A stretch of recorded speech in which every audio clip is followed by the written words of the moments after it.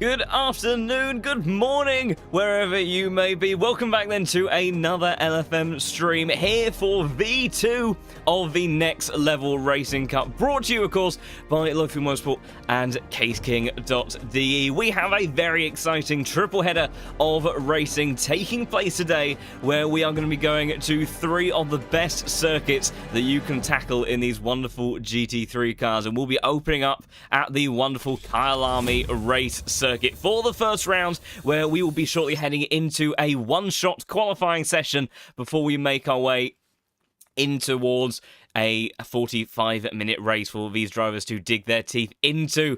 And fast and thick these corners come at this incredible South African circuit as you make your way through all of these famous sequences, the likes of Barbie Curve in towards Sunset at turn 6 as well. So much commitment from all of these corners, and the drivers have to be very, very comfortable in their cars. And I can tell you now that the way that things are looking on the server, they're going to be in for a bit of a tricky time, potentially, if these things carry over into the upcoming sessions. So lots and lots of goodness to be enjoying this afternoon, so do definitely stick with us, because these drivers are competing for some amazing prizes, as always, where they are going to be looking to head away from here, trying to get their hands on some very nice next level racing gaming chairs, where the top three are going to be competing for some of those prizes. And then there will also be a raffle draw for one more gaming chair, and also 300 very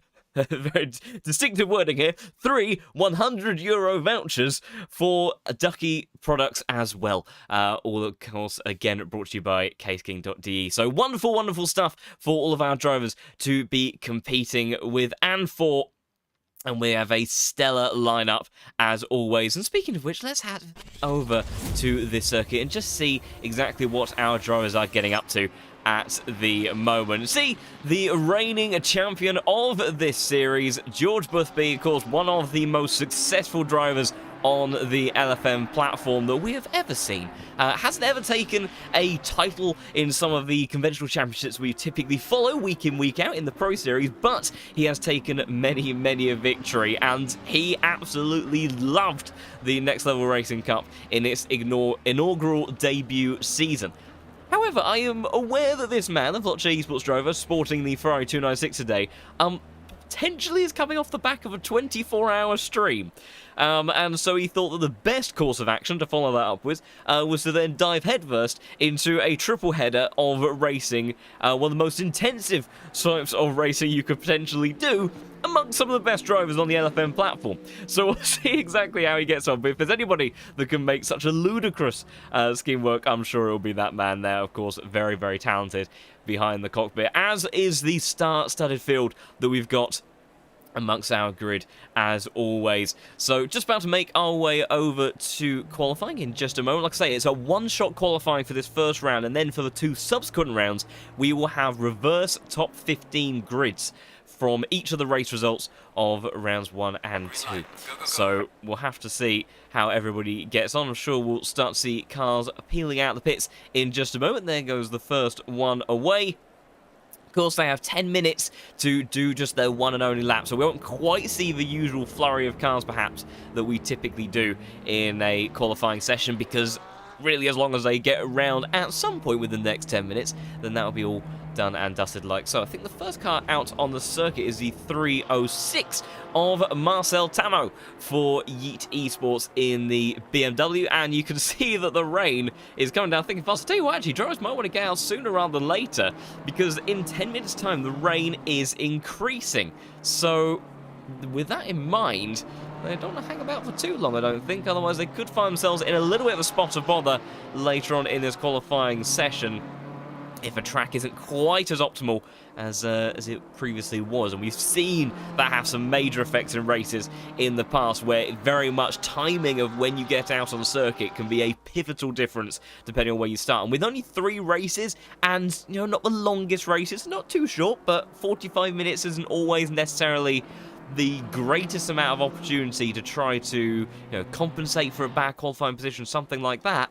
Nailing this one-shot qualifying, getting consistent results across these races, it really is going to be the name of the game for today. So we shall see how everyone gets on. Won't have the qualifying delta up for each of these drivers, of course, because there won't be much of a reference for it with just their single lap attempts during this session. And we, of course, have our live stewards doing wonderful, wonderful work, as always, in the background for today. And we should hopefully get some alerts and things as and when stuff goes out. And interesting, so Master Tamo deciding to return to the garage, not setting a lap, but just getting a little bit of extra track time before he actually goes to commit to his lap. That's a sneaky little tactic, and I think that's a fair one of that. And make our way over now to the number 420 car. It's going to be Yanis Pervins from... Oh, my flags. Is it either? I think is it Latvia? Oh, someone help me. But so one way or another, we'll go on board with Yanis as he makes his way down towards turn 1 and tries to spot the apex tricky corner, and it's very easy to go too deep. Big overtaking opportunity in the race. Weave your way through in towards turn 3 and 4 now. And then into 5 of barbecue. Gotta be patient on the throttle. Not using anywhere near as much curb as we would typically see in the drive. But of course, it's going to be very slippery out there on the outside line. Now, big commitment corner here for turn 6 at Sunset Curve. Very nice corner usually for the Porsche, where it makes up a lot of time, but it's twitchy on the exit there. Down towards turn 7 of Clubhouse Corner. Clipping that apex. Gotta be patient on the throttle. Gets the power down though. And nicely done.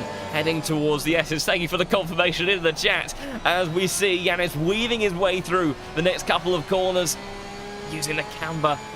And you see that incline. It's weird. The car somewhat wants to stay on towards the tarmac, but it's very easy for the front end to drift down and validate the lap, but staying well aware of the track limits and these wet racing lines at the moment as he comes down from turn 10 through 11. Car disappears into the ether in front of him, through into mineshaft. Big commitment corner here. It's easy in the dry, not so easy on lap 1 of a race, admittedly. I've had a few disasters there myself, but in the wet is certainly more of a challenge. Through the crocodiles, menacing named corner, but not as menacing as the entry in towards turn 15. Blind on the entry, tricky curb on the inside line. Got to get over that outside curb if you really want to maximize the exit, and then tricky braking through into turn 16. He'll be the first man to round our lap of this incredible circuit. What's it going to be for Yanis to set the benchmark? I see Marco Bischoff lurking in the background, and it's a 150.0, but what about the Lamborghini driver, or is he just setting 49.085? Big lap time then from the K Kramer Racing esports car, but not as good as this man, the Danish Dynamite car. What a fantastic name that is, a 49.04. And the two-time Pro Series champion will not be starting on pole position, despite what initially looked like to be a stellar time.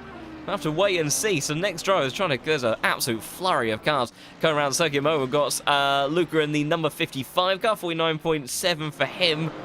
And there's just so many dots on the screen to try to keep an eye on. I see the 47 now making their way to the line. If I can try to catch up with them, unless I've...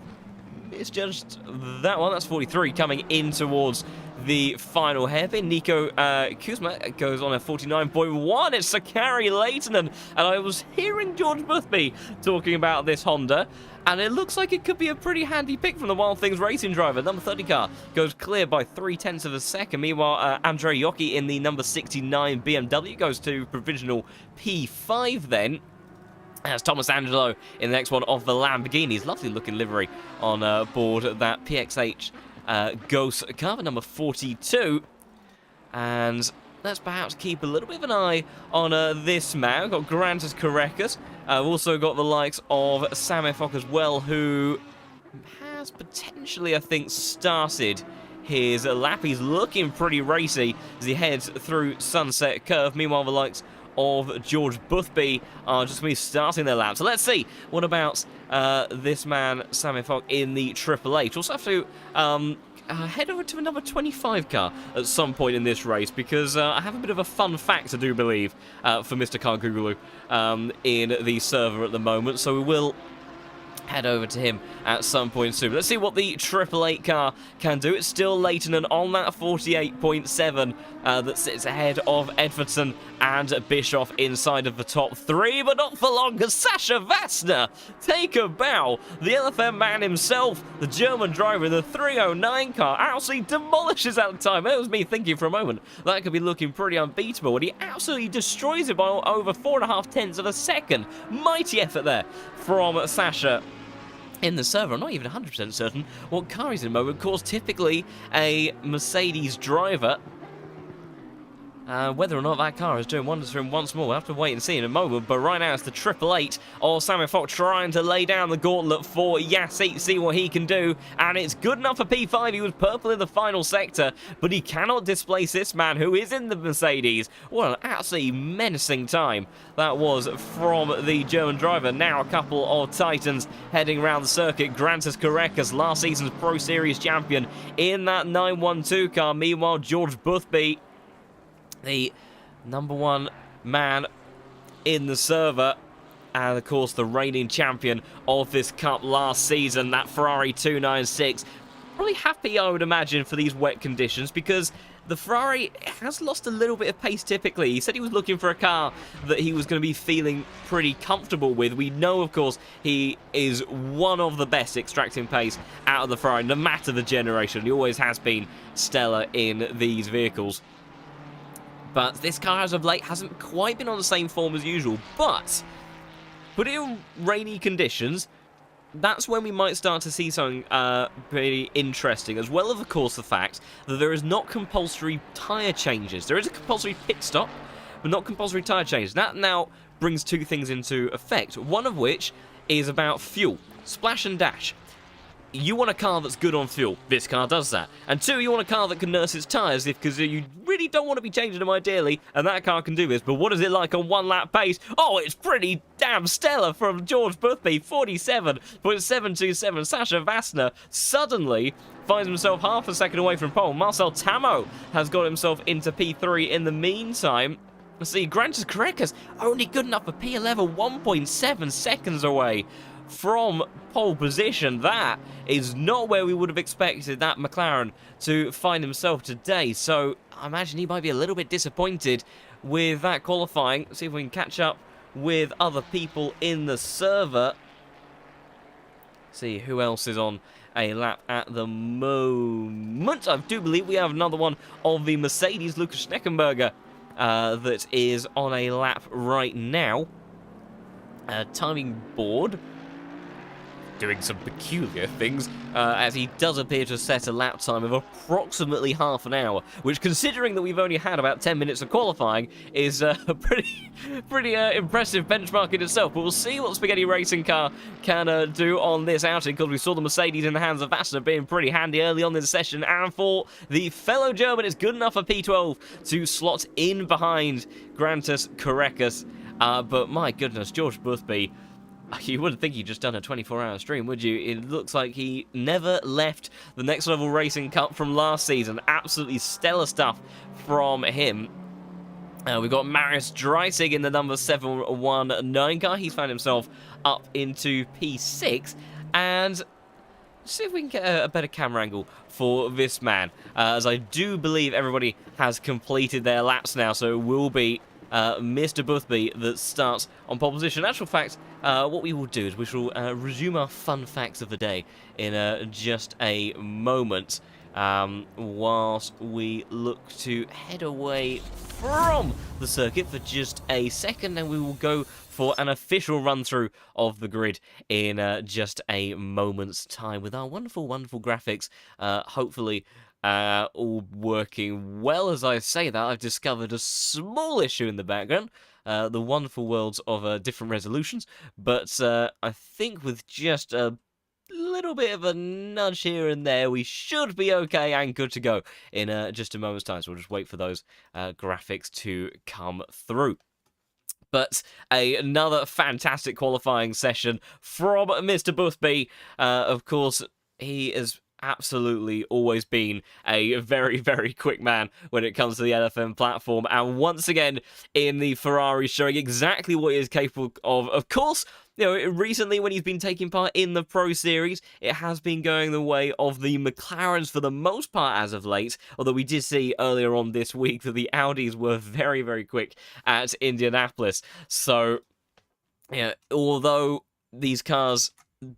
at the moment, the Audi may not be exactly in stellar form. We are used to seeing this kind of chopping and changing in the field, and between the 3 circuits we've got today, we can very much see that again. I'm going to sort of, for those that may not be 100% certain about which circuits are coming up, I'm going to keep it a little bit of a surprise for the next 2 rounds, and then we'll see exactly maybe how much these standings could top and change as we make our way through the rest of today's racing. So we'll just wait for that animation for the grid to come through in just a moment. Fingers crossed. And then we shall make our way through the grid. If not, we will get underway with doing that in a couple of moments instead anyway. But a fantastic qualifying session from the Veloce Esports driver as always. And we've got a really mixed roundup, actually, at the front of this field. We've got Ferrari, Mercedes, BMW, Honda, BMW again, Lamborghini. So we've got almost 6 different manufacturers inside the top 6, and not a single one of them is a McLaren. Now, based on what we've seen as of late, I think, that's not exactly a prediction that we perhaps would have been making going into this one. So it's going to be really interesting to see how this plays out. And of course, remember that whilst we have a one-shot qualifying for this round, the next 2 rounds, the grids are made up by the top 15 of the result of the previous race, but with the top 15 reversed. So it's again about consistency, and also making sure that if you do end up doing very well in one race, that you're able to make your way through the pack, you're calm, and you execute pace in a very solid way in the subsequent round. Otherwise, it can be very, very tricky to get those points banked in over the course of this championship. Going to give it just a couple more minutes for hopefully animation things to come through. If not, we will just make our way through in some form or another. And we will find a way to look through this grid. As I have a little bit of a shenanigans at my end, but I think in one form or another we should be give or take okay. So hopefully everybody all buckled up and are ready for some exciting action. Like I say, we're going to be here for a decent amount of the afternoon because we have 3 45-minute races, and we will likely be here for about another 3 hours or so. So we have lots to be getting ourselves into, and a lot also for these drivers to be getting into as well, and maintaining concentration across 3 different circuits, 3 very different circuits as well in terms of the way that they will be driving. We could see different weather, and it's an unusual format as well. So these drivers maybe are always used to starting up at the front. That might be the case for the first race, but if you finish well and you start down in 14th, 15th, something like that, it's going to be a different position. You're well within the mid-pack, and there's going to be a lot of people around you that are all desperate to try to move their way further up and get themselves in with a chance of getting their hands on some of those wonderful prizes from Next Level Racing for those top 3 drivers, because they are some pretty handy-dandy prizes, I must say. I think, unfortunately, may have to abandon the starting grid animation for the first round. It's not looking brilliantly promising, so I will have to default to the in-game stuff, but I'm sure we'll be able to cope with all of that, because at the end of the day, we have a stellar grid of cars that are going to be showing us exactly what they're capable of for today's racing. So George Busby then starts on pole position in that wonderful number 1 Veloce Esports car, and he will be followed up on the grid by Sasha Vastner in the Mercedes, the 309. Very impressive qualifying from him, and a very lovely looking livery, that I must say as well. Marcel Tam over next of the cars, and a very distinctive livery. I've only really just paid closer attention to some of the graphics on board that one, and that's certainly a choice of style. I think that the artistic representation is strong with with this livery. There's no doubt about that. But starting well inside the top 3. So Gary Leitonen, who for a moment looks to be very, very quick in that qualifying session, starts in P4. Still a solid result from him in the Honda in tricky, wet conditions. Marco Schada in the next of the BMWs, number 65 car, starts in P5.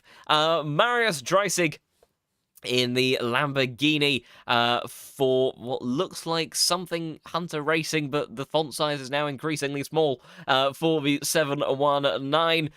Dan Edvardson did move down a little bit in the qualifying session in the end, starts in P7. Now ahead of this man, the number 977, the K Kramer Racing Esports car that we typically see Marco Bischoff in the Porsches as of late, but Lamborghini has been the choice for him this season as drivers start to pull away on this formation lap. Samuel Fock in the 888, almost making it 3 wide towards turn 1 on the formation lap, starts in P9. Nico Kwisma in the number 7 McLaren, followed up by Grantas Karekas, the Lithuanian driver, in the 912. Lukas Steckenberger, the next of the Mercedes, starts in P12, with Marcus Beplik in the number 13, starts in P13, with Jimmy Holm in the 777 Ferrari. I've seen quite often some cheers for him in the chat, so I wonder if there's anyone supporting him today. Of course, always feel free to cheer on your favourite drivers. We've already seen some supports for the reigning champion of this series already.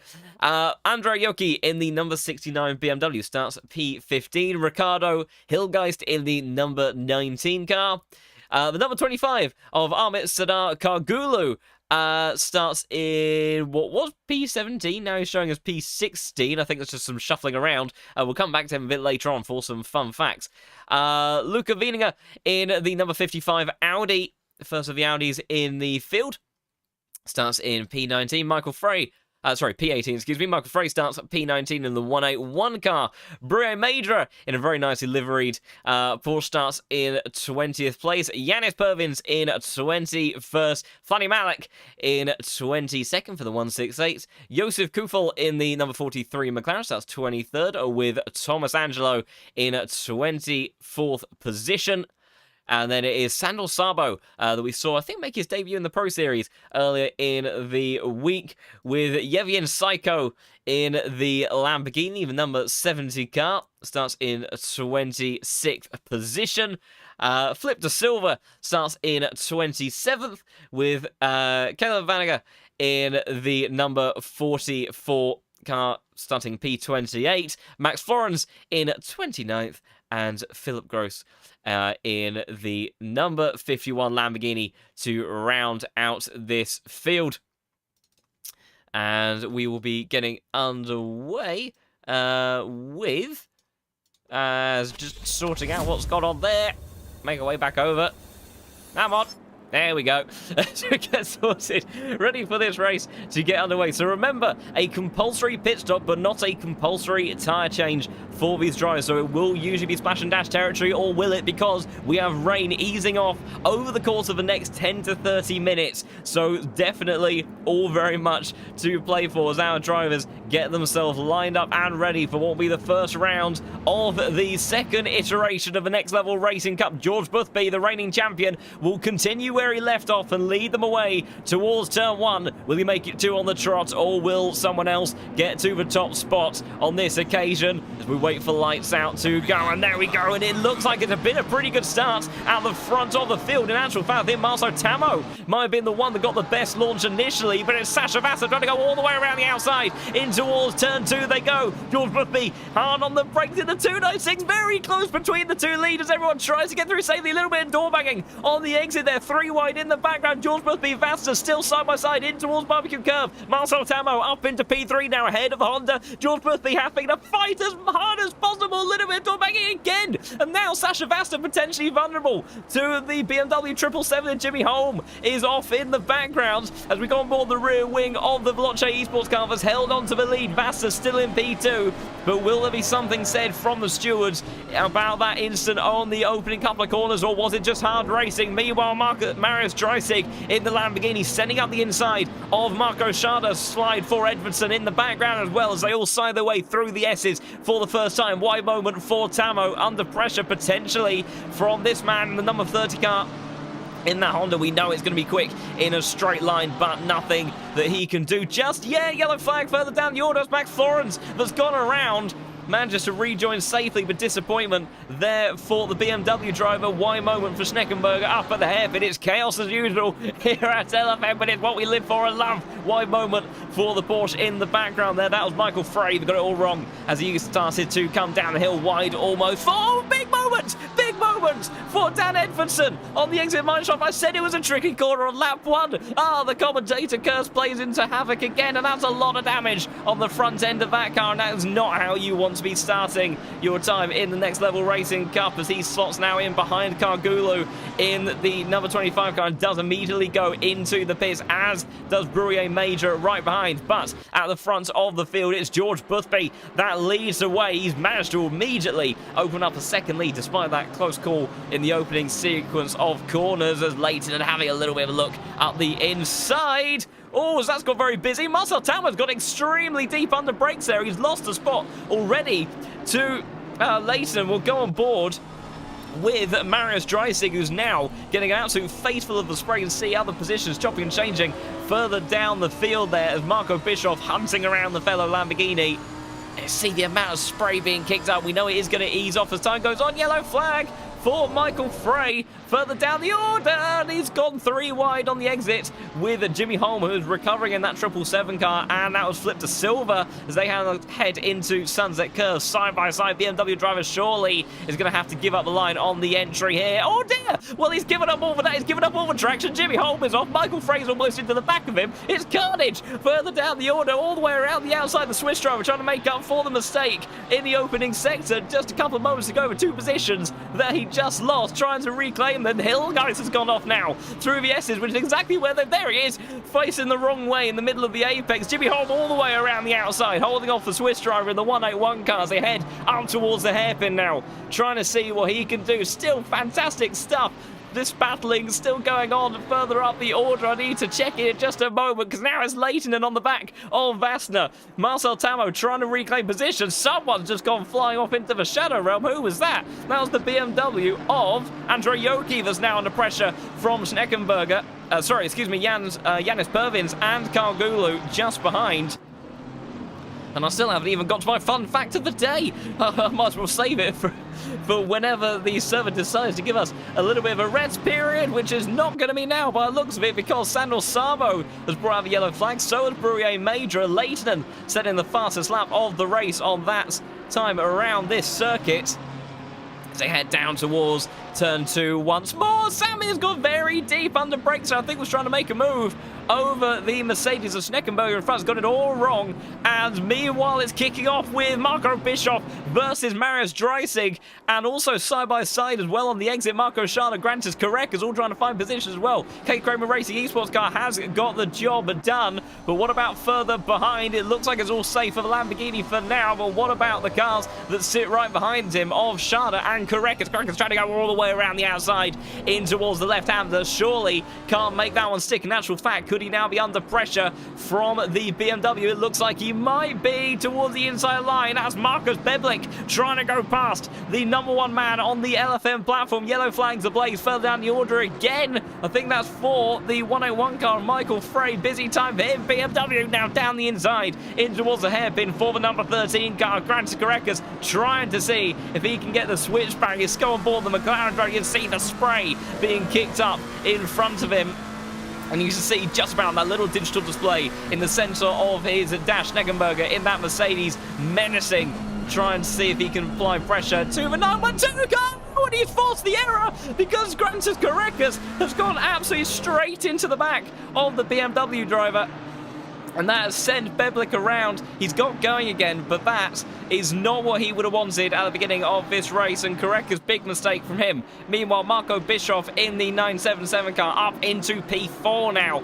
George Boothby still leading the way by 1.8 seconds with Leighton in P3. And number 19 car of Hillgeist has gone around as well. Let's see if we can try to catch what happened to him, because I think he's had a little bit of a busy time amongst things.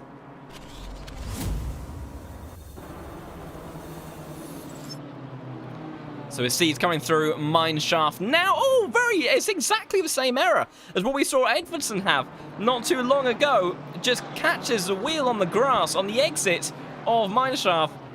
And just like that, the back of the car goes around him straight into the wall. And that is a disaster for the BMW. He'll look to try to push on.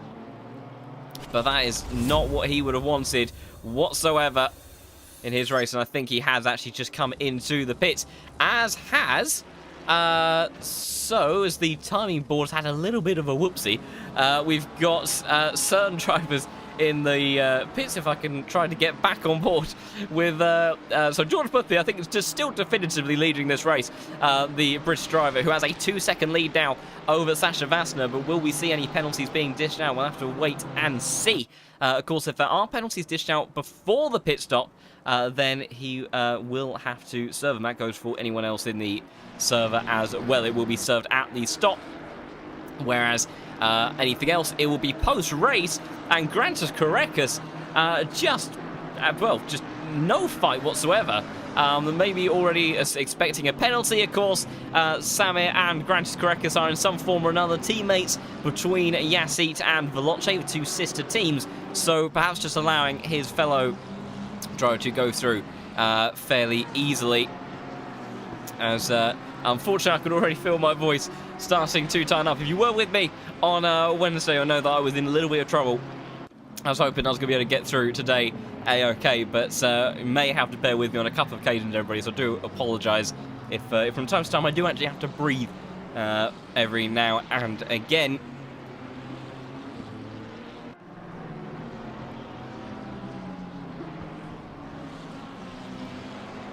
So, looking up and down the order then, it's all settled down a little bit at the front of the field. Still fairly reasonable gaps between drivers. And someone has supplied me, actually, with a fun fact about the man that we are on board with at the moment. So, and in actual fact, this works perfectly with my fun fact as well. So thank you for that. So, number 70 car apparently driving with a PlayStation controller. And that is a nicely impressive effort in itself. I have tried to drive on various sims and games, racing games with a controller, as Flores gets a very big wiggle on the entry into the S's. That's not going to help his attempt to get past Michael Frey in that 101 car ahead of him. But I've tried to use a controller many a times myself with 0 degrees of success, and that's unfortunately kind of seems to be the theme for this man further down the order of Flip to Silver as Brue Madra comes flying on through. We'll see if we can catch what happens to the BMW driver. It's heading into the S's then. Clips the first apex. Goes a little bit wide off the second. I think I can see what's going to happen. It's the BMWs are not having a good time, are they?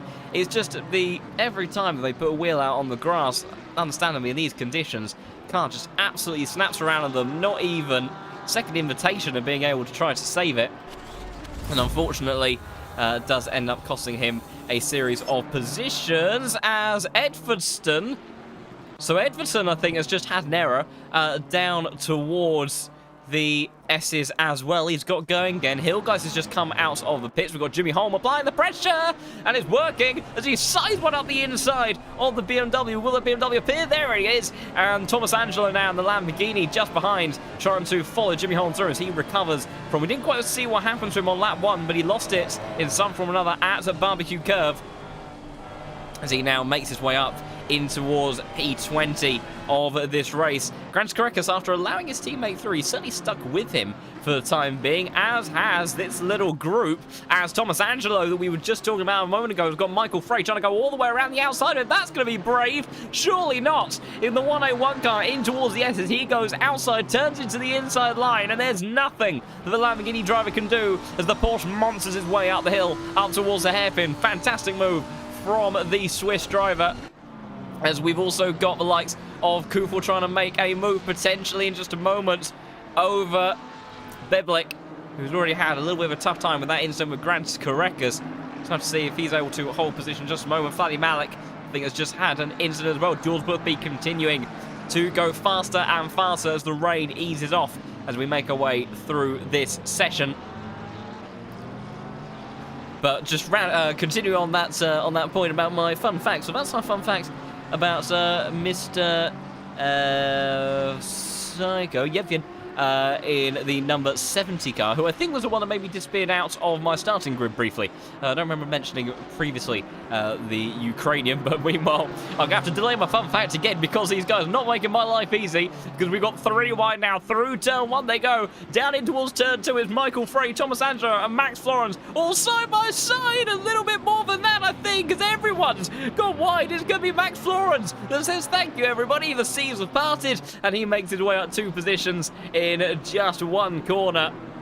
Perfectly judged by the 197. A little bit ambitious, both from Frey and especially Angelo there, who was the biggest loser in all that. He entered the corner leading that group, and he certainly exited at the tail end of that pack.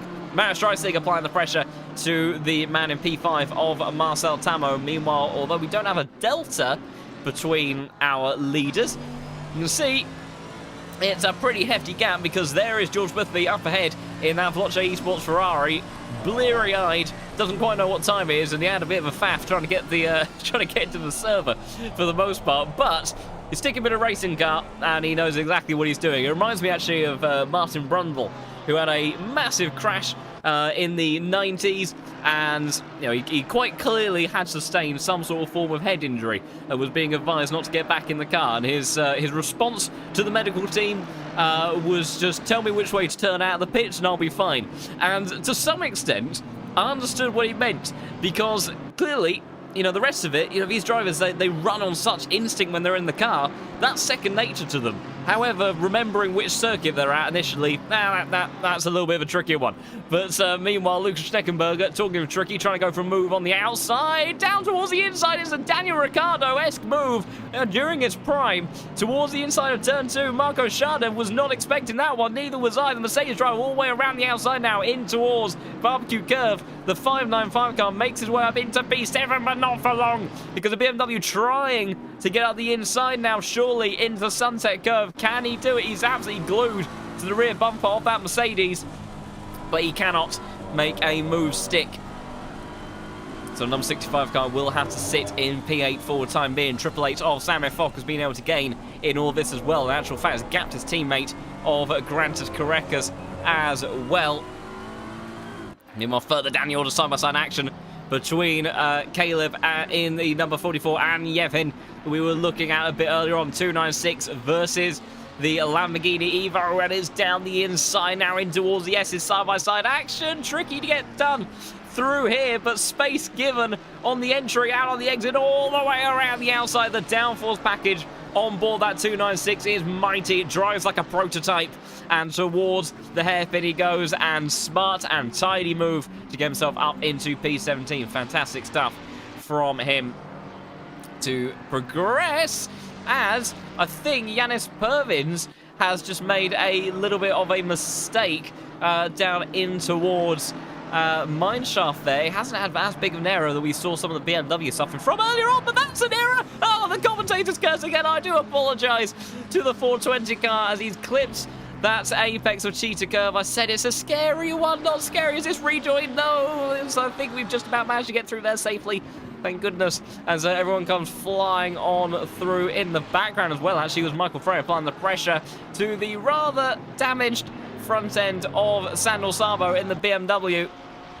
One of many Beamers who have already suffered a little bit of a tough time in this race. Bear in mind, we're only 15 minutes in to this race. We've got 2 more races after this, so this is exactly the sort of action that you can be expecting for the rest of the day. Michael Frey was all looking very wiggly on the brakes. It was almost like watching MotoGP. Something that terrifies me. They are extremely wiggly under braking MotoGP bikes, especially in the wet. And frankly, just through fear, if nothing else, I want nothing to do with that. I get nervous enough watching these guys in the sim doing that. But thankfully, Michael Frey talented enough behind the wheel to get the back end of that Porsche to still be relatively planted and stopped before having a rather sort of close meeting potentially with the rear bumper of that BMW. In towards the S's, they continue to go. Scraps also taking place further up the field between a couple of drivers. Philip Gross and Yevhen Psycho battling for P17, continuing to rage on. That's a mistake for the BMW. That's because there's surely the understeer caused by the lack of front aero on board that car now. Well, I mean, it's still vaguely attached, but it might as well be held on by glue, I think, at this point. Not exactly the most effective downforce package, and that is going to allow Max Florence, who we saw make up a double overtake not too long ago, trying to see if he can do anything about the BMW in front, who's gone wide. I was a bit nervous there. He was going to come flying across the screen, but you can see he's really struggling in these conditions. And Max Florence cut back towards the inside, can't get there in towards Cheetah Curve. This has allowed the Porsche Michael very big wiggle on the entry, just about managed to gather up. If you go wide there, you do really start to bounce around on the exit, but thankfully manages to gather it all up as they now head down the start-finish straight once more. I need to check in. No, Philip Gross trying to mimic the movement we saw earlier. That's very deep under brakes, and I don't think it's quite come off as spectacular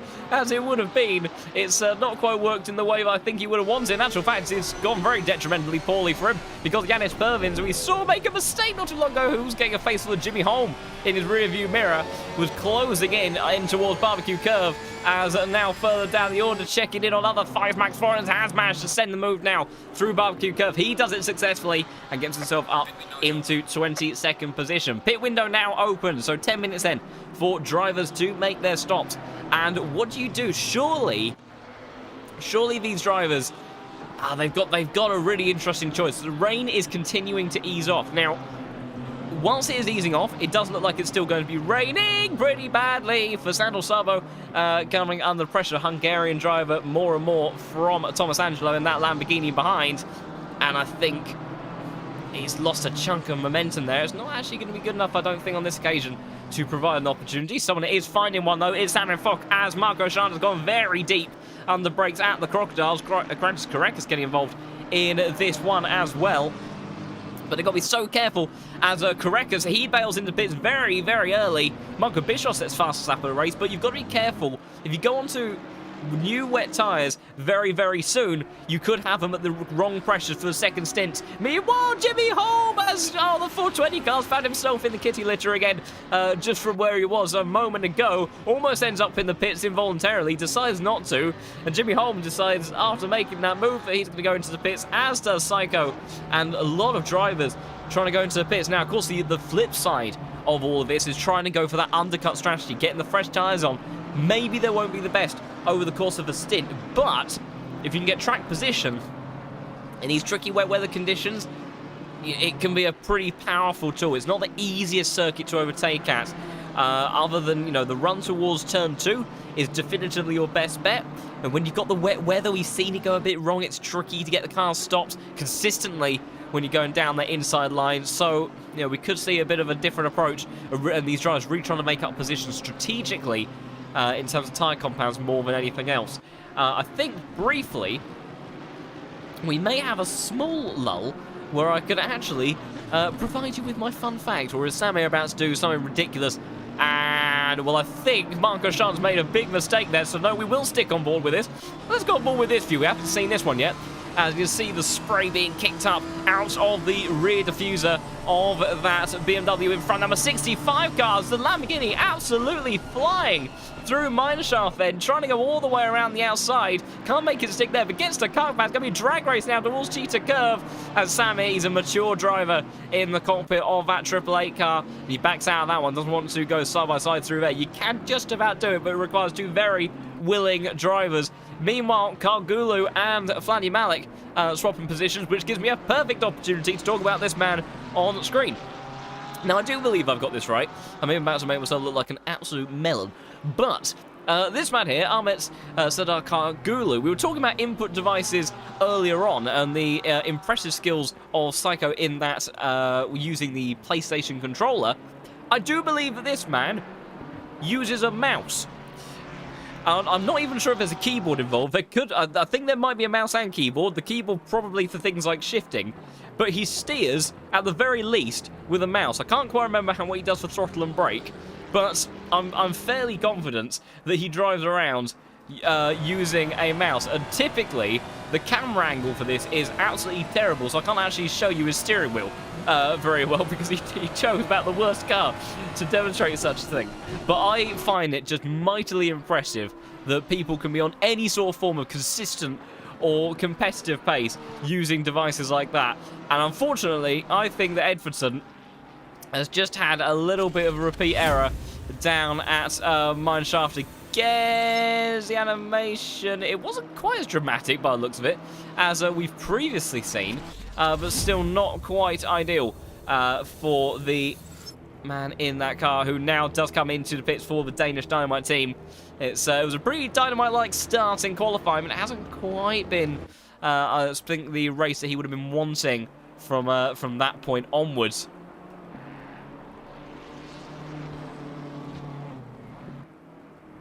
See, flip to silver, trying to apply the pressure. He's got a little bit of damage by the looks of it on the front of that BMW. Not quite as heavy as we've seen for some drivers, but still pretty hefty. I tell you what, actually, look at this. Drives up at the front. They haven't pitted yet, so George Boothby still commanding the pace out in front. But look at this, Marco Bischoff, 47.6. The only man alongside Boothby to be in the 47s last time around.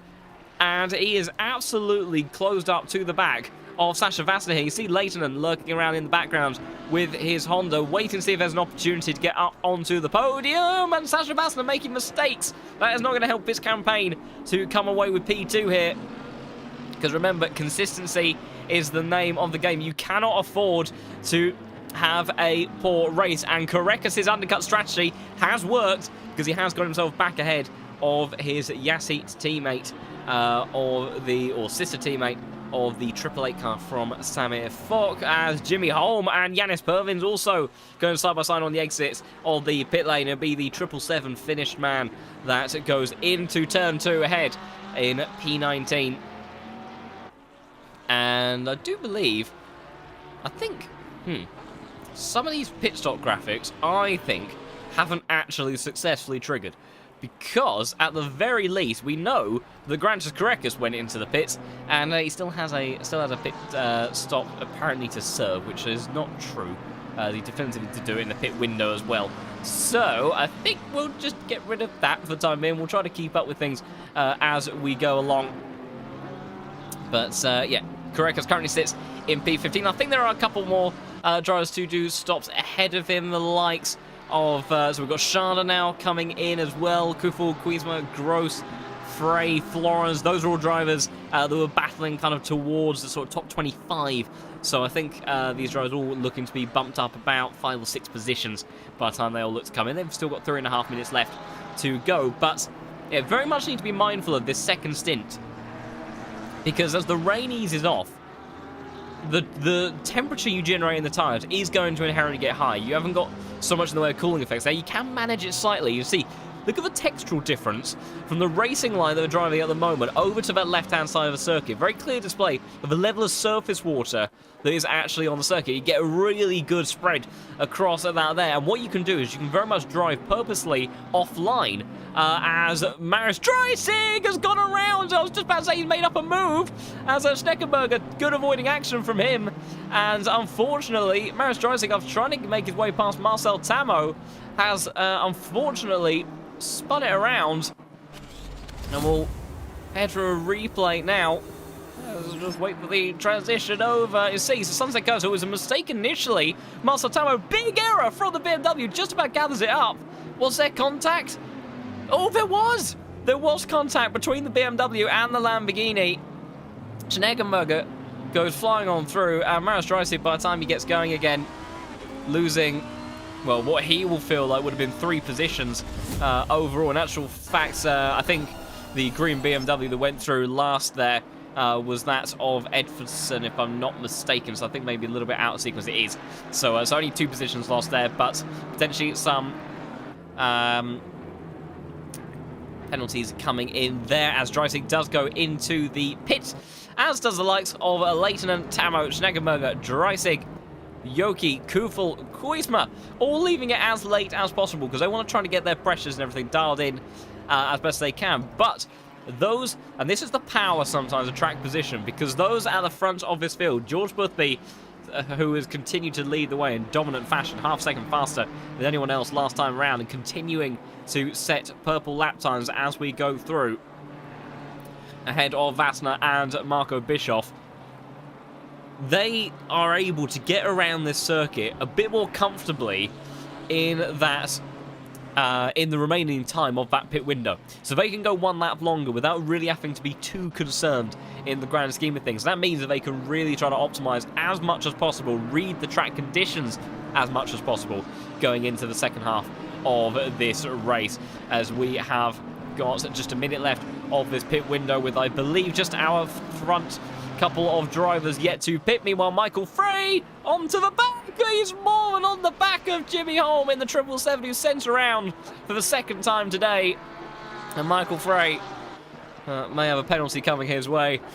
An accidental rhyming scheme, but I've kind of found myself leading into it. I couldn't get away from it. But the 181 car, unfortunately, not being quite as poetic as my commentary there, and sending the 777 car around on the exit of turn 2. So that's potentially going to be some penalties coming his way in just a moment. Leaders now coming into the pits of George Boothby. Sasha Vassner and Marco Bischoff, you can see, was absolutely glued to the back. And of course, you can make up quite a bit of time on the entry into the pit. So we'll have to see that gap between Vassner and Vassner and Bischoff was very close before. What's it going to be here? And Marco Bischoff, he has jumped him. He might as well have done. Oh, it's absolutely nip and tuck on the exit between. It's going to be a drag race between the Lamborghini and the Mercedes. Crucially, Vassner has the inside line. He's also got the grunt of the V8 underneath and barely a hair's width given on the exit of the corner. Side by side in towards turn 2 they go, all the way around the outside. Bischoff goes, but he's gone too deep on the brakes. Surely no, he's carrying the momentum in towards turn 4. They go. Brilliant racing, and Marco Bischoff, he executes it perfectly. I thought for a moment that he'd done it just a little bit too far in towards turn 2, but the agility of that Lamborghini mid-corner, he's able to carry that momentum on the exit around the outside of Sasha Vassner. Absolutely incredible stuff. And Vassner now finds himself for the first time staring at the back of that Lamborghini. George Boothby chuckling away to himself, partly I imagine out of hysteria because he's very tired, but also because he's leading the way in a even more comfortable spot than he was not too long ago.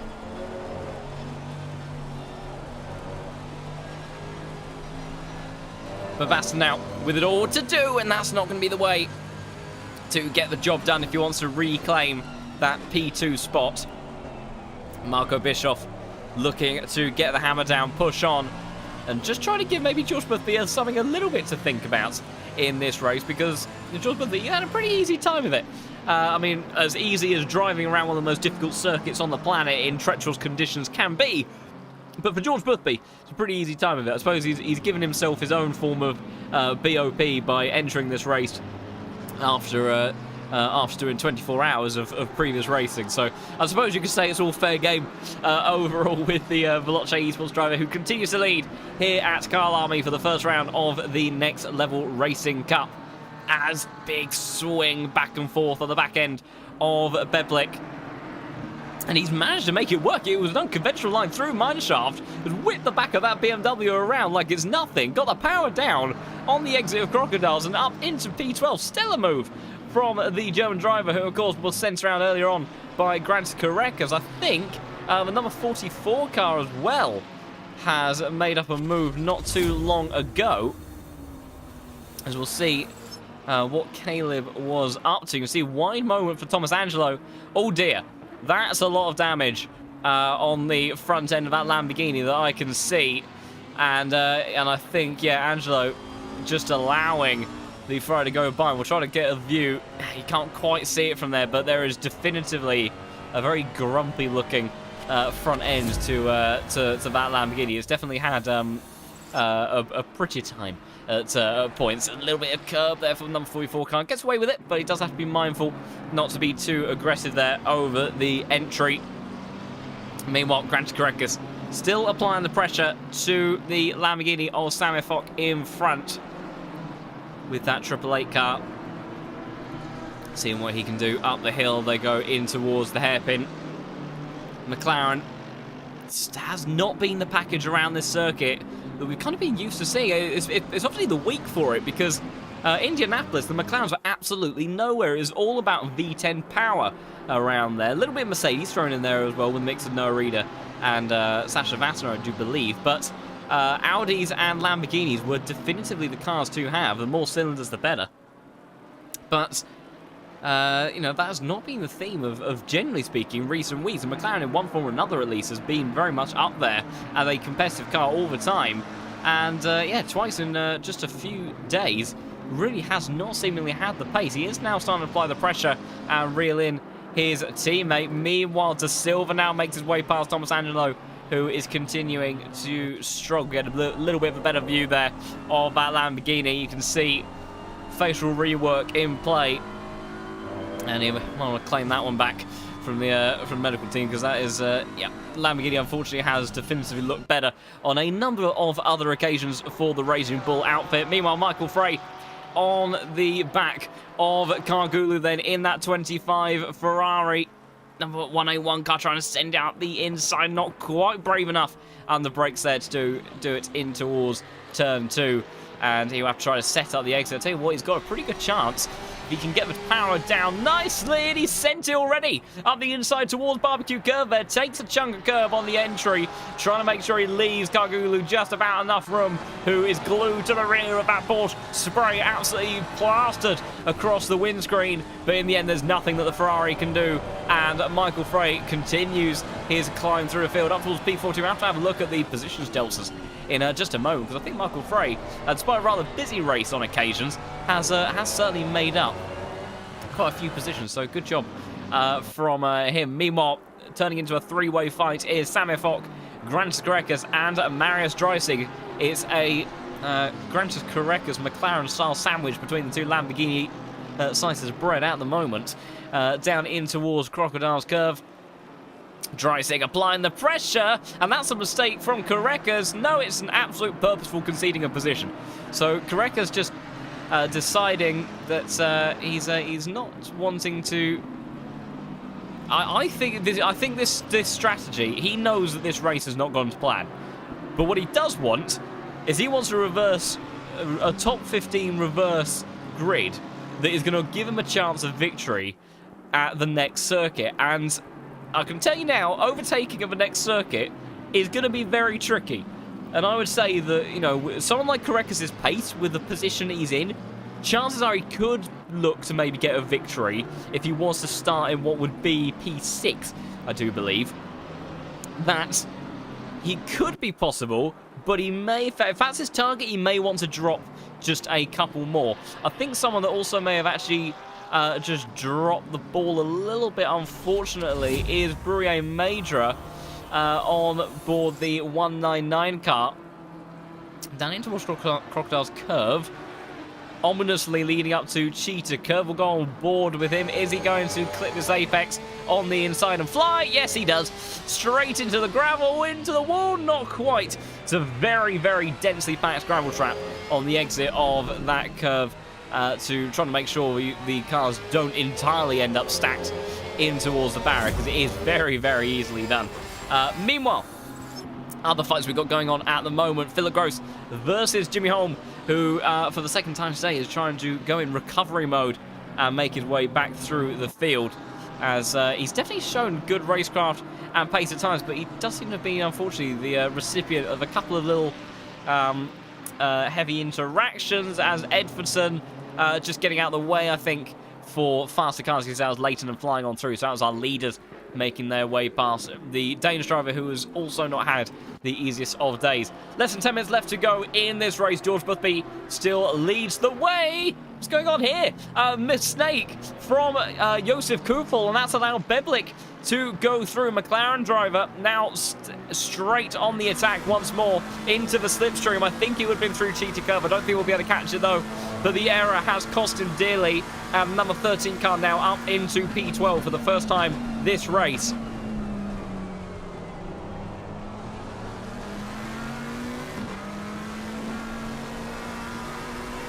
Trying to see if he can go through his opening sequence of corners any faster than the BMW driver, but that mistake may have cost him dearly and a chance to hold on to that P12 spot. So it is Joseph Kusel that drops to P13, and we'll chime back in with the action from Philip Gross and Jimmy Holm then in the battle inside of the top 20.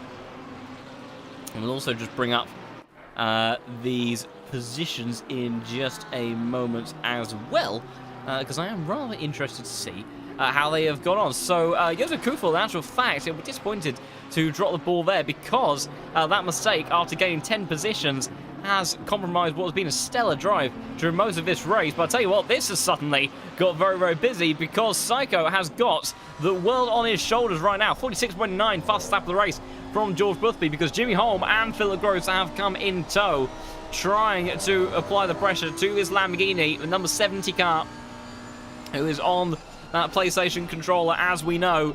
Stellar job from him in these tricky conditions to get this Lamborghini around this circuit.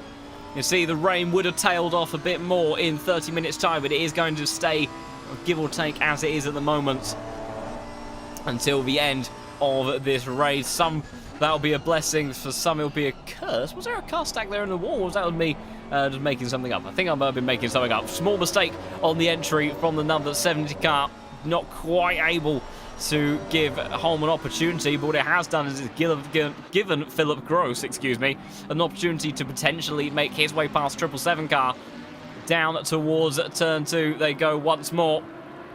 We will go on board the Lamborghini as he fights off the spray ahead of him. Windscreen wiper flapping around, desperately trying to clear all of that surface water from the windscreen. Does he think about a dive towards the inside? It's a half defense, you see, from Jimmy Holm, and it's enough to stop Philip from setting out the inside entirely, but it was a bit of a deep brakes maneuver from the driver in front of him.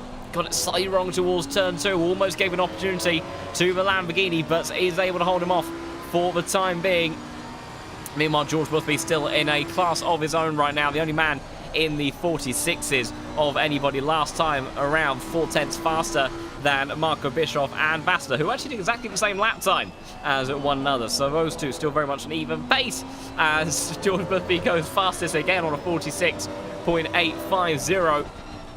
And a mistake from Philip Gross cost him an opportunity, but now it falls back towards this man, the 777 car, who has already had quite a busy day, applying the pressure more and more to Yevhen Psycho in that number 70 Lamborghini in front.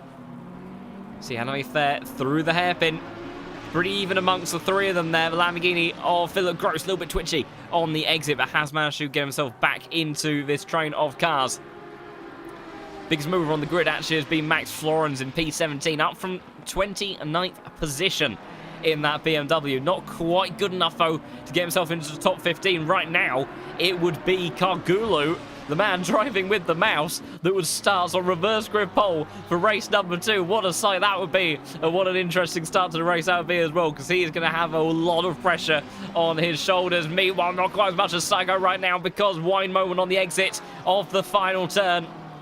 We'll have to keep an eye on Shada versus Tamo, the two Yee Sports cars inside the top 6, as well as Jimmy Holm applying the pressure to the looks of the inside now towards the outside. We'll go on board with Philip Gross whilst he looks with a great deal of interest. Oh, I thought he was going to send the Ferrari around again.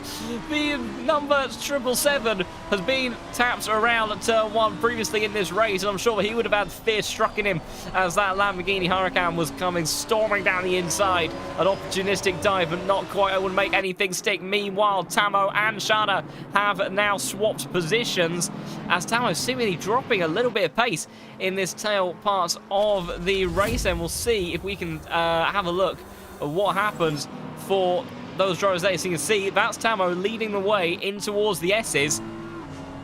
Is he going to make a mistake on the exit? Goes very wide initially, just big oversteer moment, and then Charlotte just says thank you very much, and then it was Simon Falk that started to close in on this group. And is that right? Is there George Boothby lurking in the rearview mirror? No, it's not. That's just a little bit of a replay glitch on that front. I couldn't quite understand That was looking like it was. But you can see Marcel Tamo then up into P6. Meanwhile, it's kicking off. Oh, we've missed the battle here. We'll have to go back on the replay, I think, because somehow Philip Gross has got ahead of both Psycho and Jimmy Holm in all of that. Although, to stick on board, it's almost 3 wide on the exit of Crocodiles, because now Jimmy Holm trying to send out the inside in towards Cheetah Curve. Not quite able to make it stick. Maybe an opportunity about to come out in the next couple of corners. Disappointed to see we didn't quite catch how that battle took place, but it's kicking off just as much as it was a few minutes ago, so I think we'll have to stay on board with it for now. Otherwise, we'll tempt fate and be able to miss it again, because now the Ferrari looking towards the outside line. Philip Gross has absolutely disappeared in front. We've already got a good couple of car lengths side by side on the entry towards turn 2. Then around the outside, Jimmy Holm trying to go. Yevhin on the inside. Defends it beautifully in these tricky conditions. De Silva and Malik further down the order. I've elbowed my chair. I'm that excited. Funny Phone has now kicked off into overdrive, but not quite as much as the action on the circuit, because down in towards Sunset Curve now. Jimmy Holm trying to see what he can do about the Ukrainian driver in front of him, pulling out the slipstream. Can't quite get up the inside though, in towards Sunset Curve, as they continue to fly around this incredible circuit. Just a couple of laps left to go in the opening round of the second iteration of the Next Level Racing Cup here today, where we'll have 2 more races this afternoon as well for you to dig your teeth into. Jumping over the curbs was the Lamborghini there. Somehow kept it all together. That's tricky enough on a steering wheel, let alone on a controller.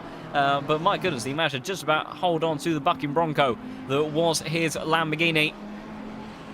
Jimmy Holm still applying the pressure. Thomas Angelo and Edfordson swapping positions. Both of these drivers have tricky times. And see, Thomas Angelo, I think, has conceded the position. He's got a lot of damage on board that Lamborghini as they both fly on through. Danish Dynamite car, though, makes his way up in towards 26th place. But after qualifying, he would have been thinking there was certainly a lot more achievable on the table. And Marcel Tamo has lost another position now to Samuel Fox. So surely that was down towards turn 1. We'll try to see if we can catch it. And you see, no, it's actual fact the damage had already been done. Excuse me. So Marcel Tamo then conceding multiple positions over the last few laps. So Samuel Fox now finds himself up into P6. Marcus Schall has cleared out inside of the top 5. Dreisig now applying the pressure to Marcel Tamo in that Lamborghini in hot pursuit of the BMW driver, but not an ideal half a lap or so for the German driver, who now finds himself under increasing pressure from the Raging Bull behind. Meanwhile, Max Florence continuing his charge through the field with just about 2 laps left to go. 1 lap left to go then for George Boothby, because this will be the last lap. So, see, Max Florence, he's going to be running out of opportunities. Of course, he has got a bit longer around the circuit. He's got 1.5 laps potentially make an opportunity, but he's going to be a couple of seconds away from, crucially, that black Ferrari ahead of Kargulu. Currently looking like he will get that reverse grid pole. It's a handy position to be in and can set you up very nicely, and it would be Michael Frey joining him on the front row. We know what the Porsche acceleration off the line can be like, so we could see Porsche leading down towards the first turn by the time we make our way in towards the second race. Florence still hunting around the back of the Porsche, can't do anything just yet. White flag for Beblik. I think maybe a bit of a mistake through Cheetah Curve, but nothing too costly overall. As the yellow flag for the 199 cars, Brewer Major's come into the pits. So Major's come into the pits. Not quite sure what the reason for that is. Last lap just starting now for Max Florence as he stays in hot pursuit. You see they are reeling in Kargula. Excuse me. Apologies everybody, I've tried to keep it all off mic. Flatty Malik has brought out a yellow flag for a moment. That was allowing the leader of George Boothby to go through. Maris Tracy continuing to apply the pressure of Marcel Tamo. Can't make anything stick on this occasion. George Boothby, though, is coming around the final couple of corners. We'll have to keep an eye on the scraps up and down the field, but he hasn't had much camera time, but he sure as hell deserves it. It's been a stellar drive for the reigning champion of this series of the Next Level Racing Cup, George Boothby, one of the winningest drivers on the LFM platform. He adds another one to the tally because the number 1 car finishes P1 and takes victory here in the first round of the Next Level Racing Cup, and you can see joyous celebrations there for the British driver. Bischoff, who stormed his way up to P2 in the end, will take second. And Vasta rounding out the podium, but it's all still to play for P7 because Tamo's pace has dropped off at the end of this race. And Dreisig is very much trying to have his say in getting up towards P7.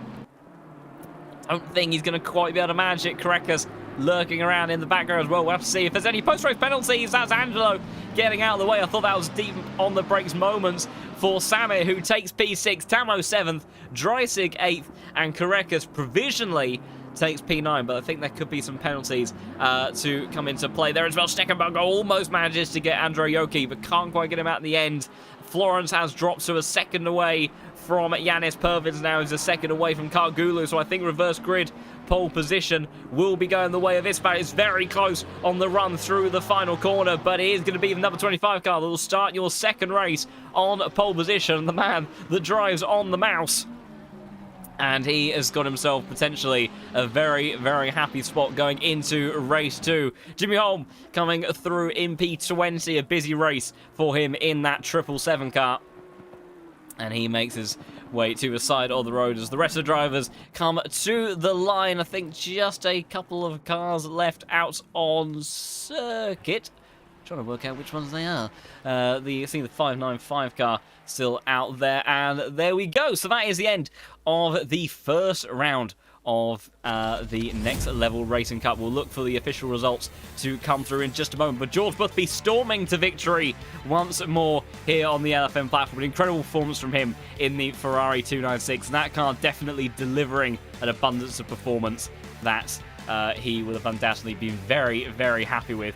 I can also tell you that there were quite a few penalties that were dished out during that. We've had a series of drive-through, time penalties, you name it, for all of that. We will now have about a 10-minute break between the next couple of races while the server gets restarted and everything for people to join. Hello, Mr. Clark in the chat. Good to see you again. Long time no see. Unfortunately, you caught me in slightly poor form today, as I'm not quite at my perky best. But trying my best. And certainly these guys giving me a very busy time of all of the action here in Next Level Racing Cup. And certainly putting on a fantastic show for us to stay in touch with. And wonderfully, the results have already come through. How about that? So you can see George Boothby then taking P1 ahead of Bischoff, Basta, Leighton, Schade, Fock, Dreisig, Tamo, Yoki, and Steckenberger rounding out top 10 with Bevlik, Kufel, Karekas, and Kargulu. Pervins, after penalties potentially then, he will start on reverse grid pole, because then Florence just misses out in P16 with Frey, Gross, Psycho, Holm, Sabo, Quisma, Vanager, Malik, De Silva, Edverson, Angelo, Hilgeist, Major, and Wieninger rounding out your final positions from all of that. And if you're keeping a close eye on those points tallies on the right-hand side of the grid table, excuse me, you can see the points margins are exceptionally small. P1 versus P2 is 4 points. P2 versus P3 is 4 points. Same story for P3 and P4 as well. So very much is the case that consistency is key, because it can come down to small margins. We saw last season decided by a single point. That is the sort of level of precision that these drivers need to have in trying to make sure that they keep themselves in the running of points paying positions. If you have one bad race and you have a 15-point deficit, even if then you are running around at the top of the field, the amount of advantage you may gain, you will have to rely on your rivals also having some sort of issue in the following races. And that's never a comfortable position to be in the championship, especially when you've only got 3 opportunities to try to add points to your tally. So certainly something that these drivers will be looking to try to minimise. And of course, obviously, the championship standings being very much reflective of all of that. You see Grant Karekas in the end finished in P13 from that race. So not the sort of start we would have expected from the reigning Pro Series champion, a man that has been very consistent and good at executing races in fine form as of late. So a difficult day so far for that driver. Still plenty of opportunities for him to work his way back through the field. I think what we will do is in this short intermission for the servers coming back on live, that I shall disappear for just a couple of minutes to try to resupply on water and try to make sure that I'm a little bit more robustly prepared, shall we say, for the next couple of races, because if the action is just as intense as the first race there, then I think I may be in a little bit of trouble by the time we get to tail end of race 3, and I certainly want to make sure my voice upholds itself for the remainder of this broadcast, because we have some fantastic racing coming up very shortly. So do not go anywhere. I'll only be a few minutes away from me being back on the microphone, and also for the server to be back up and running, where we will then be getting straight into racing with a top 15 reverse grid pole with Yanis Pervins starting on pole position in the Porsche. So do not go anywhere. We're back in just a few moments' time.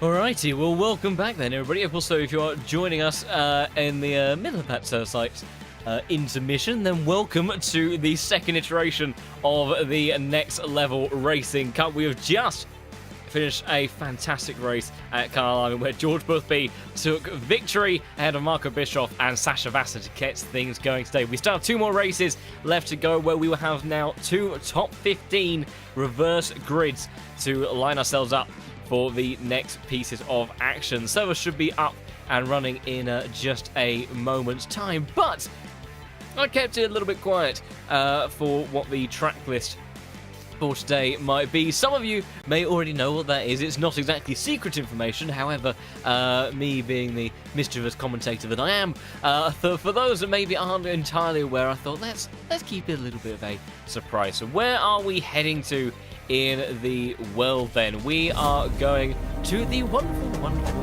land of the UK. Yes, we are going back to Great Britain as we fly across the globe all the way from South Africa now down in towards the heart of the UK for what is a fantastic lovely little circuit. And any potential guesses in the chat as of yet, we'll have to wait and see how it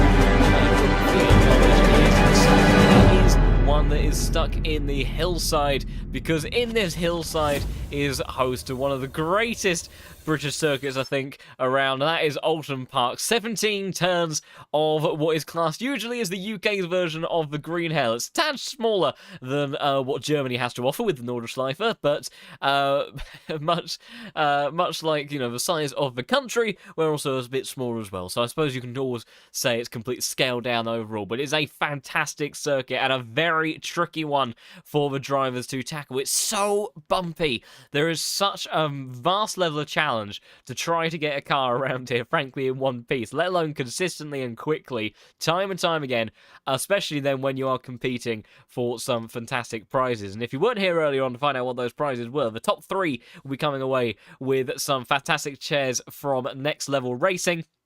And then there will also be a raffle draw for the grid as well for another chair, and then 3 €100 vouchers for some lucky drivers as well. And also, those drivers for the raffle are only eligible for those prizes if they have completed all 3 races at more than 75% race distance. So no one can sneak in, do a couple of laps, and try to get themselves a ticket.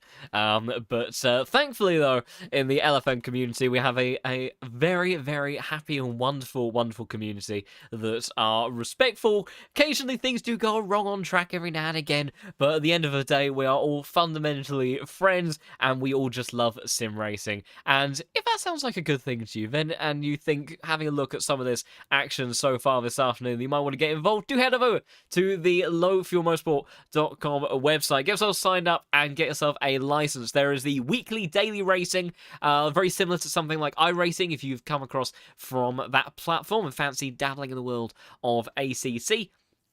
There are, of course, some of the other championships we have on a weekly basis, the Pro Series every Wednesday, and then also endurance racing on Sundays as well. And I think we even now have a duo league going on as well. So something for a little bit of everybody. And if GT3 cars isn't quite the thing for you, then there is also, of course, the wonderful, wonderful land of R-Factor 2 that we now have on the platform as well. So certainly a lot for people to have a look at and get their teeth into. Just waiting for the server to go back up in just a moment. Hopefully it'll be with us shortly. Otherwise something at my end may have gone kablooey, but hopefully all should be well. So let's have a little bit of a tour, shall we, of this Oulton Park circuit. Of course, we will go on board with one of our many, many wonderful drivers in a short moment. But it's a very authentic raw circuit. You head on down in towards Old Hull Corner at turn 1, down the avenue, over the crest of Dentons for what is then a very quick entry into Cascades as you bounce your way down through the exit of turn 3, past the lake, try not to end up in it, and then a very, very fast left-hander of Island Bend. And that's a terrifying corner, because if you get it wrong there, the problem is that you go into turn 5, which is a very sharp hairpin. And 95% of the time, the cars that go off at turn 4 do then arrive slap on the apex of turn... go off at turn 4, arrive on the apex of turn 5. And if that's in a race situation, it's a pretty terrifying one for all parties involved. So that can certainly get very busy. Through the kink of turn 6, down in towards Britain's complex, where through the very fast series of apexes of 7, 8, and 9, down towards turn 10, hard on the brakes, tricky with the curves through there, through turn 11 of Hislots before going up through Knickerbrook and carrying the momentum over City Hall in towards Water Tower, and then big commitment double apex corner of Druids. It's like a mini version of what we see at places like Kota would be a good example, which of course is effectively a reflection of what we have at Istanbul, but it just goes in the other direction with that. So Druids, very tricky corner there, and you have to have a lot of confidence in your car. A car that really copes with the undulation of this circuit well, in order to get that all together. Lodge corner at turn 16, the last final proper corner on the circuit for getting the power down over the crest of Deer Leap to then round out the lap. So we'll head over to the server in just a moment, which has wonderfully just fired up.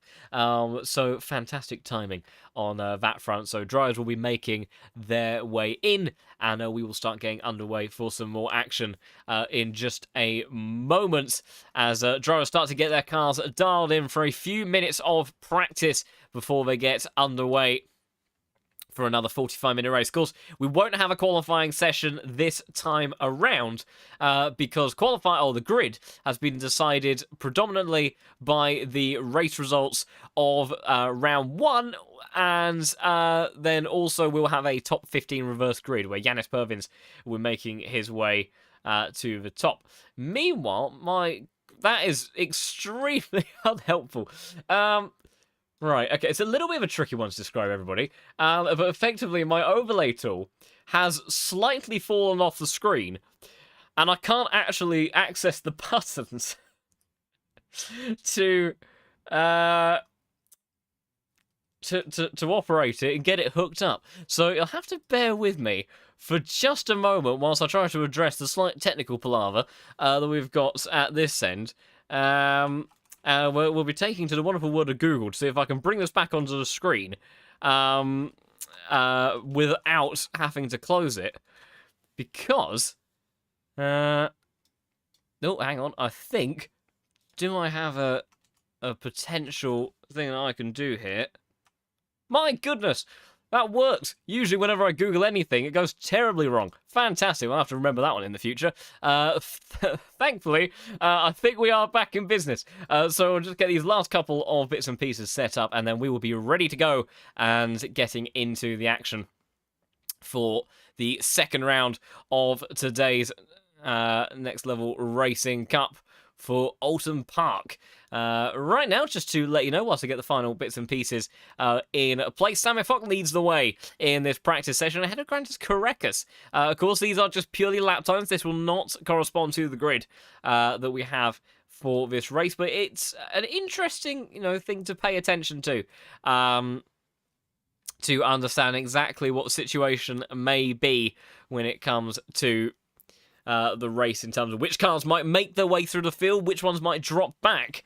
But of course, it's a very tricky circuit to overtake at. There's not really many significant overtaking opportunities. Everything is just a bit difficult around here, and we'll demonstrate that, I think, pretty well in just a moment. As if I just get this last piece of information on the screen, and with a hop and a skip and a jump, we should be able to make our way over and across in towards the practice session, see exactly how our drivers are getting on over the course of the next 5 minutes to get themselves dialed in to this circuit as best as they can. It's actually now Marcus Beblick that leads the way on a 33.670. Masatamo, although going purple, as is this man, Garantis Correcus. And I think this actually might be a pretty good onboard with Correcus, because it's going to be bumpy. Through turn 1 you go, and then barreling on your way down through Dentons and in towards Cascades. This is what I meant about the entry. Look at it, constantly fighting the car, and every opportunity is just trying to throw you off in one form or another. But the Lithuanian driver looking in fine form. He needs to bounce back from last round if he wants to get himself into the top 3.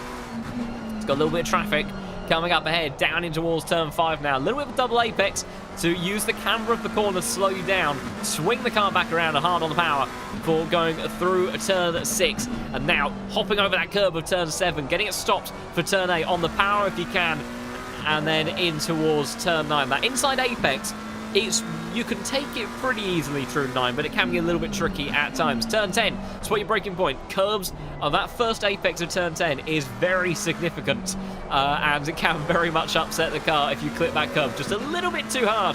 So be wary of that one. Through the complex of Knickerbrook, up over the crest of 13, over into 14, and now in towards Druid's Curve. Clip that first apex into the middle of the circuit, back to the right-hander. There's also a very similar sequence, actually, at the Nordschleife with, I think, our favourite shed sim racer, Jimmy Broadbent, quite often refers to as Miss Hit Miss. I'm not actually sure if that's the official title of that corner, but it's a kind of a similar principle, but kind of the inverse. It's more of a hit-miss-hit with the light through all of that. The Correcus further improves on his time with 33.4, and just like that, that is a lap of the Oulton Park circuit. And you can see, well, the the expectation in the chat for potentially how this one may play out. It's one of those, I think, one form or another. Oulton Park provides spectacular racing that's maybe not always necessarily the most amount of overtaking opportunities, but inherently that somehow, I think, especially when you've got something like this where the drivers, they have limited time to make their way through the field, they've got limited opportunities to score points in this championship, that, you know, it does mean that you know, we'll see some ambitious moves, I imagine, from time to time, and the stewards will undoubtedly be kept very busy in all of that, and we'll keep an eye on how that affects the championship. Like I say, remember that the points difference between positions are pretty narrow, so it's very much going to be a case of just trying to keep yourself in decent points paying positions across these 3 rounds, and hoping that someone doesn't go about a little bit better than you across all of that. Be interested to see how George Boothby gets on, starting from P15 for this race. The Ferrari not necessarily having the most amount of grunt to try to make overtaking opportunities happen around here, but certainly has enough downforce on board to deal with the tight and twisty nature of this circuit. An improvement again for Correcus onto a 33.3 for the Lithuanian driver in the 912 cars. He continues to set about trying to find more and more pace in his laps. Flying on down towards Cascades he once again goes. We're on board though with the man that will be starting on pole position. No, he won't, he's sitting in the pits, but Yanis Pervins is going to be starting at the front of the field ahead of I think it was Michael Frey, was it not? Or was that before? I think that might have been pre-position changes. So I think Kargulu sits in P2. We'll get obviously confirmation of all this when we make our way to the grid. But the man that's driving on a mouse will be having an interesting time around here, I have no doubt, because that is a tricky one to deal with. There is no doubt about that. It's certainly tricky at circuits like Kyalami. Silverstone, I can imagine Silverstone not being too bad. You've got a flow to Silverstone, so you can probably kind of pace the movements a bit with the mouse. I mean, I'll be honest, I've never tried to drive with the mouse because I thought it was an insane idea myself, but I can see that may be working. But somewhere like this, where the corners like that, quick fire changes of direction, I can't even begin to comprehend what that would be like to ride a mouse. And he makes it look so effortless, and, you know, maybe he isn't the fastest in the server, or, you know, or the fastest on the FM platform, but considering the equipment he is working with, it is mightily impressive. Same goes for the likes of Yevgen Psycho, who we heard earlier on was using a PlayStation controller. I think probably the most successful driver I've ever seen with a controller definitively has to be, he went by the name of Black Goldsaw. I do believe his real name is Jason Lurs, if I remember rightly. The Dutchman was an absolute weapon on the controller, and he also drove in third person, which to me was just, as well as just being a cardinal sin of sim racing, was just something that I would never be able to do, because to me I feel completely disconnected from the car if I'm not behind the wheel directly. But perhaps it's just me trying to make an excuse for wanting to sit behind in the wheel of a real GT3 car. But Marco Bischoff ends the timing sheets on top by 8 thousandths of a second. That gives the German driver who finished P2 in the first race a bit of confidence, perhaps, to reel in some points over George Boothby, because of course he will start one position ahead of Boothby. And right now, though, Bischoff, Boothby, and Sasha Vasta very much looking like the most likely candidates potentially to come away with an opportunity to win here at the Next Level Racing Cup. But it all could change and turn on its head with one poor result on the back of this next round. And depending on how it plays out, if you then finish outside the top 15 going into the last round, as all the cars teleport their way over, then it could be a very different day that we are in for. We'll look to get the starting grid set up and lined up for us if all things are going to play ball today. Fingers crossed we didn't quite have it in the first round. And lucky me! Fantastic.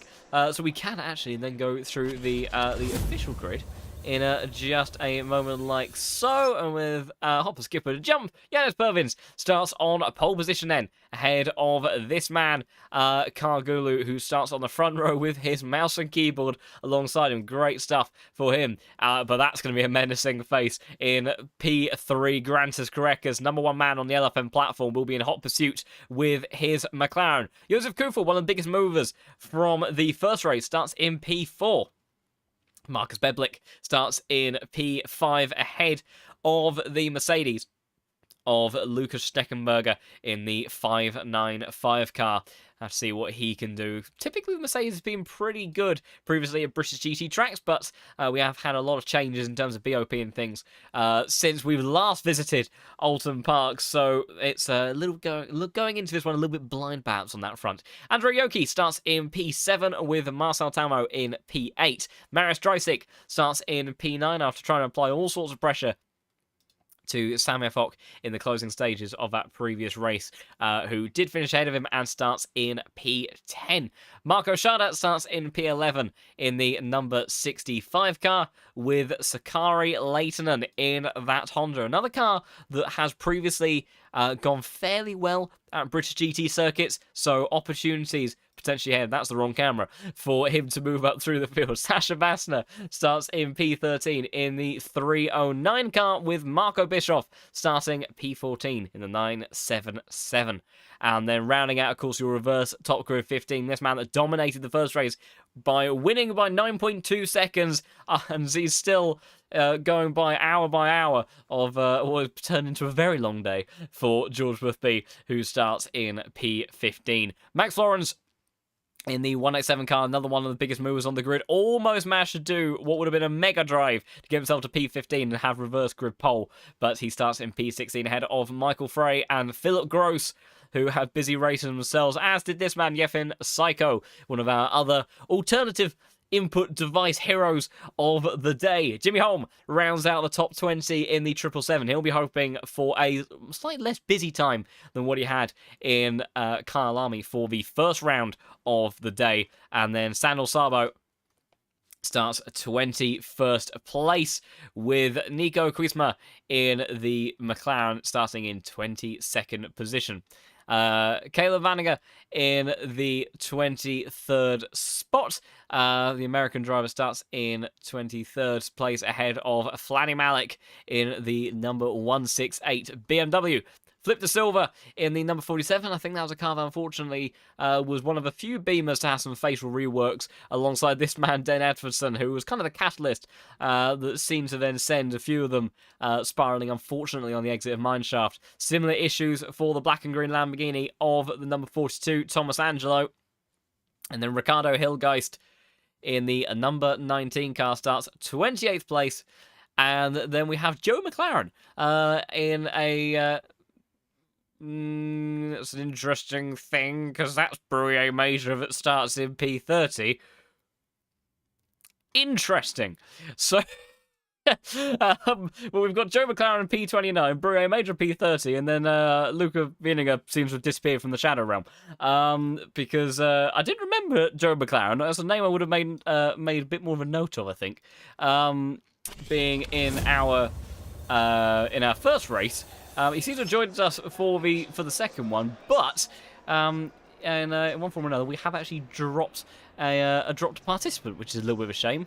So I don't know if he'll be able to make his way in before we start, but one way or another, we'll be getting underway fairly shortly. So remember again, we will have a compulsory pit stop, but of course it is a compulsory pit stop, but no kind of governing regulations as such, other than that they have to put in a certain amount of, they have to be in the stop for a certain amount of time, so a splash and dash realistically. They can change tyres if they really want to, but I don't think there's going to be too much of a likelihood of seeing all of that. Also, shout out to the Oulton Park camera placement crew, because by far the best starting grid camera that I think I've seen on this entire game is we actually get to see the cars. Usually we end up with a face full of bridge or something like that. So an extra bonus point goes to this circuit, but perhaps that's a small amount of British bias on that front. As drivers making their way through the formation lap now, with Yanis Pervins and Kargulu leading the way, where they will be looking to bring the tyres up to temperature and up to pressure before they set off for 45 minutes of racing around Britain's answer to the green hell. It looks like weather-wise, unlike the UK at the moment, at least where I am in the world, that it's looking like fairly reasonable weather. I've ironically actually just triggered my weather alert on my PC, and I'm now stuck on a website on MSN. But other than that, it's going fantastically well. But for these drivers at least, it looks like sunshine is going to be the way to go for the foreseeable future, unless we have a rather dramatic influx of rain in the closing stages, the final 15 minutes. Right now it's looking relatively safe for the drivers. In actual fact, it's extremely hot as well. 31-degree ambient temperature. It's definitely not that outside, I can tell you that much. But let's see how our drivers get on for this next one. We will optimistically bring up the mandatory pit stop marker again. Hopefully that will be a little bit more robust than it was on the last race, but we will make our way through one way or another. So buckle in once again, everybody, because we are going to have some very intense action going on. And bearing in mind, this is a circuit that's pretty unfamiliar for a lot of these drivers. I mean, you know, being British myself, Oulton Park is a fan favourite for me. It kind of has to be by sort of definitive choice, really. But it's a circuit that, as a pole, immediately gets sent flying before we've even started racing. It is such a challenge for drivers. It is such an onslaught onto the senses, and you really have to be confident in your car around here. Well, I have to say, Kargulu, with driving with the mouse, I really cannot explain how impossible I think it would be from my perspective around here. So whatever he achieves is going to be incredibly impressive, but you have to be absolutely on it around here. Not even so much in terms of just pure pace. You just have to be confident in the circuit layout, what bumps you can get away with, what curbs you can and can't use, the blind entries, you need to know when to turn in. It's the limits of markers that you've actually got around here for certain aspects is very, very limited as it is in comparison to other circuits, and the track is exceptionally unforgiving. So whilst overtaking opportunities maybe not naturally in as high as abundance as other circuits we venture, have no doubt that these next 45 minutes are going to be as thrilling as LFM always has to offer. So for the second round of the Next Level Racing Cup, Yanis Pervins will lead Kargulu away towards turn one. It's green lights away then the port. Good start immediately as Kufel also trying to make his way to the inside line. Almost contact with the entry towards turn one. But Pervins, a little bit contact with Kargulu side by side. And Karikas goes through the pair of them. The number one man on the other. Disaster. That's Leighton off. Sasha Bastards off in the background as well. Big impacts on the championship already. see, but it's Korekis ahead of Kargulu. Kufel's up into P3, Pervin's P4, Beblik P5, Sneckenberger's in P6, side by side now with Kufel and Kargulu. Big commitment from the number 43 car down towards the inside at the hairpin, and it's all stacked up in his middle part of the sector as well. Hopefully no disasters come flying through that barrier, and I think everyone's got through just about okay, but disaster Sasha Vasta down in P16. He's still potentially in with a chance to get a reverse grid pole though, and that could be crucial. Meanwhile, what about our other championship protagonists? As that's a moment now for Beblik off at the chicane. Nico Kwiesma's gone down and tumbling down the order all the way to the back of the field. Side-by-side action now with Andre Foki and Yoki, and that's side by side, and Tamo's now around as well, and Marco Bischoff, George Boothby, you can see just trying to make their way through. They know that consistency is key here, and now trying to see if they can get their way through safely. Bischoff is up to P10, Boothby following him through up into P11 if he can dispatch the BMW of Max Florence, but he's going to have to go around the outside if he wishes to do it. He's been nudged off, and almost into the grass. He managed to hold on to that. George Boothby, he knows he needs to stay in this. Michael Frey's kangarooing his way on the exit. I told you it would be madness around here, and now flying down in towards. We've only finished a lap. Sasha Vasta finds himself back in a P14. He was down about P22 not too long ago, so Grant Korekis up at the front. A happy day for him, as someone's just gone off on the exit. That was Yanis Pervins getting all wrong. Schneckenberger now on the attack in the Mercedes, the big Barrett V8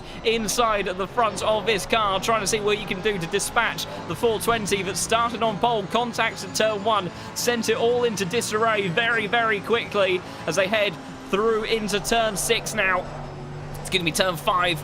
And you can see patience there required. It's a bit deep on the brakes, so for Yanis Pervins opens up the opportunity for Schneckenberger to send one out the inside. Drag race on the exit. Marco Bischoff already up to the back of that train of cars behind. Schneckenberger, though, muscles his way through up into P4. Meanwhile, how is these other trains going on as they all fly into this complex of turn 7, 8, and 9 as they blast past our cameras? Someone else has just tumbled down the field. My goodness, look at these cars snaking through here. I mean, I know I've returned to the same camera, but how can you not?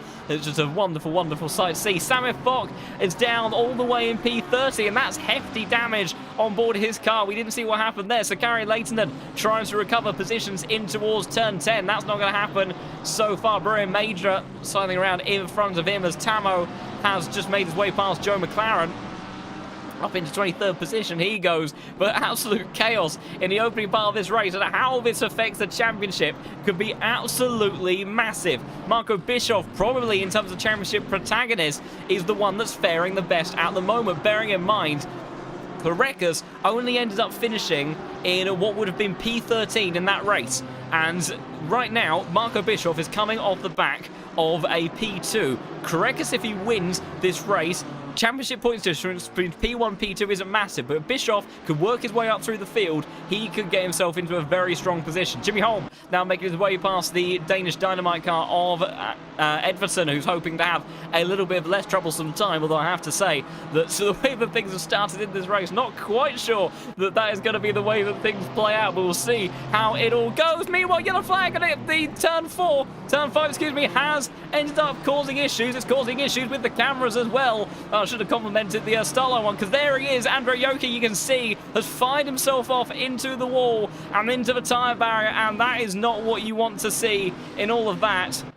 He has got going again, but that is massive damage on the front of his car. We'll try to see if we can catch a replay of what happens to Andre. We're going to catch it at a rather unfortunate moment. You can see he's gone wide, and that's what I mean. There's just nothing that you can do. There is that very small gap, but unfortunately, if you do go for that gap, you are very much at risk of just ploughing through all of those trainer cars, and that is exactly what I said that is the dangerous part of this circuit. We will cut back to the fights happening further up the field in just a moment, but the disappointment that Yoki must have will be very, very high. It's all kicking off. Silver, Hillgeist, and also Michael Frey trying to go around the outside now in towards the final turn. Can't quite make a stick on number 19 car. De Silva, though, trying to see if he can get a run towards next turn. Jimmy Holm watching in hot pursuit as well of that. 296 towards the outside, barely a car's width for him to dive into there. Side by side on the entry in towards turn 1. We saw it go wrong on the opening lap. Leighton has come into the pits, and of course that is outside a mandatory pit stop window, so disaster for the man that finished P4 in the first race. De Silva then in P19. That is Edfordson sending one down the inside of Marcel Tamo. And almost now immediately on the attack, going into the next corner. He's mightily fast on the run in towards turn 5. Surely not around the outside. And there's contact, the 180. He's going to do a 180 onto the grass. And he keeps out of the wall entirely onto the run in towards turn 6. But that is a disaster for Edfordson. And his day goes from bad to worse. The Danish Dynamite car certainly have an explosive end to his race hopes from that one. Meanwhile, Beblic trying to go around the outside of Pervins, who's continuing to tumble down the order. So it's now Karekas, Kufel, Schneckenberger, Kargulu, Beblic, Pervins, Joystick, Schade, Bischoff and Florence inside of your top 10. And Marco Bischoff continuing to look extremely racy. And I tell you what, George Boothby is not yellow flag for Jimmy Holm. Jimmy Holm now, something's gone on in the complex in towards that series of corners near the tail end of Sector 2, and he's dropped some positions in the process. Doesn't look like damage is too high. Meanwhile, going down around the outside, Beblic on Kargu. That's a mighty move, but he's squeezed out of track. Garekas 33.0, fast lap of the race by 1.3 seconds. He's having a happy time. Not quite sure how everyone else is feeling at the moment, but Kargulu holding on to position, and so what we can see, he's got this absolute train of cars stacking up behind him. Still doing a mighty effort. There's a bit of contact from Beblic there. And Janis Pervins trying to get involved well, but he can't. Now Dreisig, and you see all of these cars. My goodness, which way are they going to go? Heading down towards turn 5. Will stay on board. The rear wing of Kargulu. You can't call this. And surely, does everyone get through? Okay, there's a BMW off into the grass. That's Marco Schade. Is he heading towards the wall?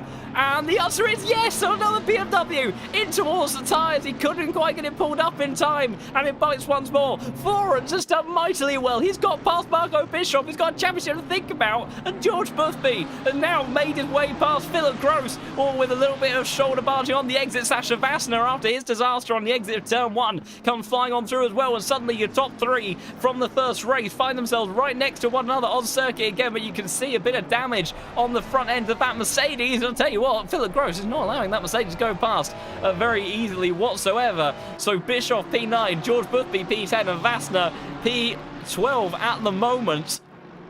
And this would really send us into the final race on a very, very tight field. With no shadow of a doubt about that. And this is exactly what we had in the inaugural season of the Next Level Racing Cup. On that occasion, it went the way of George Boothby, but he's got some work to do if he wants it to go his way again. And also, can we just point out that Grant Karekas is 6.2 seconds ahead of the rest of the field. He may not have had the best start to this championship, but he's certainly having a good second race. Someone who's having a bit of a tough time, though, Janis Pervins and Marius Dreisig trying to go around the outside in towards the inside of Cascades. Can't quite make it stick. Florence, Bischoff all in hot pursuit now as they head down towards turn 5 once more. Will go on board with the Lamborghini driver who's looking for an opportunity down the inside. He's got to be patient here, but you can see that Vloce Esports Ferrari lurking in the rearview mirror, trying to see if he can find an opportunity. Down into turn 6 they go. Janis Pervins, I think, was a little bit deep again. Dreisig trying to see if he can find an opportunity, but the acceleration of the Porsche is strong, and it's tough to overtake around here. To Silva and Flatty Malik have brought out the yellow flags. It's complete chaos down at the hairpin. I think Flatty Malik has gone, oh my goodness, Joe McLaren finds a gap out of nowhere, and I think just out of complete fear. Guys, there wasn't contact there, but he did go off. But someone has definitively, I think, then just had another moment. Brian Madras now a victim to the exit of turn 5. He does get going again, but that's a hefty amount of damage on board his car. My goodness, it's absolute chaos up and down the order. Tamo and Schade swapping positions as well. The two Yeet Sports cars inside the top 20, hanging around the very pivotal reverse grid pole position, which right now is going the way of the man that sits right in front of them, Michael Frey, and there's no one nearby. 4.5 seconds is the gap up ahead, up until the next car, so he has to rely on his defence and his defence alone. Meanwhile, it's Bischoff, Florence and Pervins all down towards turn 1. Bischoff trying to send it on 1, maybe even 2, can't do it. Can he get it stuck? And he does, up into Pierre then. for Florence. George Boothby still very much in that pack as well, kind of a little bit hidden amongst all of that. A rather small Ferrari by comparison. Hill guys have made up a move over Caleb Vanager on the run in towards the first turn, although it looked like a pretty handy run from the number 44 car. I'm not sure if we'll be able to do anything towards that as they head down in towards Cascades for the next occasion. We'll have to check back in on this fight, though, because Florence had a mighty run through turn 5. He's trying to go all the way around the outside. Surely he can't make that one stick. And now George Boothby, who's got a championship to think about, trying to set one up the inside of the SG Stern car. He can't find a gap, but he's got to be careful because Philip Gross, who he did give a little bit of a nudge to just a couple of laps ago at this very turn, is absolutely glued to his gearbox. And I'm sure if he finds an opportunity, he'll be looking to try and make his way through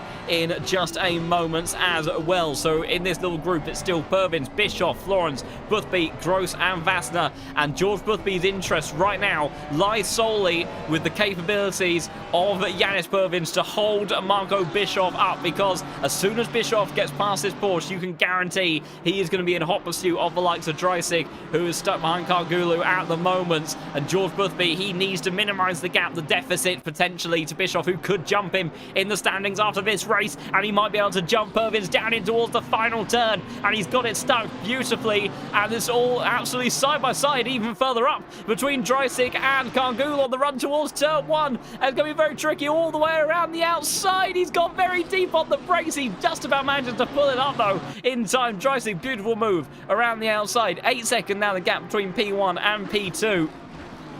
With Kufel still in P2, Steckenberger P3, Beblik P4, Kargulu P5. I can't go through all the positions because other things are kicking off down towards turn 1. Fanny Malik and Caleb Vanager continue to battle in towards the first turn. It's a wide moment on the entry in towards Cascade from the BMW driver. Bue Madra into the pits as well.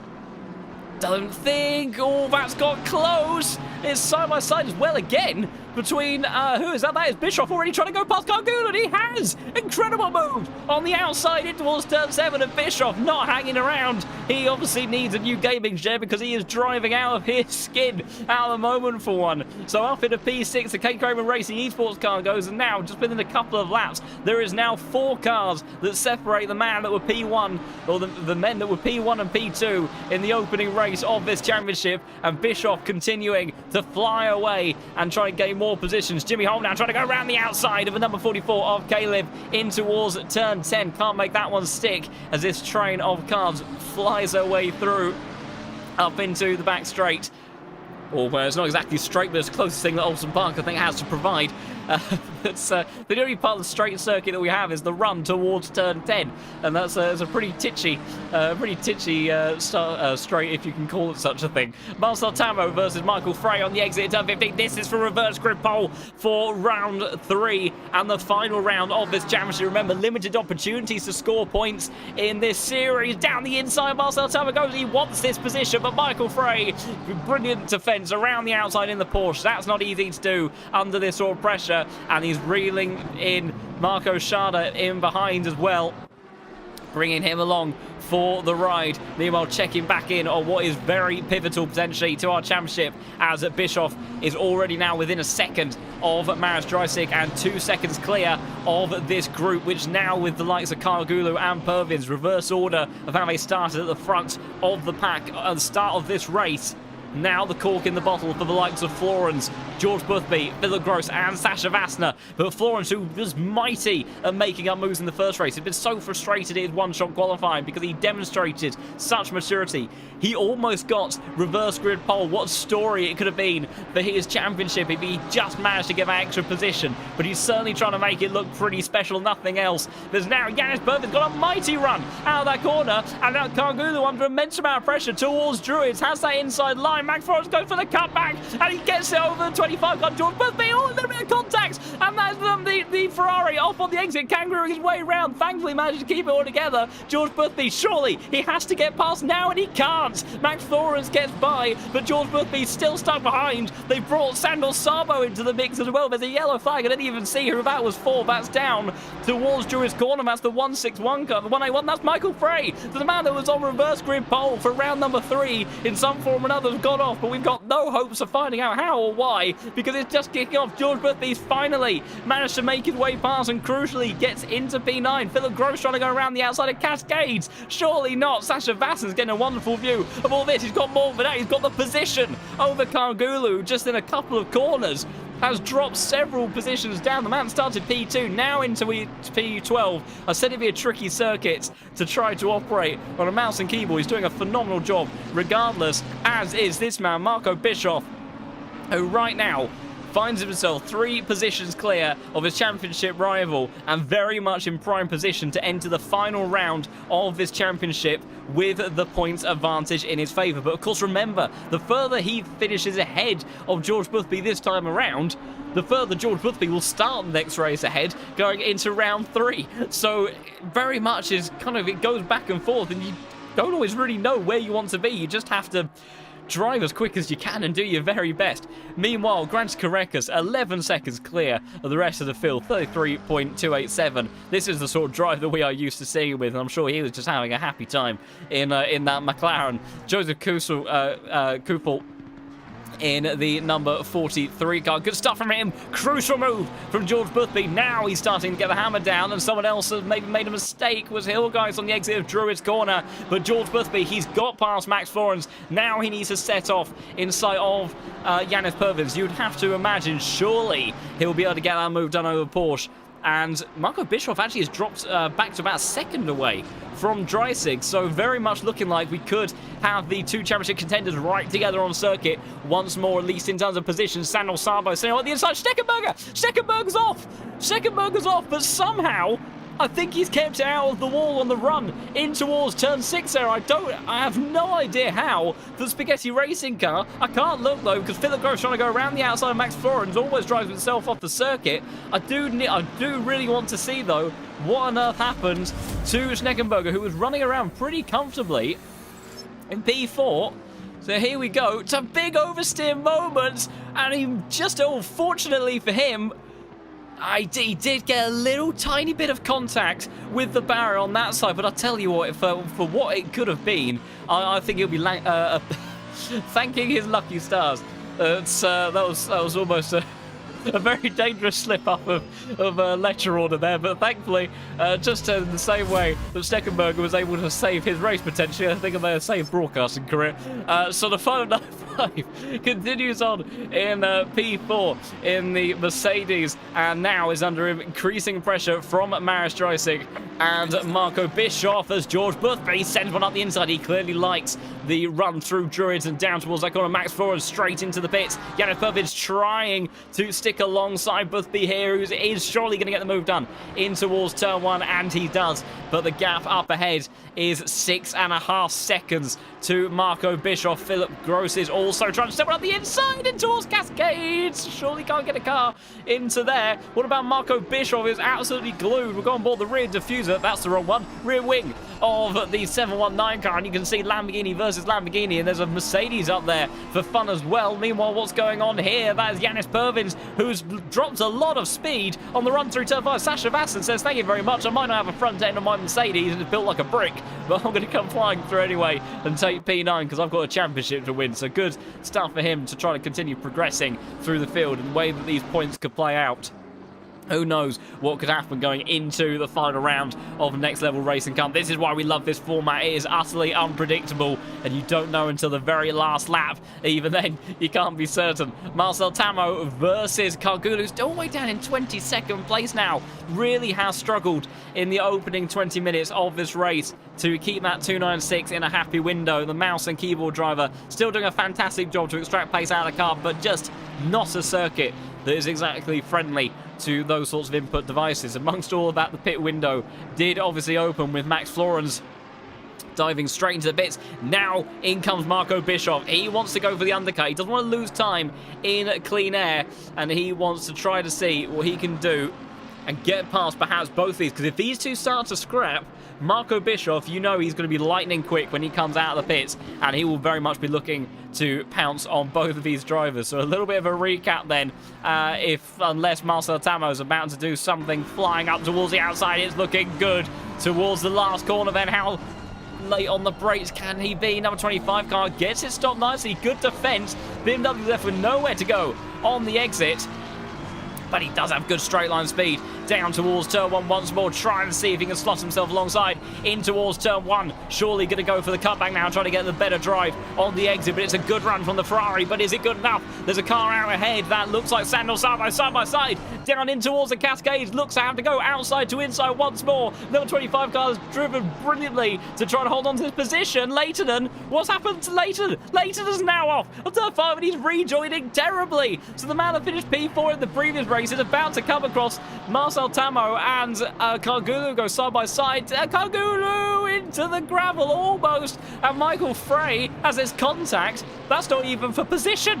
Michael Frey, who had the off earlier on in this race, having a little bit of door-to-door banging with Cargulu there. Leighton has gone flying off, and now Dreisig continuing to apply the pressure to the Mercedes of Schneckenberger. Can't find a way through as they now head up towards the start-finish straight once more. Whereabouts has Marco Bischoff appeared? He's 3.5 seconds behind Nico Kwiesma in the number 7 McLaren. So he has got clean air for the time being, and that is utterly, utterly crucial. George Boothby clearly has a big gap that he is trying to make up as best as he can. For his benefit, he really does want these guys to scrap quite a bit, because there's a good chance that Bischoff will get by in one form or another anyway, considering where they were on track prior to the pit stops. Florence and De Silva close on circuit, but De Silva coming into the pits. Of course, Florence, one of the first drivers to pit. Where is Schneckenberger? And Schneckenberger's off! Schneckenberger is off into the grass then, and that's a much bigger off than he had the first time. He got away with it once. Yannis Pervins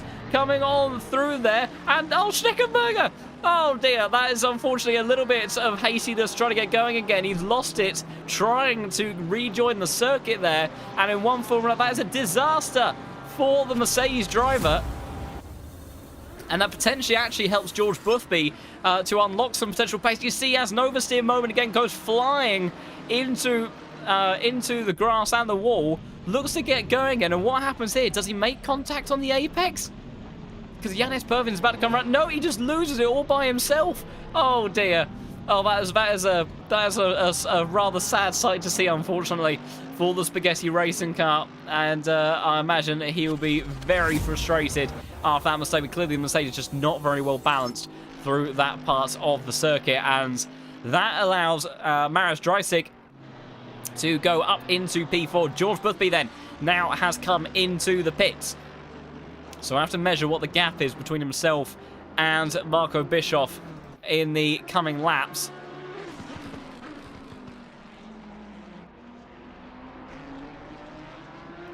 As Bischoff continuing to charge on in that Lamborghini, seeing what he can do.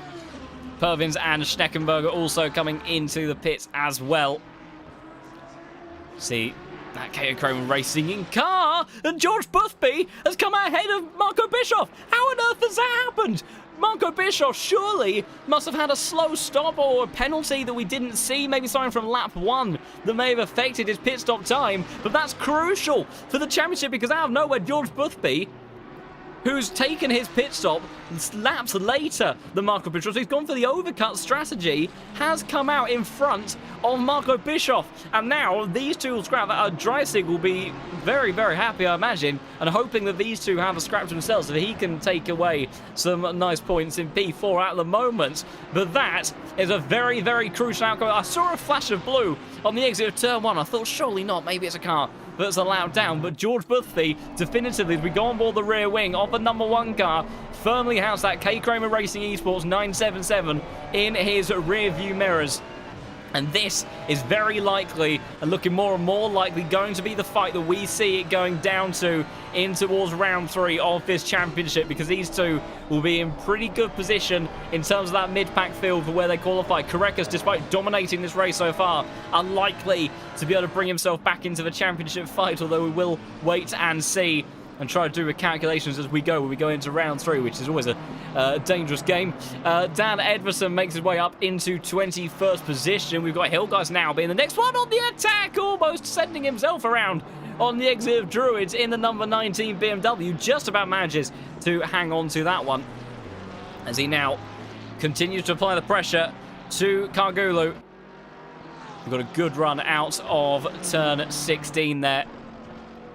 And then in towards turn 1 again they go. But Marco Bischoff absolutely locked onto the gearbox of that Ferrari 296. But these two, they know how to race each other. They've raced each other quite a bit across several different championships, several different seasons, different cars. They know each other, and they also know what is on the line at this point in time. And Hillgeist has managed to get around, going in towards Cascades by the looks of it. So it's a mighty move by the BMW. If that's where he has made it stick, we'll try and see if we can catch a replay of what happened there, because it looked like a fairly okay run from the 296, but then just no speed on the run down towards Cascades. Really cautious through turn 1, all the way around the outside, gets the power down earlier for the BMW driver, carries that momentum, and then just like that, speed of the BMW around here does look good in a straight line, and is able to get himself ahead of the number 25 car. So excellent stuff from him to do that. Meanwhile, he hasn't had much camera time so far, but still trying to give him a little bit of the deserved coverage that the 912 car should have, because Kranz Karek is right now 15 seconds clear of Joseph Kupel, who's then 4.5 seconds ahead of Marcus Beblik. Marius Reising in P4, Marco Schade in P5, with then George Boothby, Marco Bischoff in tow, and Philip Gross getting involved in this one as well for Fortune Hunter Racing. So George Boothby, after what looked like at one point a very treacherous position potentially in this championship, right now continuing to put himself firmly in the hot seat to come away with 2 out of 2 Next Level Racing Cup championships, and an extra comfy chair for his troubles as well if he were to win this one again. So despite the fact that this man has been awake for over 24 hours, hasn't driven the Ferrari in a while, yeah, a racing driver never forgets. Certainly not one of George Boothby's caliber and talent. And, you know, he's obviously done many endurance races in the past. So perhaps we'll just sort of factor this in as a slightly different format. I suppose this will actually be the first endurance race that he would have done, potentially, that kind of feels like he had breaks in between.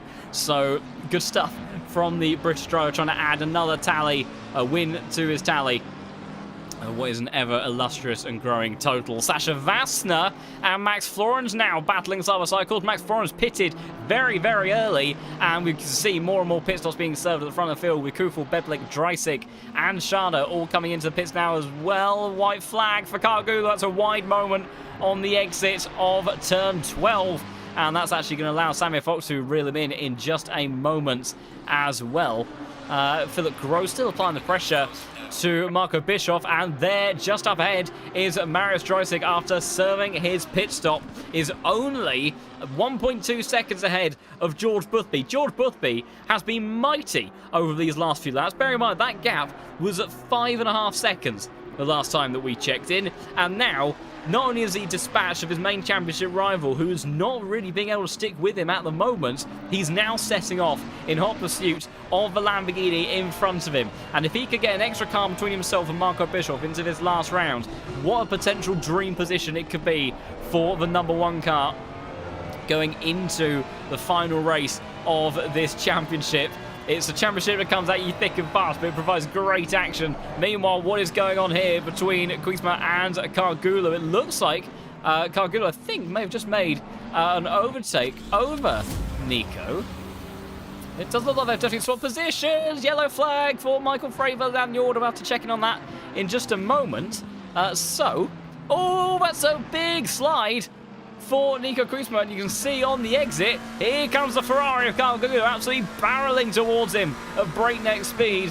And if we then go on board the McLaren, just no way he can hold the inside line there by the time they get to turn 5. Big commitment from Kargula there. Oh dear. Oh dear. I think there's been some shenanigans, as I can see many a yellow flag. And we've got Kargula, there's tyre barriers ablaze. That's Flanny Malik that's gone around as well. What on earth has happened? This is why we shouldn't look at replays, because as soon as I look at a replay, everything kicks off. Let's try to see if we can catch what happened here. So you can see there's the McLaren going off there. My goodness, he absolutely spun like a top. Oh dear. Oh, this has not gone very well, has it? So, as far as I can tell, there was not contact, unless there was a horrible bit of network, but I don't think there was. That Kargulu just got absolutely sent around in the middle of that chicane by touching the grass, maybe clipping the curb on the exit as well. George Boothby trying to go around the outside in exactly the sequence we just saw. That's incredibly brave from the championship leader, and he's got to be careful because he's got Marco Bischoff right behind him. But now, surely, can he set up the better run going up towards Druids? He's got to be careful. Watch out for that Lamborghini behind. But George Boothby, if anyone can make a move, stick up here, it will be him in that 296. But he can't do something here, although a bit wide, surely, for the Lamborghini. And it's good momentum carrying for George Boothby. We saw he likes the corner earlier. Philip Gross is off. Philip Gross is off in the background entirely. He's got going again. He's dropped to P9 in the process. Make that P10, maybe even P11 in just a moment. And he's dropped it even before Druids. Very unusual incident there for him, but we need to look back towards this group up here because this is crucial for the championship, because half a second now the gap between Dreisig and George Boothby, and George Boothby has a lot to worry about with Marco Bischoff in hot pursuit. Yellow flag again. Philip Gross. Oh, it's all gone wrong in the last 5 minutes, and that's a way to rejoin, I suppose. But Marco Bischoff applying the pressure to George Boothby. He's got an absolute faithful of Lamborghini. His rearview mirror, aggressive towards the inside, but he backs out of it towards turn 5. Surely cannot risk a move like that. 14 minutes left on the clock. Dreisig being reeled in by these two once again. Marcel Tamo has just found his way through on Marco Schade, who was going slowly not too long ago. Philip Gross continuing to lose position. My goodness, the German's having the worst lap I think I've ever seen. And he's got a lot of damage on the front end of that car, but he's really not having a lucky time. What was a close fight for P5 overall. Philip Gross not long ago has now suddenly turned into P20. Disaster for the German driver. We'll once again get rid of all these pit stop graphics because they've done a little bit of a wobbly with this one. But now, 13 minutes left on the clock. Korekis leads by 18.2 seconds ahead of Kufel, with Beblik still holding on to that podium spot. Then this trio all battling hard for P4 in this race. Boothby and Bischoff, your main championship protagonists. Sandor Sabo, though, has just made a move over Yanis Pervins on the run down in towards Druids. Easy stuff there from the BMW, making use of his straight line speed as our pole sitter continues to drop down the order. White flag out Thomas Angelo, I think, just had a little bit of a poor exit from turn 9. But this is the main fight. And Sasha Vassner, after what looked like a disaster that may have taken him out of the championship running on lap 1, he's only half a second behind Max Florence, who will probably flash into camera shot there. And Sasha Vassner, if he does manage to make his way past the BMW, and these two don't move position, they will finish in the same order that they did relative to one another in the first race. And in terms of going into round 3, that means that the championship points differences are absolutely minimal going into the final round. We'll be talking about maybe a 6-point gap at maximum between two cars, which is just mind-boggling. But George Boothby right now is desperate to try to have his say in changing that just a little bit and at least making it into a two-horse fight going into the last race, because heading down towards turn 13 once more, over the crest into turn 14, trying to see if there's anything that he can do to extract pace out of that Ferrari a bit further and make his way by the Lamborghini in front of him.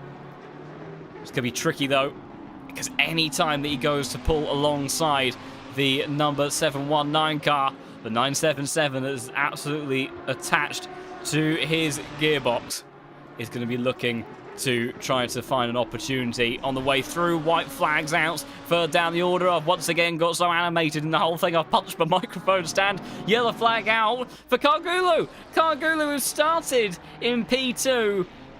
Difficult day for him after what was looking to be such maybe a promising and points yielding result from him, and is going to continue to drop positions. Is rejoining very safely, but that is a very disappointing way for that to finish up for him.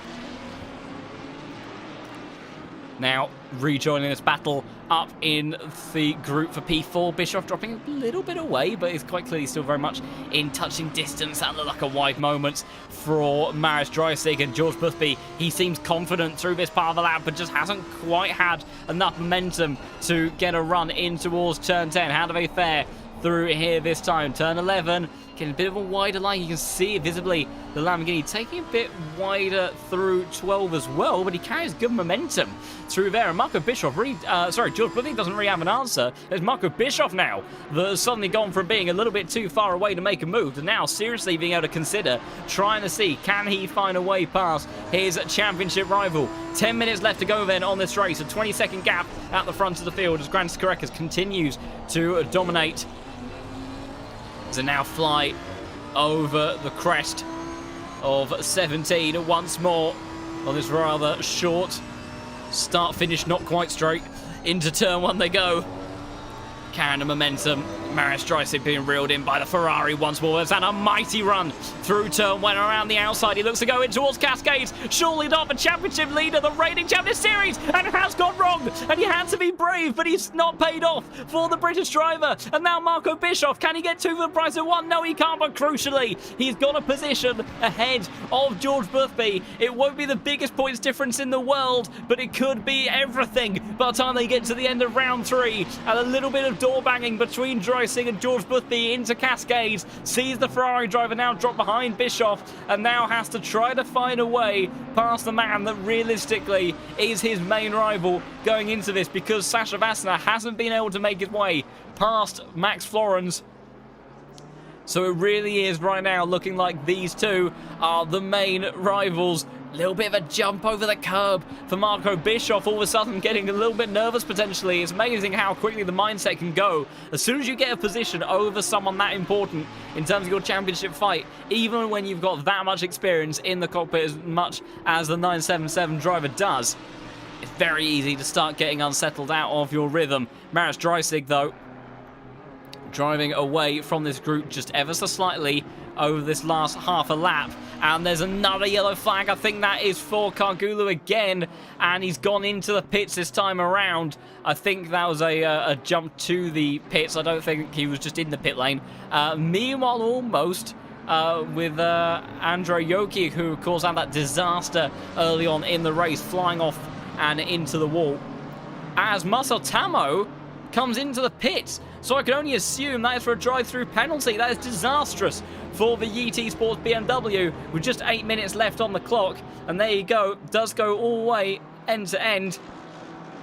And now checking back in on this fight, you can see Marco Bischoff now the one that is trying to apply the pressure. Has George Boothby got a little bit of damage from that contact with Maris in the 719 car? We know how historically the Ferrari has been incredibly sensitive to damage aerodynamically. There's contact at turn 1 between Joe McLaren and Philip Gross, and that is Andrei Jokic that's coming along this. That's not the position, so he's got to be mindful.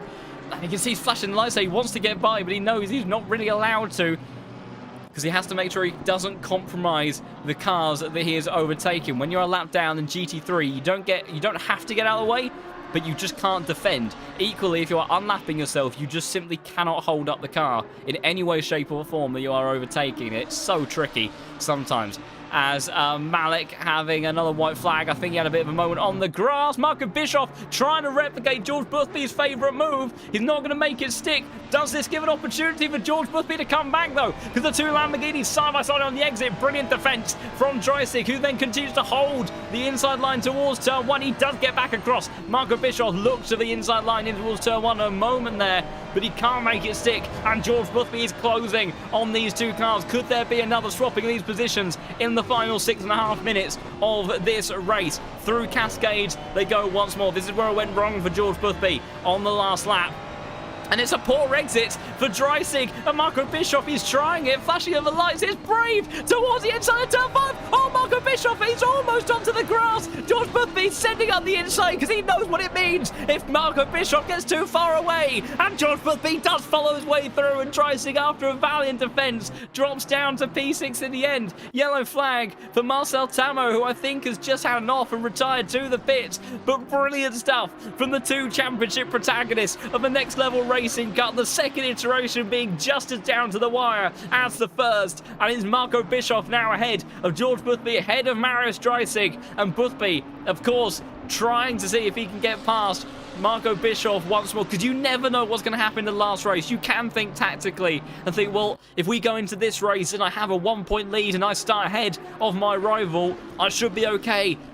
But we know it doesn't work out like that. We know that anything can happen, and you just have to commit to trying to score as many points as you can every single time. And these two know that better than almost, I think, anyone else on this grid, other than potentially Karekas, who's having a wonderful time in terms of scoring points up at the front of his field at the moment, with a 20-second lead. But of course, his results from the first race, it does make it unlikely that he'll be a contender going into the last round, but certainly could be looking to bounce back into the top 3 if he has a pretty stellar drive through the field going into round number 3. Marco Bischoff has dropped the hammer in that Lamborghini and is extending his advantage over George Boothby as they blast their way by into turn 5 once more.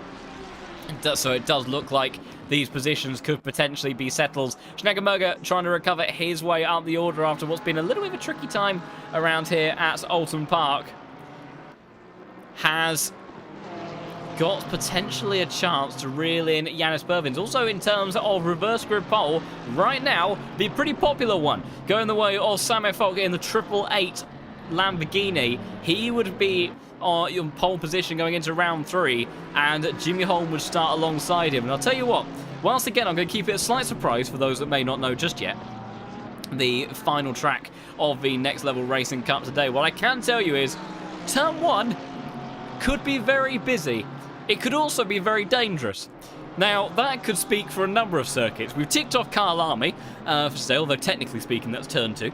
But that could be the case for a number of circuits, frankly. That could be anything from Monza to Cops at Silverstone. It could be any one of them. So yes, we should keep it a slight surprise for the time being. But pole position could certainly not guarantee that you'll be leading on the exit of turn 1. That is a guarantee. And that is something that will be playing on the minds of the likes of Bischoff and Boothby about how chaotic the first lap of the final race could be and how much importance that could place onto how they end up finishing this championship off, because it is very, very close between the pair of them. Right now, also, Marius Dreisig still applying the pressure, actually, to George Boothby, because George Boothby dropping away from Bischoff, who was unleashed an absolute whole host of pace, 33.8 on the last lap of the race. Only a tenth slower than his fastest lap of the race, which is only 2 tenths down on what Grantis Karekas has been lovingly doing out in front, all by himself,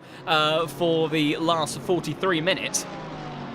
So he has really found something in that Lamborghini. Gaps opening up a little bit more between Boothby and Dreisig now over the last half a lap or so, but certainly not looking at this group between Pervin, Steckenberger, Hilgeist as well hanging around that group. And we've also got the likes of Nico Kuzma and Yevhen Saiko battling in the closing stages of this race as well. Of course, also, if you are enjoying all the crazy, chaotic action that we've had going on this race, do consider subscribing to the channel. We are closing in bit by bit on 3,000 subscribers. I'm not convinced we'll be quite hitting that today, although do feel free to tell some of your friends to help us get there. But we are closing in on that absolutely magnificent milestone, just a little bit at a time. It's wonderful to have more and more of you joining along the way, and Dreisig gets a drive-through penalty with about 2 laps left to go after a stellar showing, fending off the likes of Bischoff and Boothby at the front of the field. It all comes undone for the Fortune Hunter Racing, and I think, well, It's there's a horrible sense of irony in the name of that, and I don't think I'm going to do Maris a disservice of explaining what that irony is. But a very unfortunate time for the number 719 car after a stellar drive for the vast majority of that race. Now, in actual fact, he's got Sandor Sabo applying the pressure in the closing stages.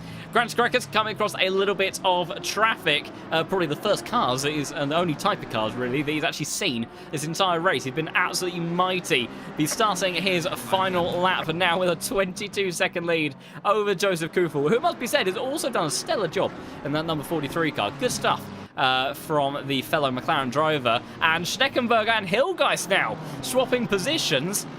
Schneckenberger, I think, having some sort of incidents. See if we can catch what happened there. You see down in towards the hairpin they go, applying the pressure onto the back of Yanis Pervins. And what is going to happen here? Does he get it wrong over the... No, he is... Oh, my goodness, what on earth is happening here? I will be honest, I have no idea what I've just seen. Unless he has no fuel, but he's got... I'm sorry, everybody. I actually have no clue. I have no clue what happened there. But just checking in on Karekas. Schneckenberger has... I think he must have run out of fuel. Because, yes, he's now dropping several seconds back. So Schneckenberger, a big mistake. And I tell you what, that's going to compromise...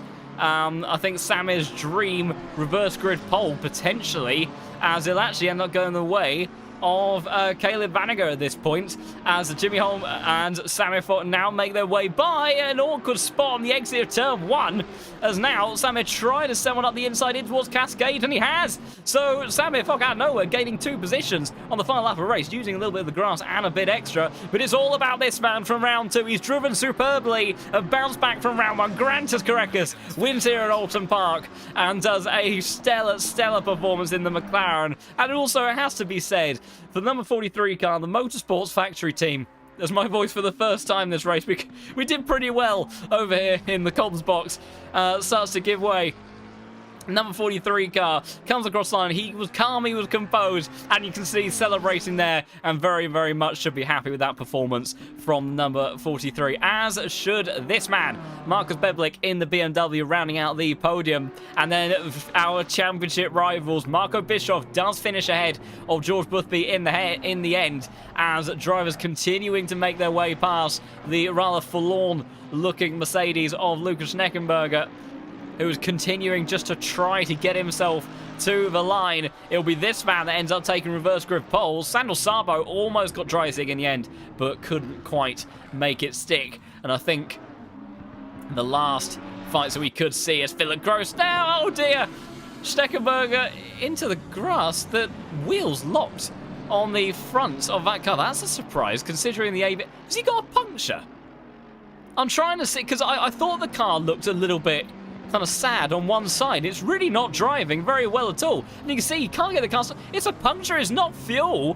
The number 595 car, I have no idea how he's managed it. The curbs around here are very high, admittedly, if you clip them in the wrong place. But it's been a long time since I've seen a car get a puncture, and Schneckenberger limps his way to the line in the end to come home in P20. He'll be gutted after that. I only noticed because the game renders a puncture as a static tyre on the corner there, but that is a major disappointment for Schneckenberger, and not the way that he would have wanted his race to end whatsoever.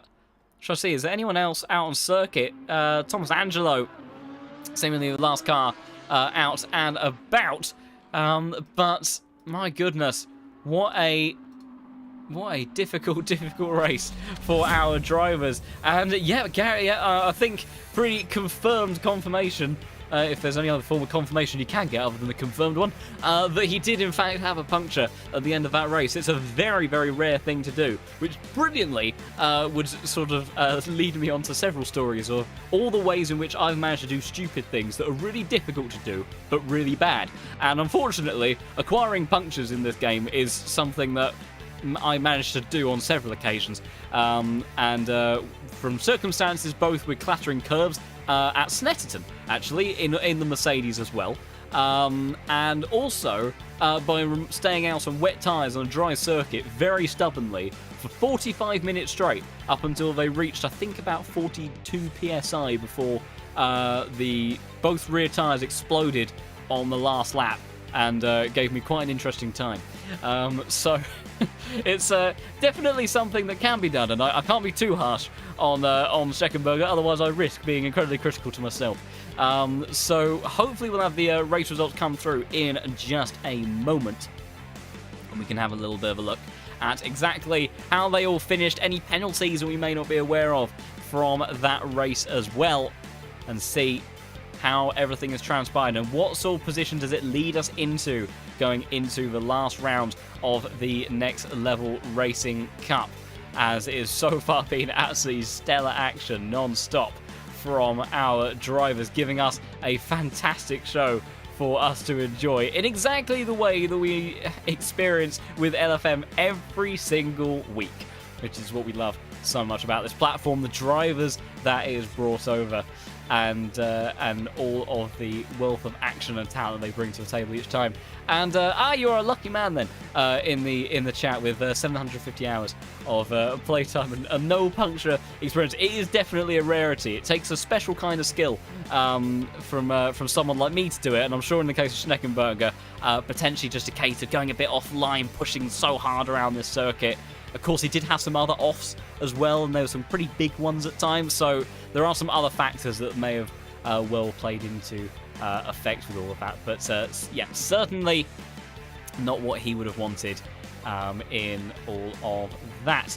So, making our way then over to the results of this round then. Grant Karekas dominates here and finishes in first place with Kufel, Beblik, Bischoff, Boothby, Florence, Vassner, Schade, Dreisig, Sabo, Pervins, home order of the field. I think that there may have just been a little bit of a dropout in the stream for a moment, so I do apologise if anything has happened. I think we're back up and running, but as you can see, in terms of those race results, a very, very busy field that we have had from all of that, and almost as dramatic potentially as what we have going on in terms of the championship standings, which I just want to check have now updated, and we'll see exactly what the situation is going to be going into the last round of today. And it's 1 point, a single point between George Boothby and Marco Bischoff. Sasha Vassner 13 points behind the pair of them going further down the order. And then Marco Schade sitting in the likes of P4, and still very much in with a chance potentially of getting himself up in P3, because even if you're not competing for those top 2 spots, of course there are prizes for the top 3, so very much the likes of Vassner and Schade still very much in a position where things are all to play for, as well potentially for Grant Karekas, because looking at the championship leaderboard when it cycles back around after his victory at round 2, despite a little bit of a tricky opening at Kyalami for that McLaren in those tricky wet weather conditions, you can see P5 in the standings, only 10 points behind what is P3. Now, it is going to be tricky to make up that deficit. You can see even like Kufel, Beverly, it's mightily close between some of those positions, so it's going to be very, very, very tight in the field going into this last race of the Next Level Racing Cup. So we shall see how it all plays out. I'm going to just take another little short break to try and make sure my voice does quite live. We did okay during that one. We had a bit of a malfunction at the end, but generally speaking, survived fairly well. So hopefully, all things being well, going into the last race, we should be good to go as well. So we'll be back in just a few minutes' time to bring us up to speed with the final race that we'll be going into, and the server will be back up shortly for our drivers to get to racing once more. So do not go anywhere. Be back in just a few minutes' time, and she'll see you for the final race of the second season of the Next Level Racing Cup in just a few moments.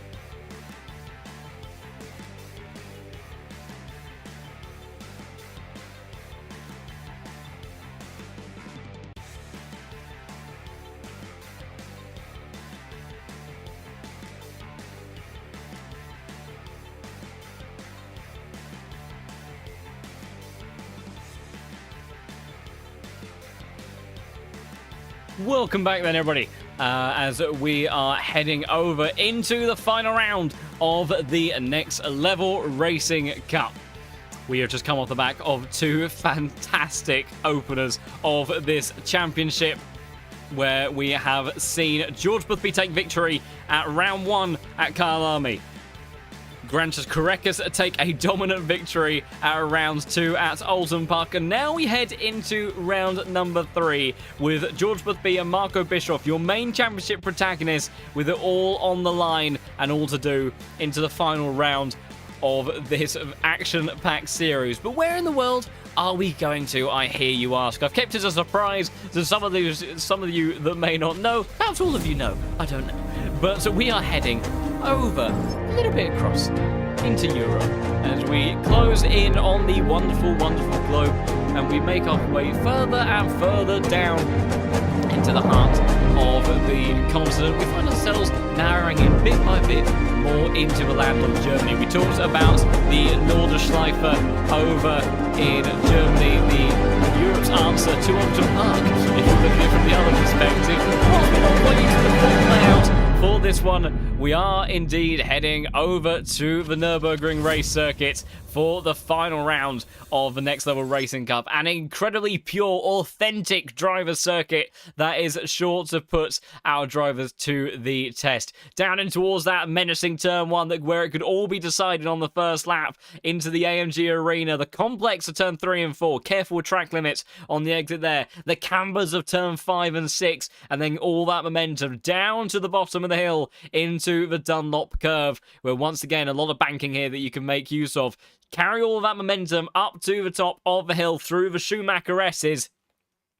And cars like the Mercedes, potentially the likes of Vasta, could be a little bit weak through that part of the lap. They don't have the agility that they tend to need through there. Through turn 10 and 11, tricky and easy to dip wheels on the gravel and lose momentum up the climb through turn 12 before entering the very, very fast final chicane of 13 and 14, then round the final turn of 15 to round out the lap. And that is going to be the wonderful circuit playing host to our final round of today. And I can tell you right now, if the conditions that we've got going on in practice carry over, it's going to be a drama-filled race, I can tell you that much, because right now we have rain. We have increasing rain. We also have nighttime. Now, to me, about any circuit, those are the factors and characteristics involved in what produce an incredibly dramatic and exciting race. Combine that with the final round of a championship, where right now the championship leader especially is also off the back of a 24-hour race. He'll feel right at home because he'll be looking to try to sleep, I imagine, fairly soon. So this should nicely ease himself into it, kind of get a circadian rhythm back into play.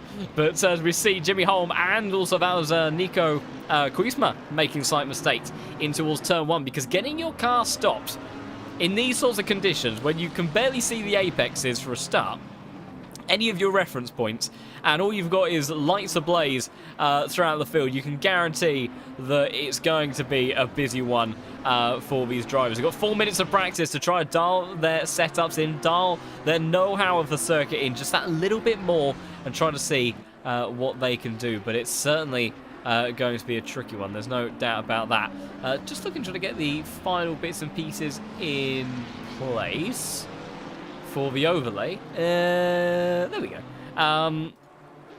Couldn't find the option there for a moment. So right now it's Marcel Tamo that leads the way in the standings of this practice session. Currently 4/10 of a second clear of Marius Dreisig, with then Jimmy Holm and Nico Kuisma in P3 and P4 respectively. So we'll see how it all plays out in all this. I have also been handed a steward inquiry sheet for this one, so I can keep a bit of a close eye on the stewarding sheet this time around. So big thank you, of course, to all of the LFM staff that make all of this possible to run all of this. And you know, there's a monumental amount of very intensive work that goes on in the background, where you know, sometimes I imagine it's probably as chaotic as my commentary is, and I'm sure they'll testify to that. But you know, for the vast majority of the time, unless things really do explode quite cataclysmically, we very joyously are very privileged to end up having quite a smooth playing experience all on this end, which is all very much testament to their hard work, and all the stewards, of course, putting in their time during these races, as well as spending their hard weekends looking at the championship. But hopefully they're enjoying the show just as much as all of you and also myself are with this championship. So 2.5 minutes left to go. Maris Dreisig up at the top of the time sheets now, though likely to be displaced by this man, Sasha Vassner. Well, that's a big time. 2:03.5. Whereabouts are some of our other drivers on sale? We've got Grant Karekas, the winner from last round, coming round the final corner then, seeing what he can do in his McLaren. How competitive does he feel? P4, of course, remember, we are going to have reverse top 15 of the grid that we had from last round. And just trying to keep an eye on Marco Bischoff, who's still in the pits, interestingly. So maybe not feeling the need to get himself out on circuit, maybe feeling relatively comfortable in the grand scheme of things. We'll have to see how it translates over to his pace later on. But George Boothby certainly trying to get every waking moment that he can on the circuit, as a yellow flag comes out for somebody. Can't quite see who that is. Has found 0.2 of a second right now on his lap. And what we will try to do, actually, let's try to find somebody in these closing moments. Who's about to start a lap there? Number 65? Something. It's a something 5, I think. Hey, 65. There we go. Marco Schada, who I believe is P4 in the championship, looking to maybe see if he can jump to P3 at the end. But you have to battle with Sasha Vassner for that. Down in towards turn 1 then. He's trying to spot his braking point in this big bad BMW. Little bit of a drop on that inside apex. Carry momentum through and get the power down as you head up in towards turn 2. Got to be patient here on the throttle. Open up the exit. Use some of that exit curve, although not as much as you probably typically would, and that's the reason why. BMW snapping on the entry then. Back end getting out away from underneath him. And now through turn 3 and 4, opening up the exit there. Again, tricky to not get a track limit warning. Certainly will stack up. And now in towards turn 5 then, is yellow flag out for number 44 car. That was Vanager in the Ferrari, I do believe. Winding his way through turn 6 now, Marco Schada. Nice, neat and tidy so far. 0.4 of a second gained as well on this lap time. And again, got to be careful because that's what can happen. And the Nurburgring, it will absolutely bite him. That looks like that's going to be it for his running. So we will try to get a more complete onboard somewhere else if I can. No, Karekas is in the pit, so we won't be getting too much more from that. Michael Fraser in the gravel. Anyone's doing that. We'll get the final corner then. Marcel Tamo in the other Yeti Sports cars rounds out the lap of the Nürburgring, and I'm sure we'll get some onboards of the chicane later on, because that is certainly going to be one of the trickiest parts of this circuit to hit consistently. But right now, George Boothby 203.5. We don't really have the pace right now of Mr. Bischoff, so we'll have to wait and see what it is going to be like by the time we make our way over to that. So we will get things underway and started to look at our grid when they do make their way to that. Just some small technical difficulties, everybody. But we'll wait for the server to time out and head on over to the grid then. But it is this man that right now that sits in pole position, not just from that practice session, but also in terms of the championship. Just a single point ahead of Mr. Bischoff, who didn't set a lap in that session, but the Lamborghini driver will start just alongside him, crucially 1 point behind George Boothby in this race. And will that be the crucial difference? Will Boothby, if he just keeps him behind, unless they were to get a 0 score and Sasha Vassner dominated the race and ended up finishing P1, which could happen, I don't want to commentate curse anything, but it could happen, that realistically, these two are your main rivals, and if Boothby just finishes ahead of Bischoff, he should be champion from this category. But it could all go wrong. It could all go very differently to make our way in towards the race. So we will make our way through this grid then. We get some wonderful little added graphics as well, just for the extra fun of the whole thing. And absolute darkness from from the server as well. But we should be able to make our way through now, and we can. There we go. How about that? So Samir Fock starts P1 then on the front row of the grid for today, with Caleb Banniger starting in the number 44 car, starts in P2 then for the Ferrari. And of course, bearing in mind, we've got the rain here again. It's going to be so tricky for this final race. Ricardo Hilgeis in the BMW starts in P3, with Jimmy Holm starting in the 777 in P4. And Yanis Pervins up at the pointier end of the grid. Once again, managed to, unlike Kargulu, who did unfortunately have a very quite a torrid time in the last race, who dropped well outside the top 15. Yanis was able to hold on pretty well, at least in the end. Sandro Stavo starts in P6, with Marius Dreisig starting in P7, with Marco Schada, kind of the first of the main championship protagonists as such, starting in P4. Then you've got, P8, but he's P4 in the standings. Sasha Vassner in the 309 is in a P9. He is the man that sits third in the standings and is ahead of Max Florence in the 187 car, ahead of your championship leader by just a single point. The number 1 car of George Boothby sits in P11, ahead of this man, Marco Bischoff, the 977 Lamborghini, who will have it all to do in this final race. Marcus Beblik, who got a brilliant podium last time at Oulton Park, he starts in P13, with Joseph Kufel, who again very much is in the mix of those points, but could just be a little bit too far away potentially to be able to snag any goodies from today, unless of course he does have the raffle draw selection on his name. So Kufel starts P14, with Korekas rounding out the top 15 after his tremendous victory at Oulton Park. Dan Edvardson starts in P16, then better results after his slight round 1 disaster in the 180 car. Philip Gross then in P17, with Joe McLaren in P18, with Fladdy Malik in the 168 car, that rather multicoloured looking BMW, ahead of this man, Lucas Schneckenberger, who got that very unusual puncture in the final couple of laps of the race there, and ended up dropping down to P20. Yefin Psycho, with his PlayStation controller, starts in 21st position, ahead of this man, Nico Kuisma, in the number 7 McLaren. Thomas Angelo in the number 42 Lamborghini starts in 23rd place, with Flip de Silva in the number 47 TSR BMW then, ahead of Sakari Leighton, and one of the drivers that looked realistically like they probably had one of the best pace overall today, but just hasn't been able to execute it, and he starts in 26th position. Marcel Tamo starts in 27th place, and then is followed up by the peripherals hero himself, Ahmet Serdar Kargulu, the Turkish driver with his mouse and keyboard. And the final position on the grid then, in 29th place, goes to Michael Frey over in P30 then, because seemingly we've again had some people not quite join the server in between the last and this session. So that is where the grid ends out there. Minute then for these drivers to head off and look at the weather. 10 minutes time, the rain is increasing. 30 minutes time, the rain is decreasing.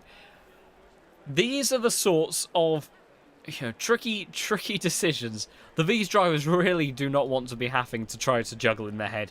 When you're in them, especially when you're in a championship fight, you just do not want to be in a spot where you kind of have these additional factors, these unknowns. Unknowns are terrifying in the world of motorsport, where you can't just quite pinpoint how things are going to go. And when you're in a spot where you want to stay in that spot, it's the exact opposite of what you want. If you're trying to move up places, sometimes that extra variability, that's maybe something that you do want. And it very much depends on kind of which side of that coin you're on, as to whether or not the variability in the weather is something that you're keen for, or something you just really wish wasn't there. But it's going to be an interesting mix at the front of the field with Lamborghini, BMW, Ferrari, Porsche, and another Lamborghini, all sitting at kind of their pointier ends of the field. As sound is getting underway. There we go. The audio just starting to catch up a little bit as we were starting to make our way from the grid. So Samit finds himself starting on the front, and you'd have to think, you know, he's a very talented driver. Of course, relatively recent recruit for Yassi, I think a few months ago now. In that AAA car, as he's doing a little bit of tyre warm-up with a bit of enthusiastic wiggling with that Lamborghini. But yeah, with the cars he's got surrounding him, there's a very good chance that Samir could put together a race a bit like Grantis and really kind of push forward in this race and disappear quite nicely. I do just want to see if yeah, so the only championship information I do have is from our overlay on the other thing. So what I'm going to do is, whilst we are getting ourselves fired up for this race and drivers make their way around, I am just going to do a little bit of a helpful thing for me, just to help keep me in check with how things may be lining up in the championship, and we do a little bit of that, a bit of this, and there we go. So I can now at least keep a bit of a close eye on sort of how things might end up working out positions-wise. So, yeah, Samir right now sits P9 in the standings on 121 points, and he's got even just another 15 points to make up to the likes of Maris Dreisig if he wanted to even move up one spot. So it's going to be tricky, especially with the likes of Dreisig starting in P7 for this race. It's not going to be the easiest time for Samir, even if he does walk away with this race, to get himself up to the likes of P3. It would have to be a pretty disastrous race for most people. But with that, I don't know if there's been a slight change since I last showed the standings, but at least what I have now is that Korekis and Shada are actually tied for P4 and P5 and sit 10 points adrift of Sasha Vassner. So Sasha Vassner right now not directly in contention for the top 2 spots, but does have at least a bit, also equally a bit of a margin down to the likes of Korekis and Shada, and potentially, you know, considering where he's starting this race relative to a lot of those guys, there's a good chance he may be able to come away from this one consolidating that P3 spot. So it would have to take something quite mighty, I think, from Grantis Korekis to work his way past and up into P3. Same goes for the likes of Shada, Kufel, Beblik. They're all kind of around that same similar kind of points tally. So it's going to be an interesting one to see how they can do it, how they deal with these weather conditions, because, my goodness, it is not a particularly nice-looking day here at the Nurburgring. 20 past 11 at the evening. Sun's gone out. The rain is here. The rain is definitely fluctuating up and down, and it's not exactly going away anytime soon.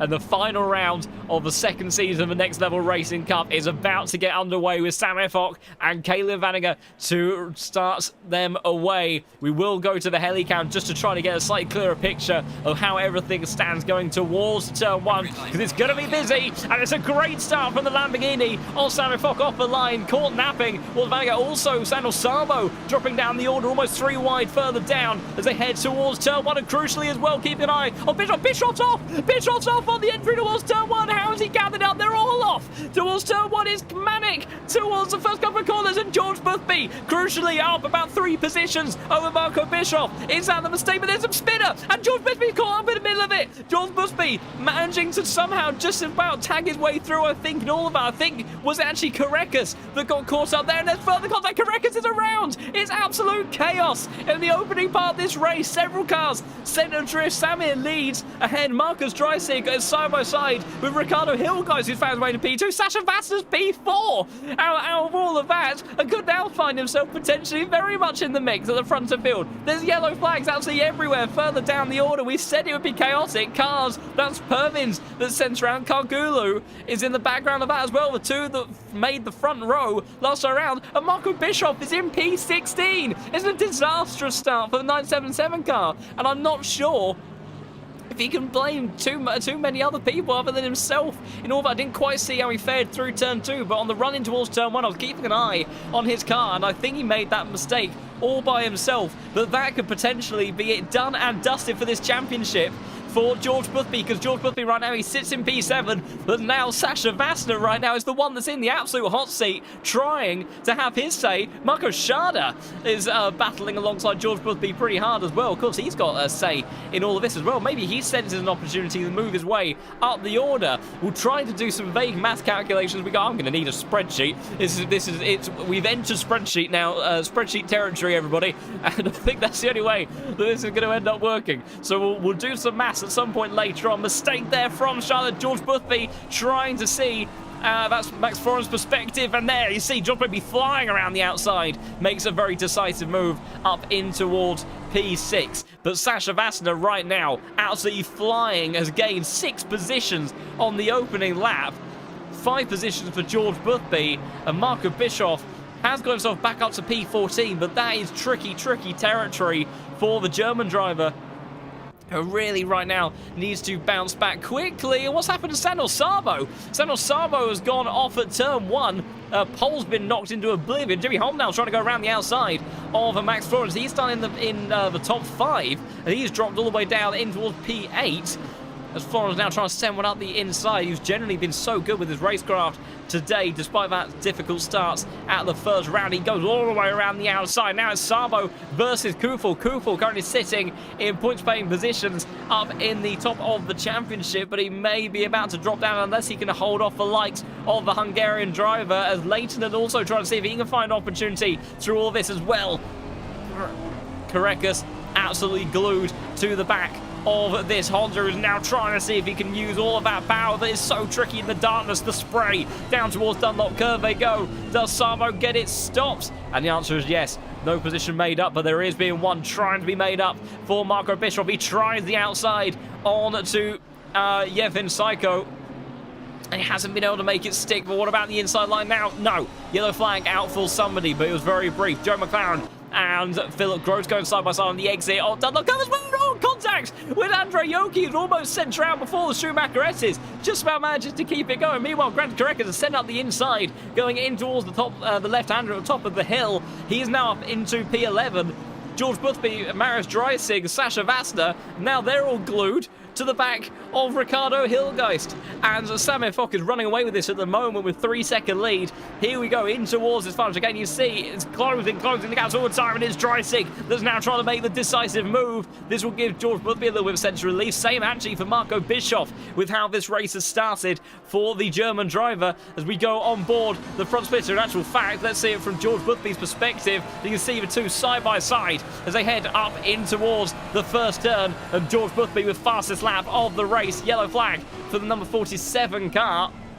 It's Philip De Silva, and it's a big dive from those in front of George Boothby. He's trying to take the pair of them, but he's got to be careful. He's got a championship to think about. Dreisig has made the move. Vassner not allowing George Boothby to make his way by, and so he stays there for now. Boothby trying to be decisive in towards turn 3, maybe even turn 4 if he can go all the way around the outside. That'd be a brilliant move if he can, and he's just about going to make it stick, I do believe. And George Boothby now up into P4 as he continues to lock out what looked to be a commanding position. I thought there was contact there on the entry in towards turn 5, but they just about managed to get through there relatively unscathed. Grantis Karekas up into P11. Marco Bischoff in P13 right now.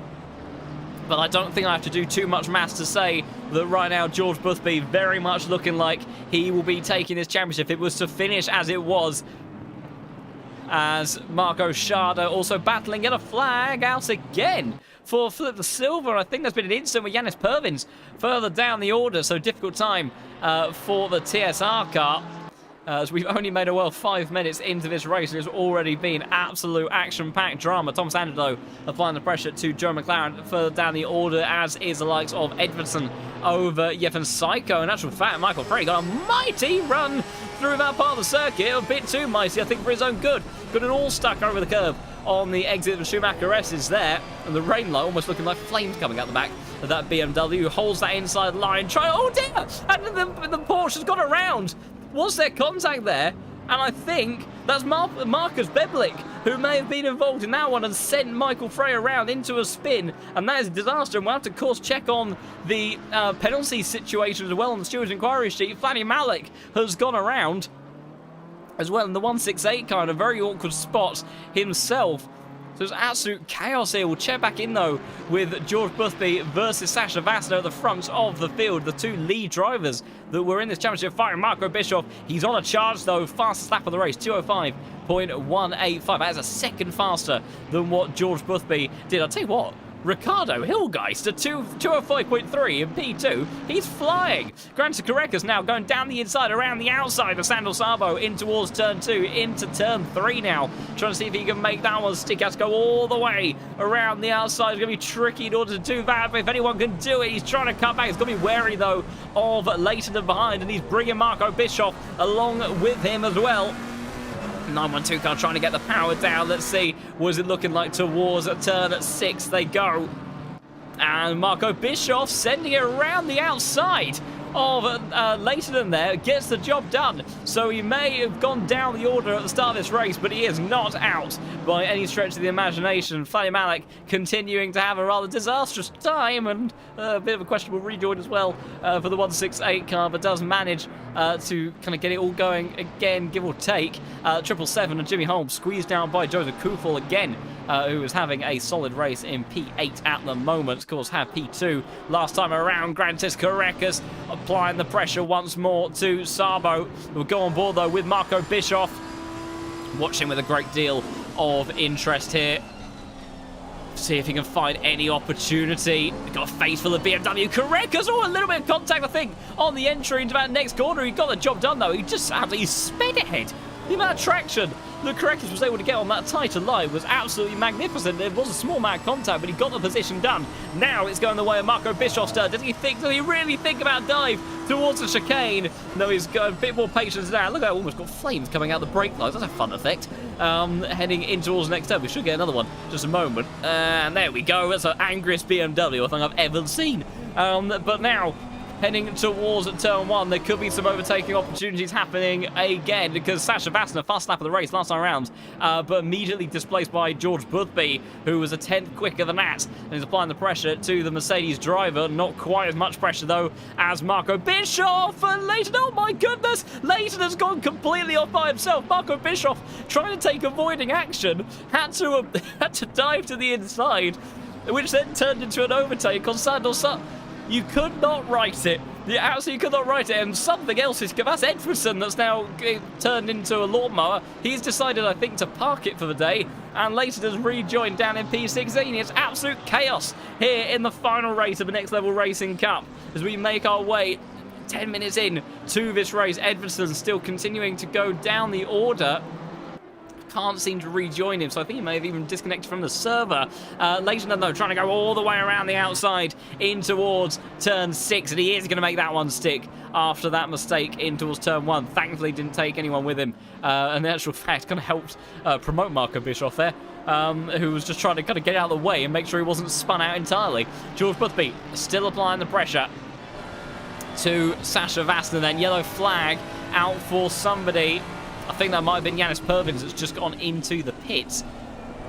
As we watch the Mercedes and the Ferrari driver closing up to the back of the BMW, and also Sammy Fox not as far up the field as I think he would have wanted to have been at this point. Meanwhile, Mansell Tamo has made his way past Sandal Sabo for P12. And I think what we'll do is we'll start trying, desperately if we can, to get some spreadsheet calculations done for this, to try to keep track of the point situation for everybody. So it's going to be an interesting one with this, but we will do. I think what we'll do is we'll do it only for the top 10. So that we can safely calculate the top 3, of course, because they'll be the main prize winners, and then there will be the raffle draw, as Sasha Vassner looked like he was almost going to go for a move down the inside of Hilgeist there, but couldn't quite make it stick. So yeah, we will do the top 5, and then we will go from there in all of that. So we'll get some of these numbers on in and then see how it all plays out in the long run of everything. As Sasha Vasta continuing to apply the pressure now, trying to go all the way around the outside at turn 6. That's a brave move to make. Stick! Oh, he's made a little bit of contact there, and Hillgeist being punted a little bit forward somehow manages to keep it all together, but that is not what he would have really wanted.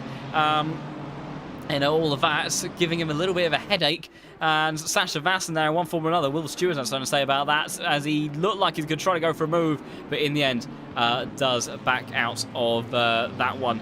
So good stuff there from him to not capitalise on what was clearly a slight misjudgment under braking and take advantage of that contact. But this fight now for the podium really giving Sammy an opportunity, not as much so as George Boothby, who's mastered the Schumacher S's in the McLaren. He muscles his way through the Mercedes, who could now even be vulnerable to Marius Dreisig going in towards the right-hander. But George Boothby then, the championship leader, the #1 man, the reigning champion of this series, up into P3 and continuing to cement in place his position and maybe even be able to take P2 on the run out of a chicane. What a charge this would be from the P9 on the grid, and he's going to do it. Fantastic move. Hillgeist, will he be vulnerable to Sasha Vasta down in towards the last turn? Oh, he's more than that, because he's not gone off completely. He does just about manage to gather up, and BMW story of the day, having the rear snap around on them on the braking entries. And now it's a drag race with Marius Dreisig, Marco Schade, Hillgeist all ploughing their way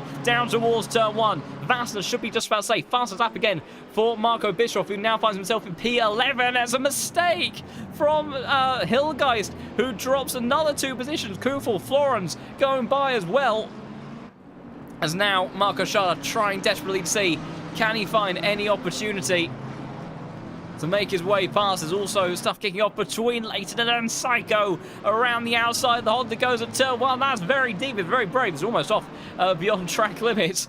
But I won't say anything. We'll see what the stewards potentially do or reflect on that one. But he does make himself at least now up into P14 on track, if nothing else.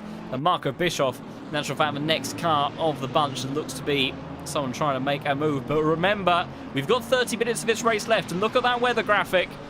Rain will have stopped by then. It's going to be heavily overcast, but we won't have any more rain.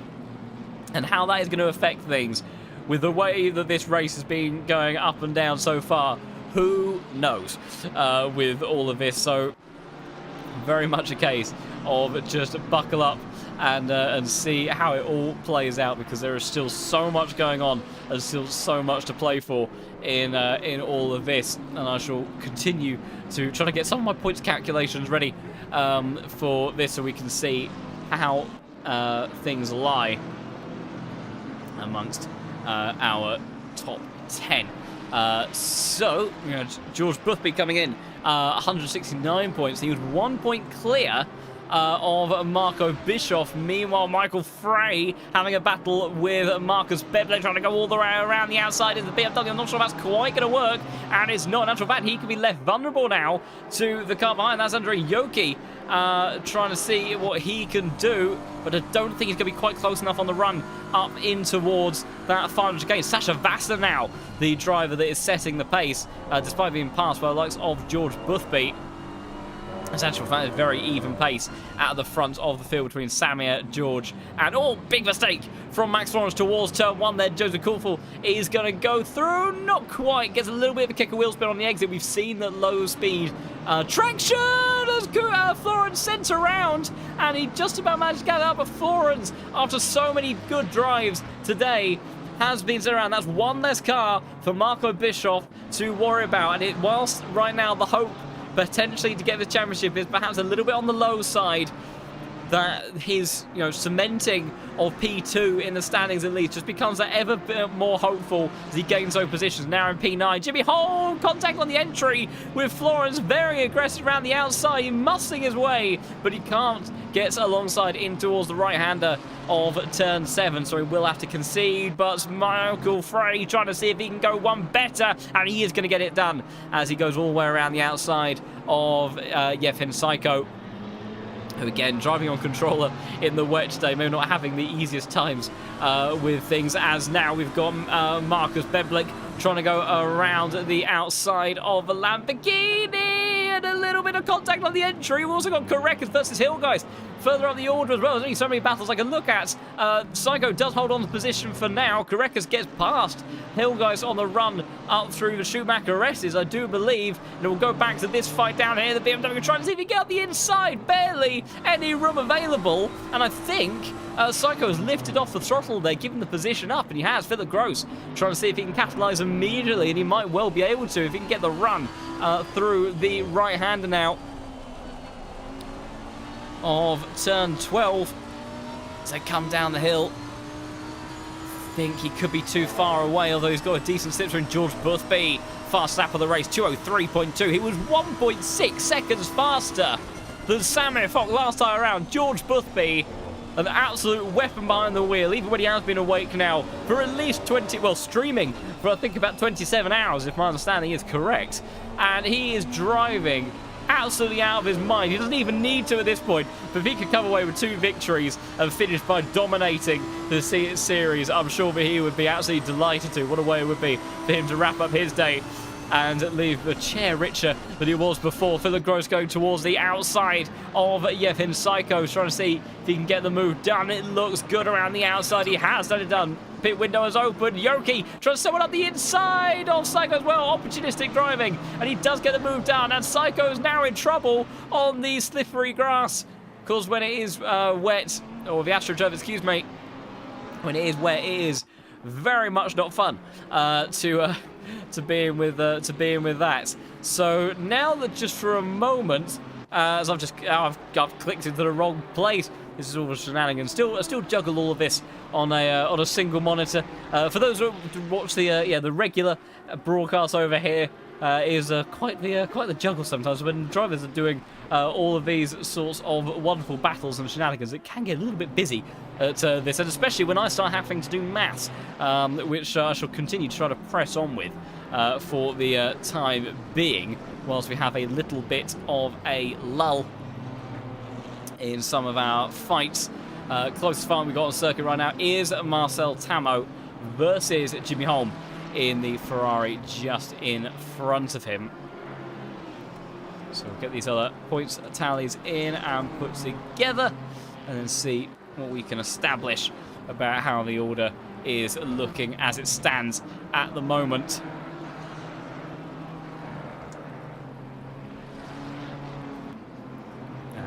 The likes of Max Florence down, tail end of the top 10 as drivers starting to come into the pits.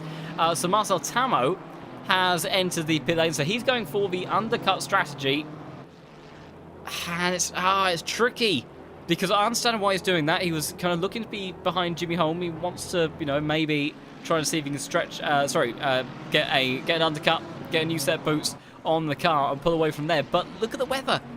We've got 8 minutes left on the pit window. In 10 minutes' time, the rain is going to have dropped by the looks of it, possibly quite considerably. And you want to make sure that your tyres for that second stint are in the right operating window. So it's a very, very fine line overall. So we'll have to see how that plays out. Leighton managing to get the move nicely done on Savo and gets himself up into P12. And another move that may be about to happen fairly shortly. We've got 2 actually. Was Marco Bischoff versus Ricardo Hillguys, who has unfortunately been dropping back a little bit over the last couple of laps. George Boothby absolutely flying in P2 at the moment, bringing down that gap to just 1.5 seconds between himself and Samir Fock at the front of the grid order at the moment. See what he can do. Things kicking off a little bit further down the order. I think actually might have just been people coming out of the pits on that front. So we'll keep an eye on what Mr. Bischoff can do, and I think the overtake not quite able to happen just yet. Yellow flag for Joe McLaren. I think there's been an issue on the exit of turn 2 there for the number 86 car. Meanwhile, Bischoff trying to see. I think the opportunity came back already. Completely backing out of the throttle was Hillguys there on the exit of turn 13, I do believe, I can't remember now, towards the chicane. They now head, and now he's under pressure from Max Florence, who is desperate to try to recover some decent points at this stage of the race. And C now actually comes into the pits, so Florence will continue to fly on by, and now our closest final circuit actually ends up going the way of Flip to Silver down in 21st place. See what he can do with all of that. So Marco Bischoff then currently sits in P7,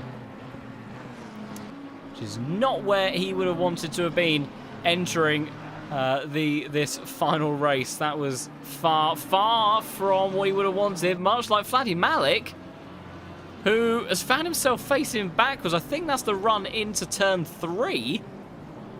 Has got himself going again though, but I think we'll try to have a look on the replay to see what happened to the BMW driver. Who did? Okay, so he already looked like he was kind of tiptoeing a bit and going slowly, and he's just sort of pirouetted by himself, really. I'm not quite sure. I don't know if there's maybe a technical issue at his end, because he did look like he was having maybe some issues on the exit of turn 1, and then I don't know, just unfortunately hasn't been able to maintain control of the car on the exit through 2, and then found himself in the heading towards the infield. So not ideal. Neither is that for the man that was looking potentially like he could be winning this race. Sammy Fock in that 888 Lamborghini. He had a 2-second lead at best, but George Boothby has been absolutely flying. And whilst these two are effectively teammates, and you know, I mean, we'll have to wait and see. George Boothby theoretically could allow Samid to stay in front of him and try to maximise his points result. Samid, though, being the smart cookie that he is, has decided that he doesn't want anything to do with it anyway. He's going to go into the pits, and so is pit stop. But look at the rain. In 10 minutes' time, we're going from heavy rain to light rain. So these drivers, they need to make sure they think ahead on that front. 203.0 now from George Boothby as the track continues to get drier and drier. It's still very much a wet circuit, and I highly doubt by the time that this pit window is over that we'll be anywhere near ready for slicks. Wet tyres might need a bit of management near the end of the race. So that could certainly be a little bit on the tricky side, but I would say that generally speaking, that we should be in a relatively safe spot to see wet tyres being used all the way until the end of the race. So doing some quick math at the moment, so just at least so far in terms of our top 3. People have started to move around a bit, but at least based on my current calculations of everything, the top 3 would remain as it was prior to this race. So that George Boothby would finish here with a much healthier winning margin than what he had last season. Last time he won it by a single point. This time he would be winning it by almost 20. With Bischoff in P2 and then Sasha Vastner in P3 to round out those prize-paying positions. But the likes of Korekis being up there as well, you know, he's up in the mix, but that first result, I don't think is going to really help his hopes in the grand scheme of things, and he'll be falling a little bit short of those important positions of this championship. Just keeping an eye on Samir Fock in the 888. He's obviously done his pit stop, got fresh tyres on board, as that dry stint looks to become continuously long later on in the race. Will we see anyone gamble for slicks? We do have 20 minutes of racing left to go. George Boothby doing a 202.9 this time around.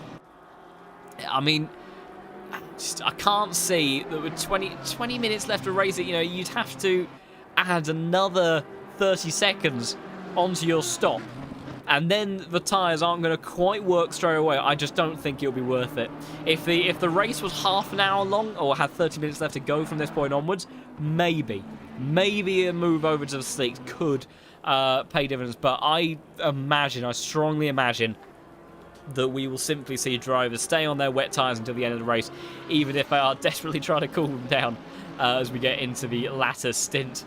Things have calmed down a little bit in terms of battles, though. Closest file on circuit at the moment is Marcel Tamo in the 306 car, trying to see if he can apply the pressure on to Ricardo Hilgeist as more and more drivers start to come into the pits. Just 1.5 minutes left on the clock for that pit window. See, George Boothby, he'll be coming into the pits this time around, surely.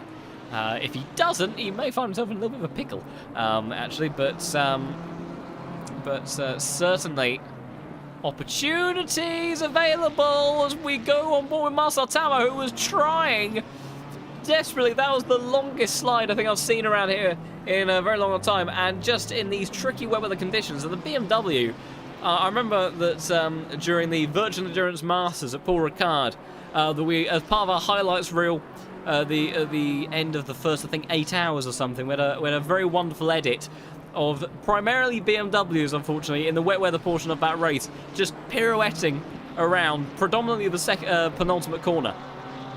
And it just does seem to be characteristic that when this car goes, it just goes in wet weather, and that trying to bring it back is just so tricky to do. George Boothby then, your provisional championship leader as of right now, coming into the pits after a stellar drive through field. He's gained 10 positions to get to where he is in all of this, and it's not been an easy set of weather or circumstances for him to do it in. It's maybe a little bit clumsy on the entry there, so it could be vulnerable potentially for Samir Fock to stay ahead of him when he comes out of the pits, but we'll have to wait and see. And I'm assuming that everyone else did actually make their pits on there. We see Sasha Vassner coming flying on through as drivers are just about to start emerging out of the pits. And Marco Bischoff, the man, sits P2 in the standings. Yeah, a difficult day for him. And Sasha Vassner is ahead of George Boothby. So I think a combination of the undercut and George Boothby maybe indeed having a little bit of a poor stop has lost him a position over Sasha Vassner. Marius Dreisig has done a little bit of bumping there between those two. And right now, it is very much all to play for once again, because with Sasha Vassner, I have to do maths again. Maths is terrifying when we've got all these battles going on at the same time, and we've got Philip Gross as well further down the order. Oh, he was a 10th behind. He's then dropped back. He's back within 3 though, so still very much on the gearbox of Andrei Yoki. See what he can do, try to sell one out the inside of turn 3, and it's a big contact, and he's around, and I don't think Yoki's fared very well either. He's certainly fared a lot better though than I'm sorry, I shouldn't laugh. I think perhaps we'll call that an effort to get out of the way of the racing line, but it was a rather graceful yet unfortunate way that the spin concluded for Philip Gross, and I think unfortunately for the number 51 car, he is going to be he's going again. Maybe a bit of a technically issue on his side or something that somebody needed to address or sort out. But yeah, let's do a bit of an update here, because we've got Samir leading, Sasha Vassner P2, George Boothby P3, Karekas P4, and then we have Marco Schade in P5. So let's have a little bit of a look at how that would all play out in the grand scheme of things then. So George Boothby would be on 253 points. Marco Bischoff down in P7 at the moment would sit on 239. Oh dear.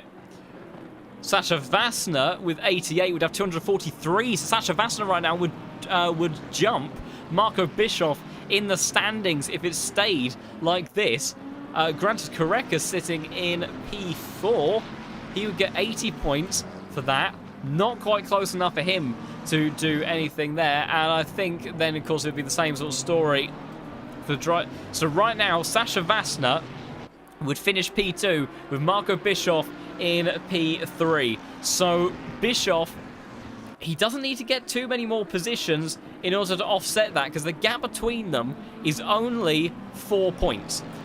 And I think, in terms of countback, in terms of positions as well, be a tricky one to establish. But so if he wanted to clear him outright, he would need 5 more points than what he has now.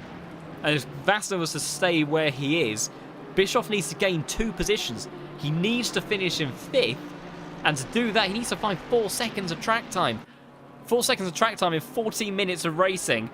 He's going to be a really tough ask. So I think right now he's actually relying on George Boothby, I think, just trying to push on and take those points away from Vassner that sits in front of him. Not because he particularly needs to, but just because it'd be outright beneficial if he did.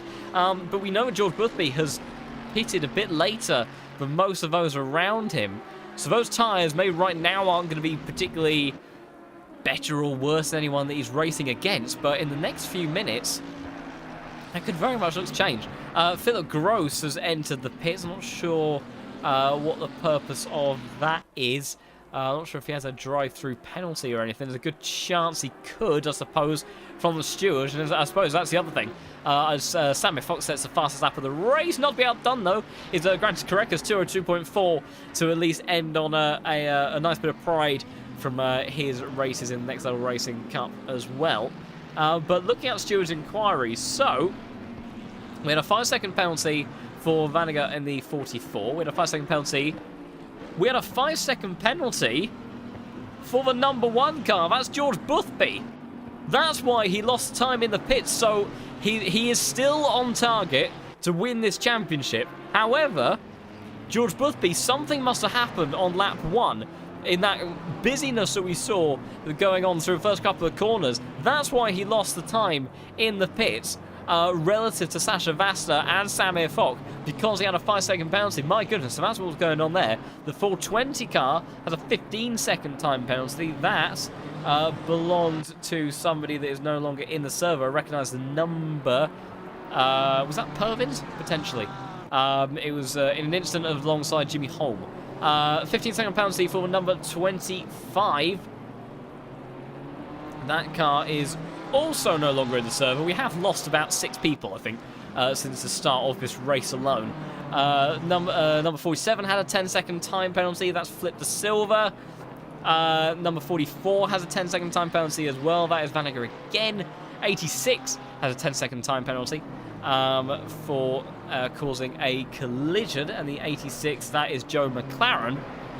And then the last one of the bunch, not quite, drive-through penalty for the number 25 car. That was, I think that may have been Philip Gross, potentially. I think that's what may happen there. Who has now left the server. 5-second penalty for the number 13 car. My goodness, the stewards have been very busy. That was Marcus Bedblick. I think that was for the incident out onto the back stretch as George Boothby, fast lap of the race again, to a 1.8, because he's on those super fresh tyres compared to those around him. These pair of them are yielding in Samir Fock. But right now, they are both doing enough to benefit overall in terms of position, but Marco Bischoff is on the back of Marius Dreisig. If Bischoff gains that position of George Boothby, decides he wants to go for both wins and dispatch a Sasha Vassner, then that could very much allow Bischoff to come back into the frame for P2. Around the outside, Michael Frey trying to go in towards turn 1. He can't make it stick, though, and he will stay in P14 for the time being. Meanwhile, the 180 car has been investigated, but the penalty has not been served by the looks of it as of yet. So we'll have to see what happens to the 180. I think that belongs to... I think that was Malik. No, Malik is 168. I can't remember who the 180 car is at this point in time. And then, last but not least, is a 5-second time penalty for the number 43, which is Joseph Kufel in P8. So he will end up dropping a couple of positions in the process. We'll try to keep an eye on everything else, but the stewards, as you can imagine, have been exceptionally busy. So it takes a while to catch up on what we've got going on as well. Sacha Vasser now 1 second behind Samir Fock. George Busby just 3/10 behind the Mercedes. And further down the order, Thomas Angelo's been sent around, and I think there may have been contact with Vanager in the number 44 car down at turn 3. That's not a particularly good incident. Number 44 has unfortunately already been involved in a couple of incidents so far today. And in this race specifically. So not the easiest times for Caleb. As again, pushing on in these latter stages of the race. As Busby has suddenly dropped back by 1.5 seconds. I wonder if he made a mistake through a final chicane. It's very easy to do as they all continue to push on. Michael Frey trying to see if he can find opportunity past Jimmy Holm. Not going to work into the chicane, anything into the final corner, no. But he could look to set up a nice exit here. Using all the traction over and weight over the rear wheels of this Porsche as it screams its flat six. I haven't been on board with the Porsche too much as of late. It's nice to be back in the cockpit of this car. Flying down towards turn 1. It would have to be immensely brave under brakes and shows the nose. But he can't do anything just yet, and he will stay behind for now. Marco Bischoff still unable to dispatch of Marius Dreisig, who sits in P6 ahead of him. And he really needs to gain some of these positions. Deltas were moving around a little bit and made me nervous. Further up the order as Leighton are now getting the move down in the Honda. Past the number 19 car of Hillguys, who's done relatively well to hold on to position considering where he started. Of course, started I think in P3 courtesy of the reverse top 15, has gone down to P11, but pretty good showing as Marco Bischoff now sensing an opportunity to try to go all the way around the outside of the Schumacher S's. Surely not. He's got to be mindful about this, but at the same time he needs to be aggressive. He needs to push on because he can't guarantee that Busby is going to move Vassner out by 1 position, and really he needs both of these cars in front of him. He needs Dreisig, he needs Schade, and that's a mistake, but it's good drive again from Marius Dreisig, and Marco Bischoff just can't find an opportunity. But I'll tell you what, things kicking off at the front of the field, because right now it's Sacha Vassner trying to make it even more impossible for Marco Bischoff and going for the race victory potentially over Samir, who does seem to have just dropped a little bit of pace over the last couple of laps. So it's Samir in these final 7 minutes that still leads ahead of Vassner and Busby. Busby with the fast lap of the race again at 2:01.4. The man is absolutely flying down towards turn 1, and Vassner, oh, he almost sent it up the inside. What about what's happening with Dreisig? Schade's made a mistake. Schade's made a mistake and now trying to dive up towards the inside. This is an opportunity potentially the Marco Bischoff needs. Can he get past a pair of them? He's trying to, but he's going to be on the outside in towards turn 2, trying to get past Dreisig when Dreisig defends hard, and somehow they're still the same as they were, but Dreisig's still trying to get on the inside now of the ET Sports BMW in towards turn 3. Bischoff has to be patient here. He can still get P2 in the championship if he plays his cards right, but Dreisig goes all the way around the outside. What's Bischoff doing? Bischoff now under pressure from Kufel, and Kufel is now potentially putting a spanner in the works for the 2-time Pro Series champion, for the man that came into this round looking like he take it away from George Busby. The opening lap, I said it could turn it all on its head, and it's exactly what it's done. He was able to master lap 1 at Oulton Park, but here it just hasn't quite played out with the same level of fortune. Still 7/10 of a second gaps up between cars up at the front, except for George Busby, who's got a mighty run through the Schumacher S's. I said that's where the Mercedes was weak, and George Busby is mega brave under braking. I said it handles like a prototype, and even that was a bit too ambitious for George Busby. I'm sure at this point, in his typical fashion, he'll be just chuckling and giggling to himself with that. It was a brave move around the outside, but he couldn't quite make it stick. But a valiant attempt, and maybe if nothing else, just to allow Samir to stretch his legs a little bit away from Sacha Vassner. Marco Bischoff still applying the pressure onto the back of P6. See if he can get anything else done in this race. Can he move himself up at all in this championship? Rain has now stopped. Clearly still a lot of surface water though, as it is not moving anytime soon. Marco Bischoff, you can sense there's a willingness to dive down the inside of that final corner, but he just doesn't want to do anything that risks it even further, because at the worst case he wants to make sure he holds on to P3 in the standings, but P2 is definitely slipping through his fingers. Marco Schade holding on to position just kind of middle-ish of the road defending. Not proper middle of the road defending, but just a little bit inside of the normal racing line, just so Marco Bischoff feels a bit uncomfortable trying to go for a move there with the extra surface water, the tighter line. And it's smart defending as well from Marco Schade. In terms of how things would play out at the moment, I think my previous calculations are all still correct. And so it would be George Boothby that takes a dominant win in the Next Level Racing Cup ahead of Sasha Vasta, jumping Marco Bischoff right now by just 4 points. Bischoff needs to try to progress if he has any chance of maintaining P2, and he's got a good run out of the right-hander, but we know the BMWs, they're handy down the straights. He's got stuck behind a driver that is very composed and is in a car that's very wide, and a car that is certainly not going to be giving up much ground to the roaring V10. Down some of the straights through the Schumacher S's. This is where the agility of the mid-engine cars will end up helping out, particularly in the wet. But it's just not enough. He's driving, you know, Marco Bischoff is one of those drivers you can really trust to be able to extract, you know, the maximum out of a car 95% of the time. But right now, in terms of trying to hold on to P2 in the standings, it just does not look like it is happening. No further penalties have been handed out either, so right now I do believe the situation I have in mind is the correct one, as Vladdy Malik has had an instant and an off going up to the Schumacher S's. I would look at it, but we've also got George Boothby at 2.7. Again, he's about second faster than anybody else. He's just hanging around behind the back of Sasha Vasta. I'm sure he's just being smart here, and he would love to get another victory. But he, you know, even in his tired state, he knows that he's doing enough, and he also knows he doesn't need to do any more. And the risk is potentially not worth it, as De Silva now has gone off down towards turn 1, and that looks like that's an incident between himself and the 977 car. That would be Marco Bischoff.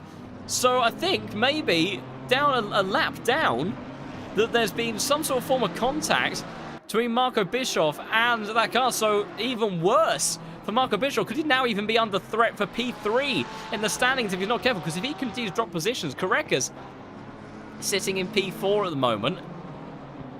I mean, he would be a bit far adrift, and I don't think anyone else realistically would be able to threaten him. So he should be relatively safe, but he's got to be careful and mindful. Only just a minute and a bit left to go, so suddenly what was an afternoon of racing lined up is coming down to the final lap of the race. And right now, it's this man, George Boothby, in the #1 Ferrari that's looking set to close out what would be 2 Next Level Racing Cups on the bounce, and this one even more dominant than we saw in the inaugural season. He's still holding on to the back. And Marco Bischoff has got a 5-second penalty. It hasn't been served out officially. I kind of got ahead of myself there. Apologies. As Samir actually makes a little bit of a mistake to the chicane.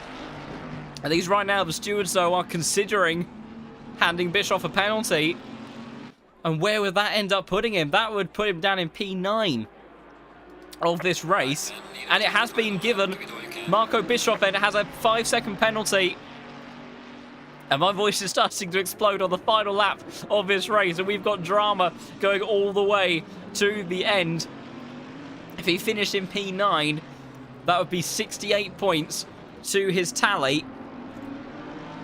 And I think by the skin of his teeth, he would still be okay for P3 in the standings. But that's certainly something to make him nervous, and not a factor he wanted to have to consider.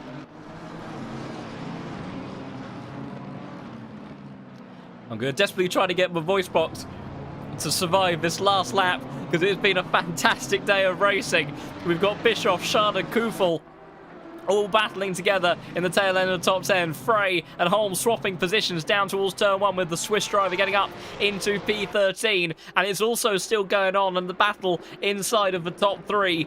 Samir, he has held on to that top spot the entire duration of the race so far, with Sasha Vasta and George Boothby putting increasing amounts of pressure on them. Arguably, George Boothby very likely would have run away with this one if it wasn't for that 5-second penalty he got himself for lap 1.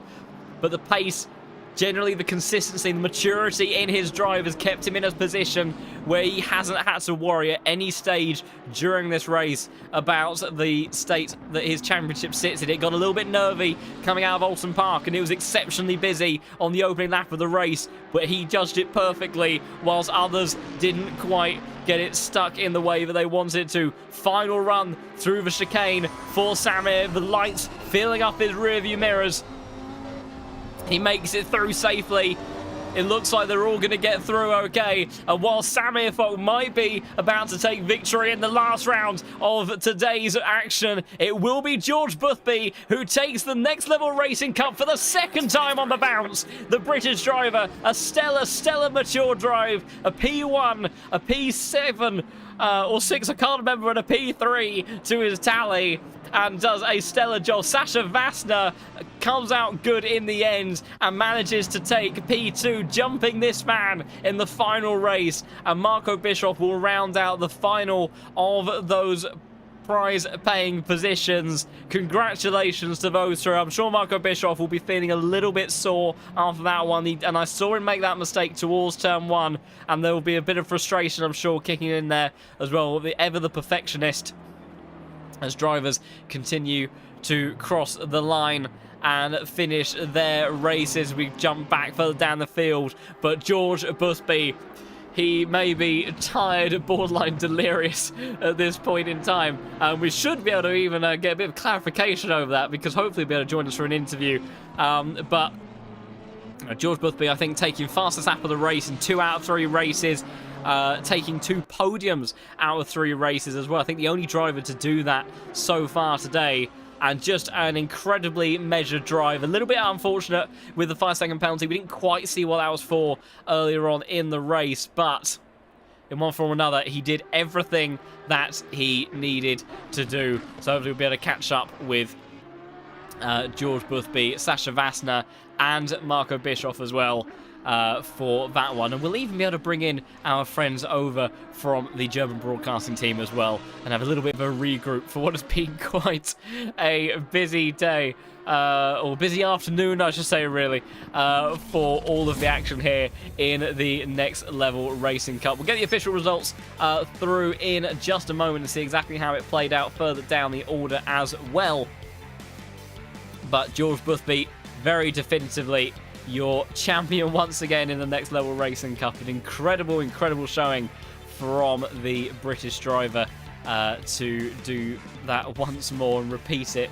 You know, with this championship, the way that it is set up, it is inherently difficult for these drivers to have consistent results and be able to translate it across all 3 races, especially with those reversed grid top 15s. Very difficult for the drivers to do.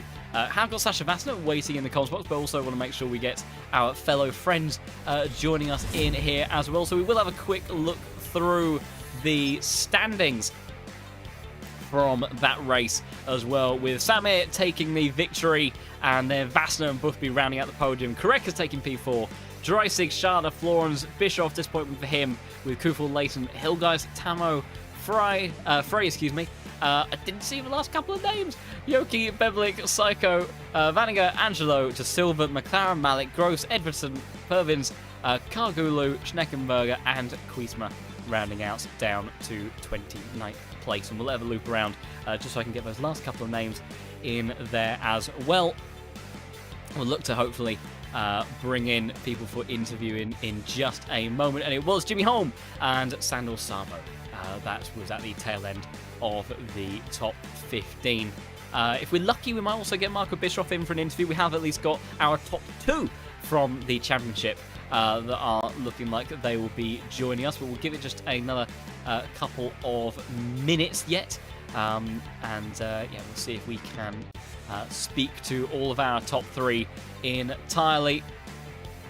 And I think that championship points-wise, that these have all been updated as well. And there you go. So by just 10 points in the end, George Boothby is your champion ahead of Vassner, who did jump Marco Bischoff by 7 points. Granted, Koreka's almost got himself in the midst at the end there, but couldn't quite get himself into that top 3 in those crucial final parts of the race. But Stella Jota recover well in round 2 to really kind of bring that into potential position there.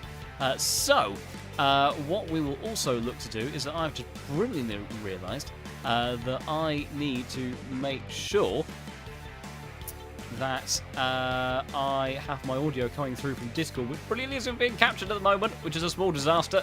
So we shall just see that we've got Andy joining me in the chat from the German broadcasting team. So lovely to have you in here, and I just need to try to make sure that I can get this set up. I'm hoping if we do that and we do a bit of that, we should be okay. Good afternoon, John. Can you hear me? Can definitely hear you, and we did slightly explode OBS for a moment there, but we Sorry. are again.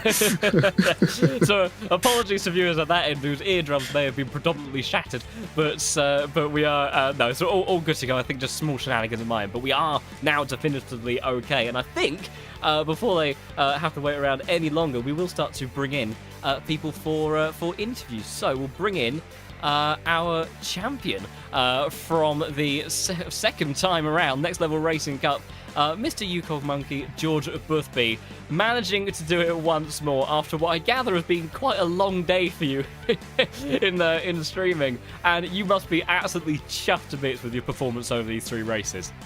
Hey, yeah, that was an awesome championship. I remember the last one being so much fun. So yeah, as soon as I saw the sign up to this, I think I was probably the first person to sign up. But because I just love the whole reverse grid format, right? And with streaming and stuff and like making content, I do a lot of last to first challenges and stuff like that. So this is like ideal when you start mid-pack practice and it paid off clearly. So. Yeah, race 1 was perfect. It was raining. The Ferrari's good in the wet, so I was happy there. Race 2 at Oulton is one of the worst tracks ever for the Ferrari, but it's Oulton, so anything can happen. And managed to claw quite a few positions there. And then, yeah, this final race in the wet again. I had good pace. Just tried to pick my moves as smart as I could, risk not getting a penalty, and the main goal was to stay ahead of Mavix because he was, I think, like 1 point behind me. So basically, whoever was ahead out of me on Mavix won the championship. So he was my main target. But he got collected in the first few corners. I got quite lucky. I did cause not a big crash, but a little bit of a bump with a BMW. But I just genuinely couldn't see him. It was almost impossible. So we just made a bit of door-to-door contact. But so I gave you a penalty. So I just thought, as long as I push ahead, keep 5 seconds ahead of Mavix, we're good. And I was able to do that. And then at the end, I thought there's no point attacking Sasha or Foch, my teammate, because it's just risk of more penalties and stuff. So I just kept it clean at the end. Really happy for Foch to get the W in the final race, and yeah, we took the championship. So super happy. Yeah, fantastic account of all that. I mean, like round 2, you know, as you rightly say, Oulton Park.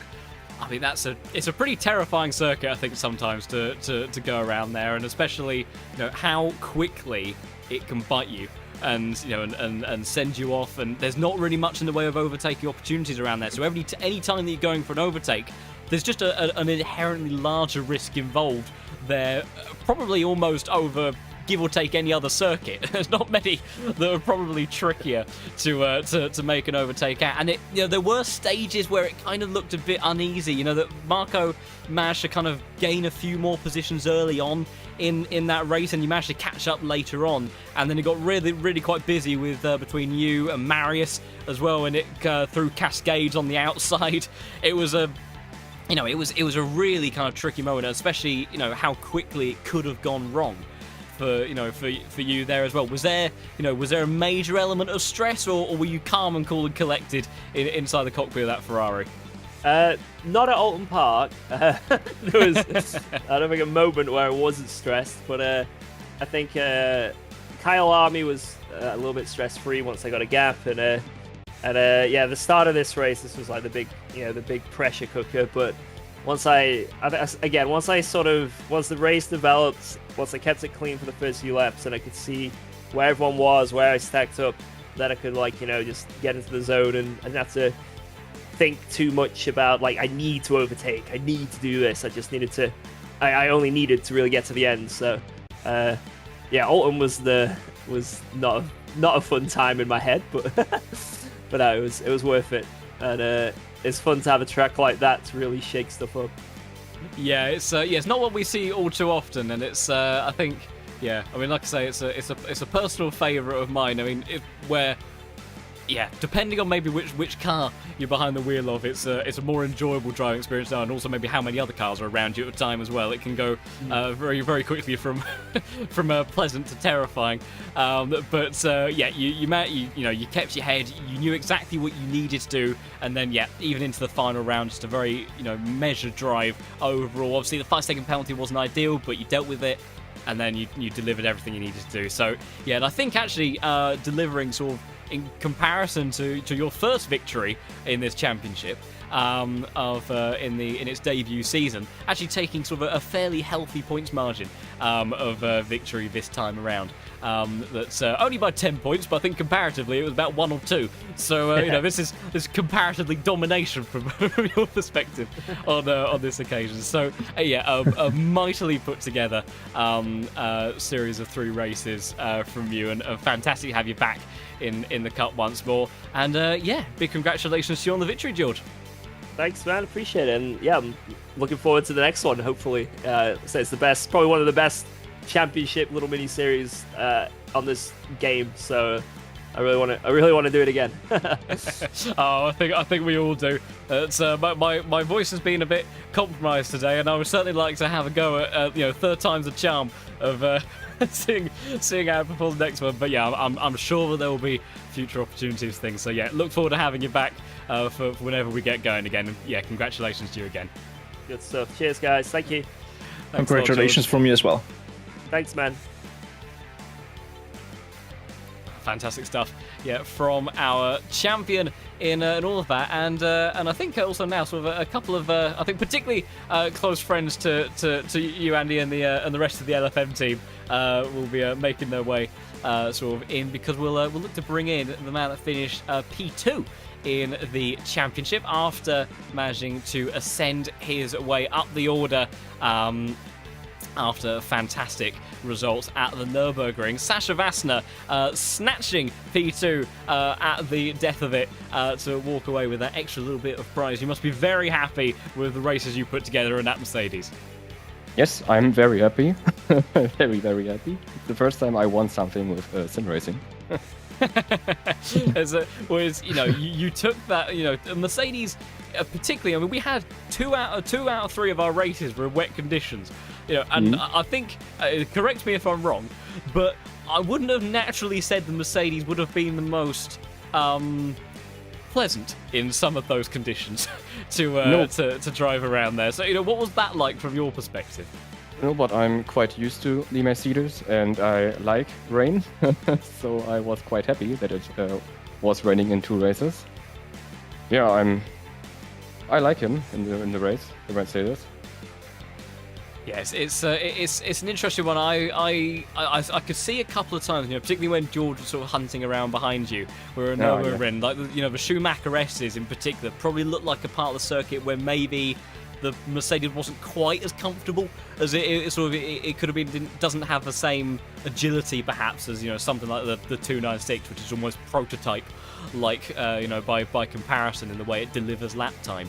But yeah, a healthy amount of grunt from the V8 under the bonnet, I think was helpful to have at times. And I mean, when you were in that P2 spot in the race, did you know that was going to be enough to deliver second in the championship, or were you just hopeful that things were going to kind of play out in a favourable position for you?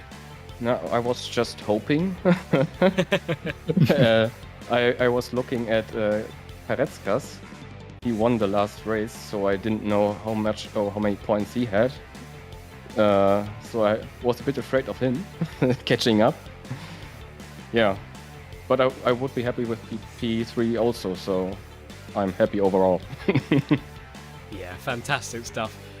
from you with sorry, just to clarify, where do you think you finished? P2, I guess. Oh, P2. Yes, that's right. For a second, I thought I misheard you, and I thought you said P3. I was gonna.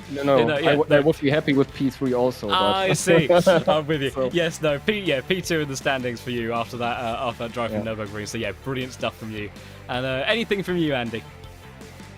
Yeah, I think we do it a little bit in German, because Sascha is also German, and for the German fans out here. Yeah, go ahead. Ja, Sascha, mega Rennen. Also ich hätte nicht damit gerechnet, dass du da so gut unterwegs bist. Schon beim ersten Rennen richtig stark gefahren. Ja, ist einfach richtig gut gelaufen heute, oder?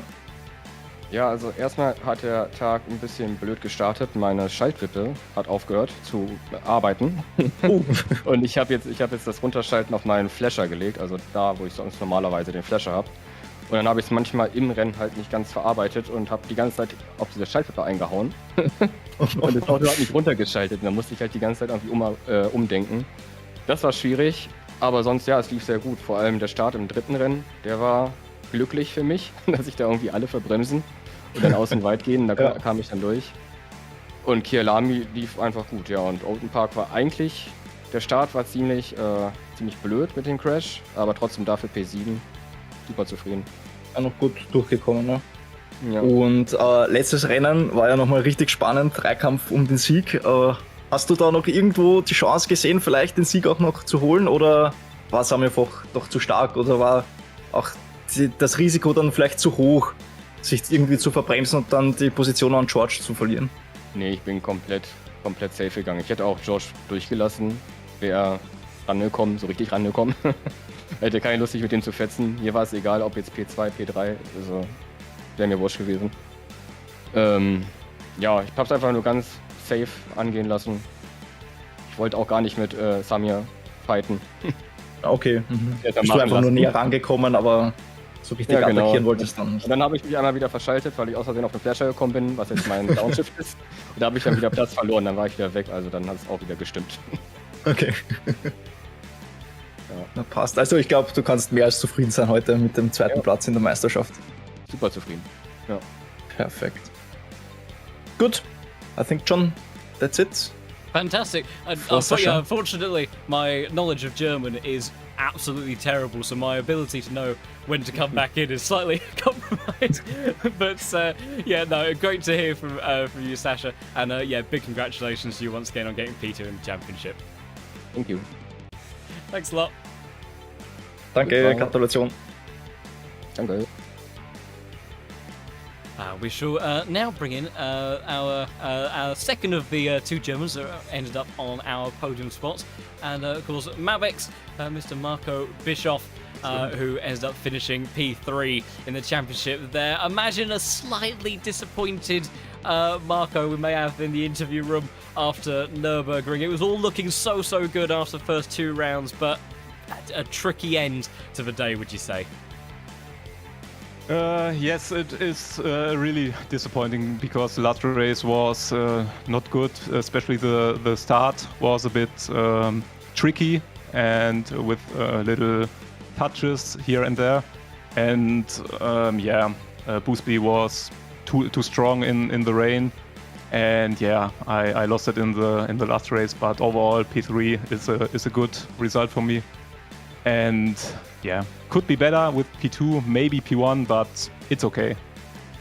Yeah, unfortunately, that's the way that unfortunately most sport and sim racing can sometimes go. And the Nurburgring, before we'd even started, I was alluding to the fact that turn 1, lap 1 could be a make or break aspect of the championship, and combine that with darkness, rain, it just, unfortunately it can go like that sometimes. But you still remain very composed throughout the rest of that race. You're able to kind of push on, trying to make up positions, and you still, after a difficult time, were able to at least consolidate that P3 spot. So still a lot to be happy with from these three races. So big congratulations to you still on that front, and maybe next time around that things will be perhaps a little bit different on that front. And whilst I've got you in the comms box, because I haven't had a chance to talk to you too much during kind of pro series and things this season, I'm interested to know about your change to the Lamborghini? Because obviously we've been used to seeing you in the Porsche for a very long time, and how's that adapting sort of process been for you? Are you enjoying it more than the Porsche, or do you think this will kind of be a one-off for a short period? At the moment, I really enjoy the Lamborghini because it feels like you have more grip. It is more stable, and you can push a little bit more as in the Porsche, because in the Porsche you have tracks. There is zero grip, and it feels very, very sketchy, and it is also not fast on many tracks. So you have to push very hard, and it's still slow in the Porsche at the moment. But the Lambo is, for me, it's a very good car. It's a little bit more understeery than the Porsche, but I really like it. I really like it now because you can adapt. It is a mid-engine, and it is not that much different than the Porsche, but a little bit more understeery. Yeah. Yeah, of course. It's the Porsche has certainly taken a bit of a downward turn in terms of performance and also usage. We're kind of seeing a Porsche very rarely now in a lot of these grids, whereas maybe go back a year and about 80% of the grid at times could have been Porsches. So exactly. It's a very, very different state of affairs. But it's very interesting to hear kind of your feedback and everything on that front. I'm glad that the Lamborghini is working well for you, and clearly it was very close to working exceptionally well for you today. Only narrowly really missing out on things in the end. But P3 still a great position to finish in and walk away with some prizes. So amazing stuff for you there. And I shall hand over to you, Andy. Okay, we changed to German again, I would say. And besser für dich. Ja, besser, ja. Okay. Ja, trotzdem natürlich Gratulation. Wir haben schon gehört, nicht ganz zufrieden oder gar nicht zufrieden eigentlich mit dem 3. Platz. Wenn wir das kurz alles Revue passieren lassen. Erstes Rennen, glaube ich, gut. Zweites Rennen, mega spannend. Drittes Rennen, gar nicht so gelaufen. Ja, Gehen wir da ungefähr d'accord.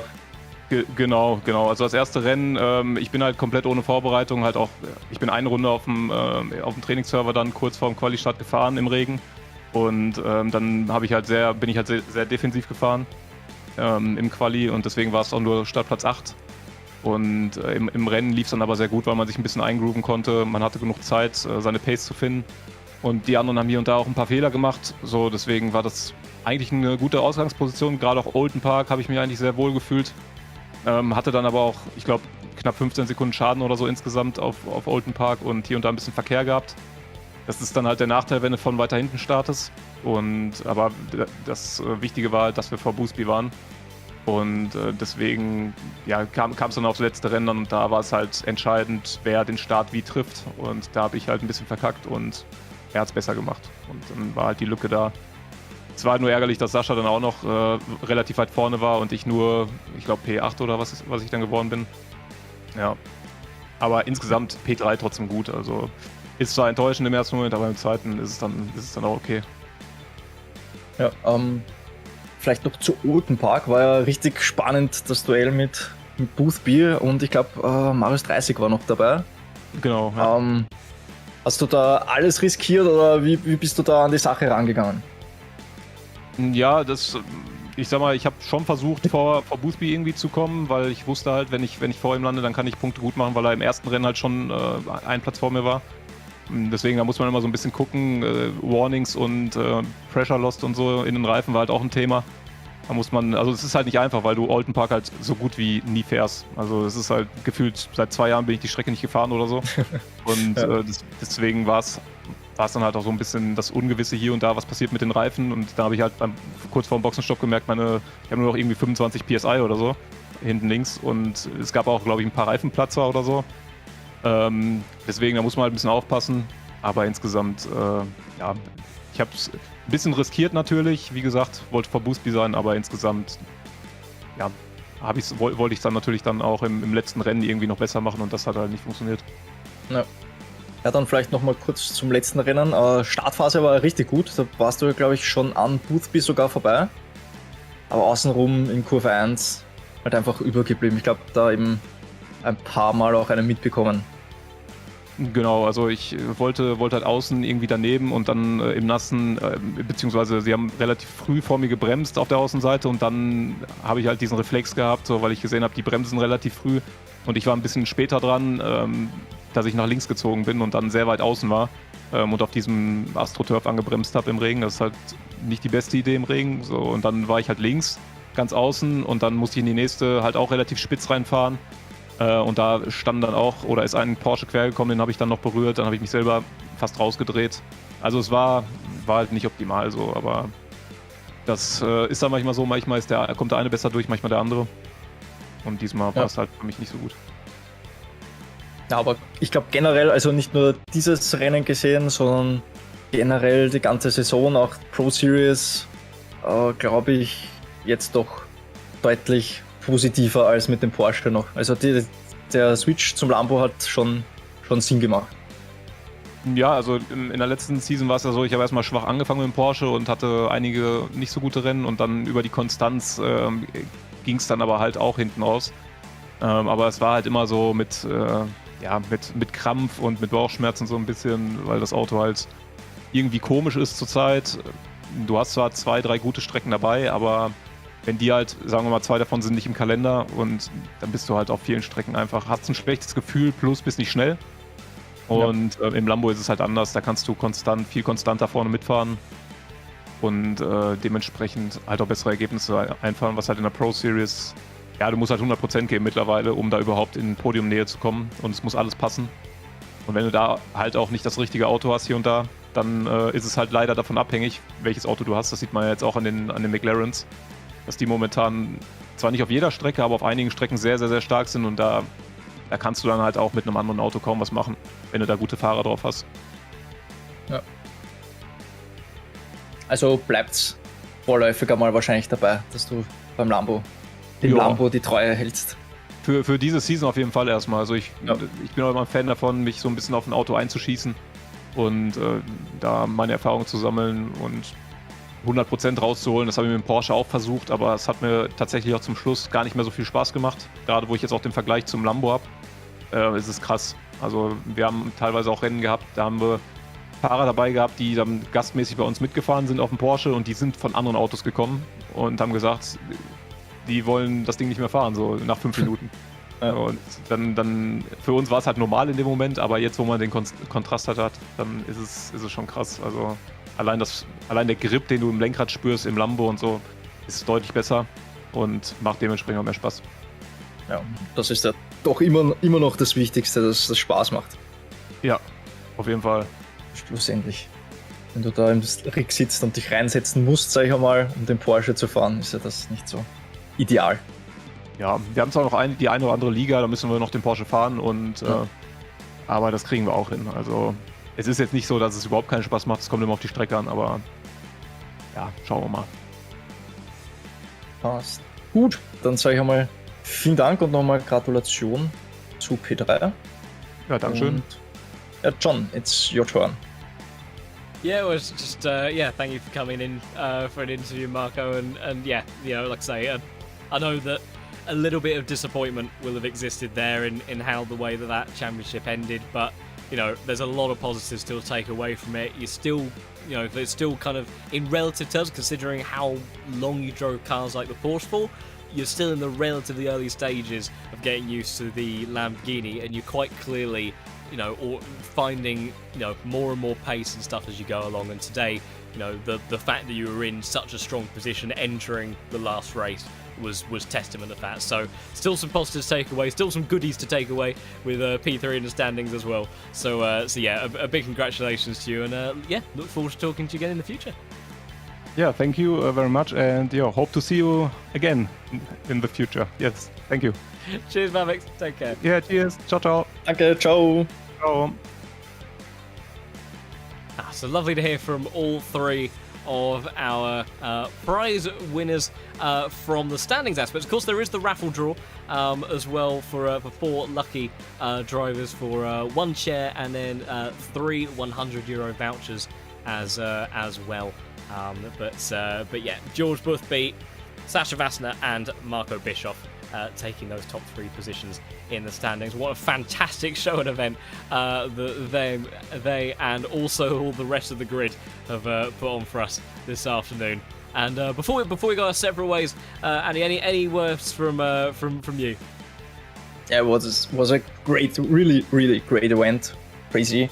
The fights between Boothby, Vassner, Bischoff in the last race, but also in Oulton Park or Kyalami, not just these 3, but the others as well. They fighted for every position, most of the time very fair. There were penalties, but not much, I would say. And so yeah, it was a great event overall and very exciting last race with all the dramatic and action you can wish for, I think, I would say, in a motorsport race. Yeah, I completely agree. It was intense from start to finish. Every single round had drama, and you really couldn't call it. And that's exactly the sort of action and racing that we live for. And yeah, I completely agree that yes, there were some incidents, but in the incidents that did happen at times up and down the grid, they're never malicious. Unfortunately, sometimes racing goes wrong. But we were treated to so much hard but fair racing, and that's always the best type of racing to watch, and also I think for these guys to actually drive as well. So yeah, incredible stuff all round, and yeah, brilliant to have you joining alongside with the drivers as well for the interviews as well. So I shall let you get back to your stream, and we'll round things off and catch up again soon. Okay, yeah, perfect. Thank you very much for the interviews, and yeah, see you soon. See you soon, Andy. Take care. Bye.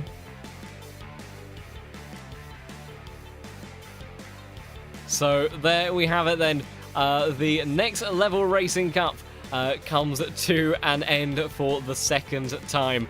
And what a 3-race championship it has been. You wouldn't think you get so much action, so much drama in 3 races, but between Kyalami, Oulton Park, Nurburgring, we have been treated once again where we've had some of the best drivers on the platform going toe-to-toe and fighting out. And George Boothby, for the second time in this series, he clearly loves the format, and in the 296 this time around, even the car that he hasn't been using so much as of late, he was able to show exactly why he is renowned for being as good as he is, and the Vlotche esports driver taking another championship to his name. So incredible stuff, and big congratulations to him, as well as, of course, to Sasha Vassner and Marco Bischoff for rounding out those next 2 positions, and also those other drivers that did take part in all 3 races and completed more than 75% race distance that they can look to keep an eye out.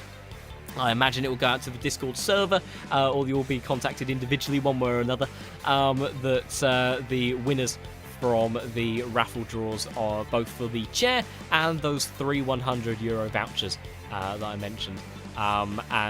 Excuse me, actually, update, it will actually be put up on a video on the YouTube channel. So do keep an eye out for that, for whether or not, even if you did not get one from the racing itself, your participation may be the rewarding factor in all of that. And it was great to have all of the drivers here in this championship today. But that will fundamentally be it then for today's Next Level Racing Cup. Thank everybody so much for watching and also sticking with me over the last few hours, because I know I haven't been quite at my best for both streams this week, and I've tried to soldier on through. And these guys, as always, gave me a little bit of a tough time with everything to keep it all going. But it's been wonderful to present the action all over again with the Next Level Racing Cup, because it always does put on such a stellar show for us to witness, as does the Pro Series, which of course will be back on Wednesdays, if you want to see what they are up to there, where we are continuing to have a fantastic championship battle going on at the moment, including Mr. George Boothby, who is looking in ever fine form.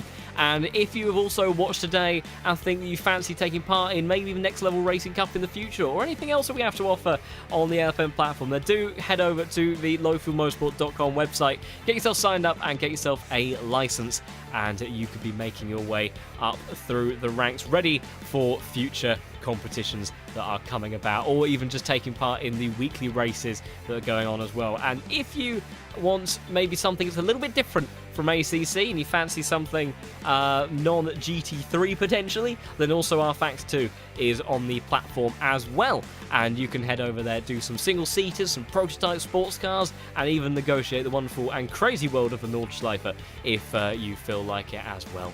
So thank you everybody so much for watching and joining us once again. Look forward to seeing you all again next week, but have a great rest of your day, and for today then, from me, it's goodbye.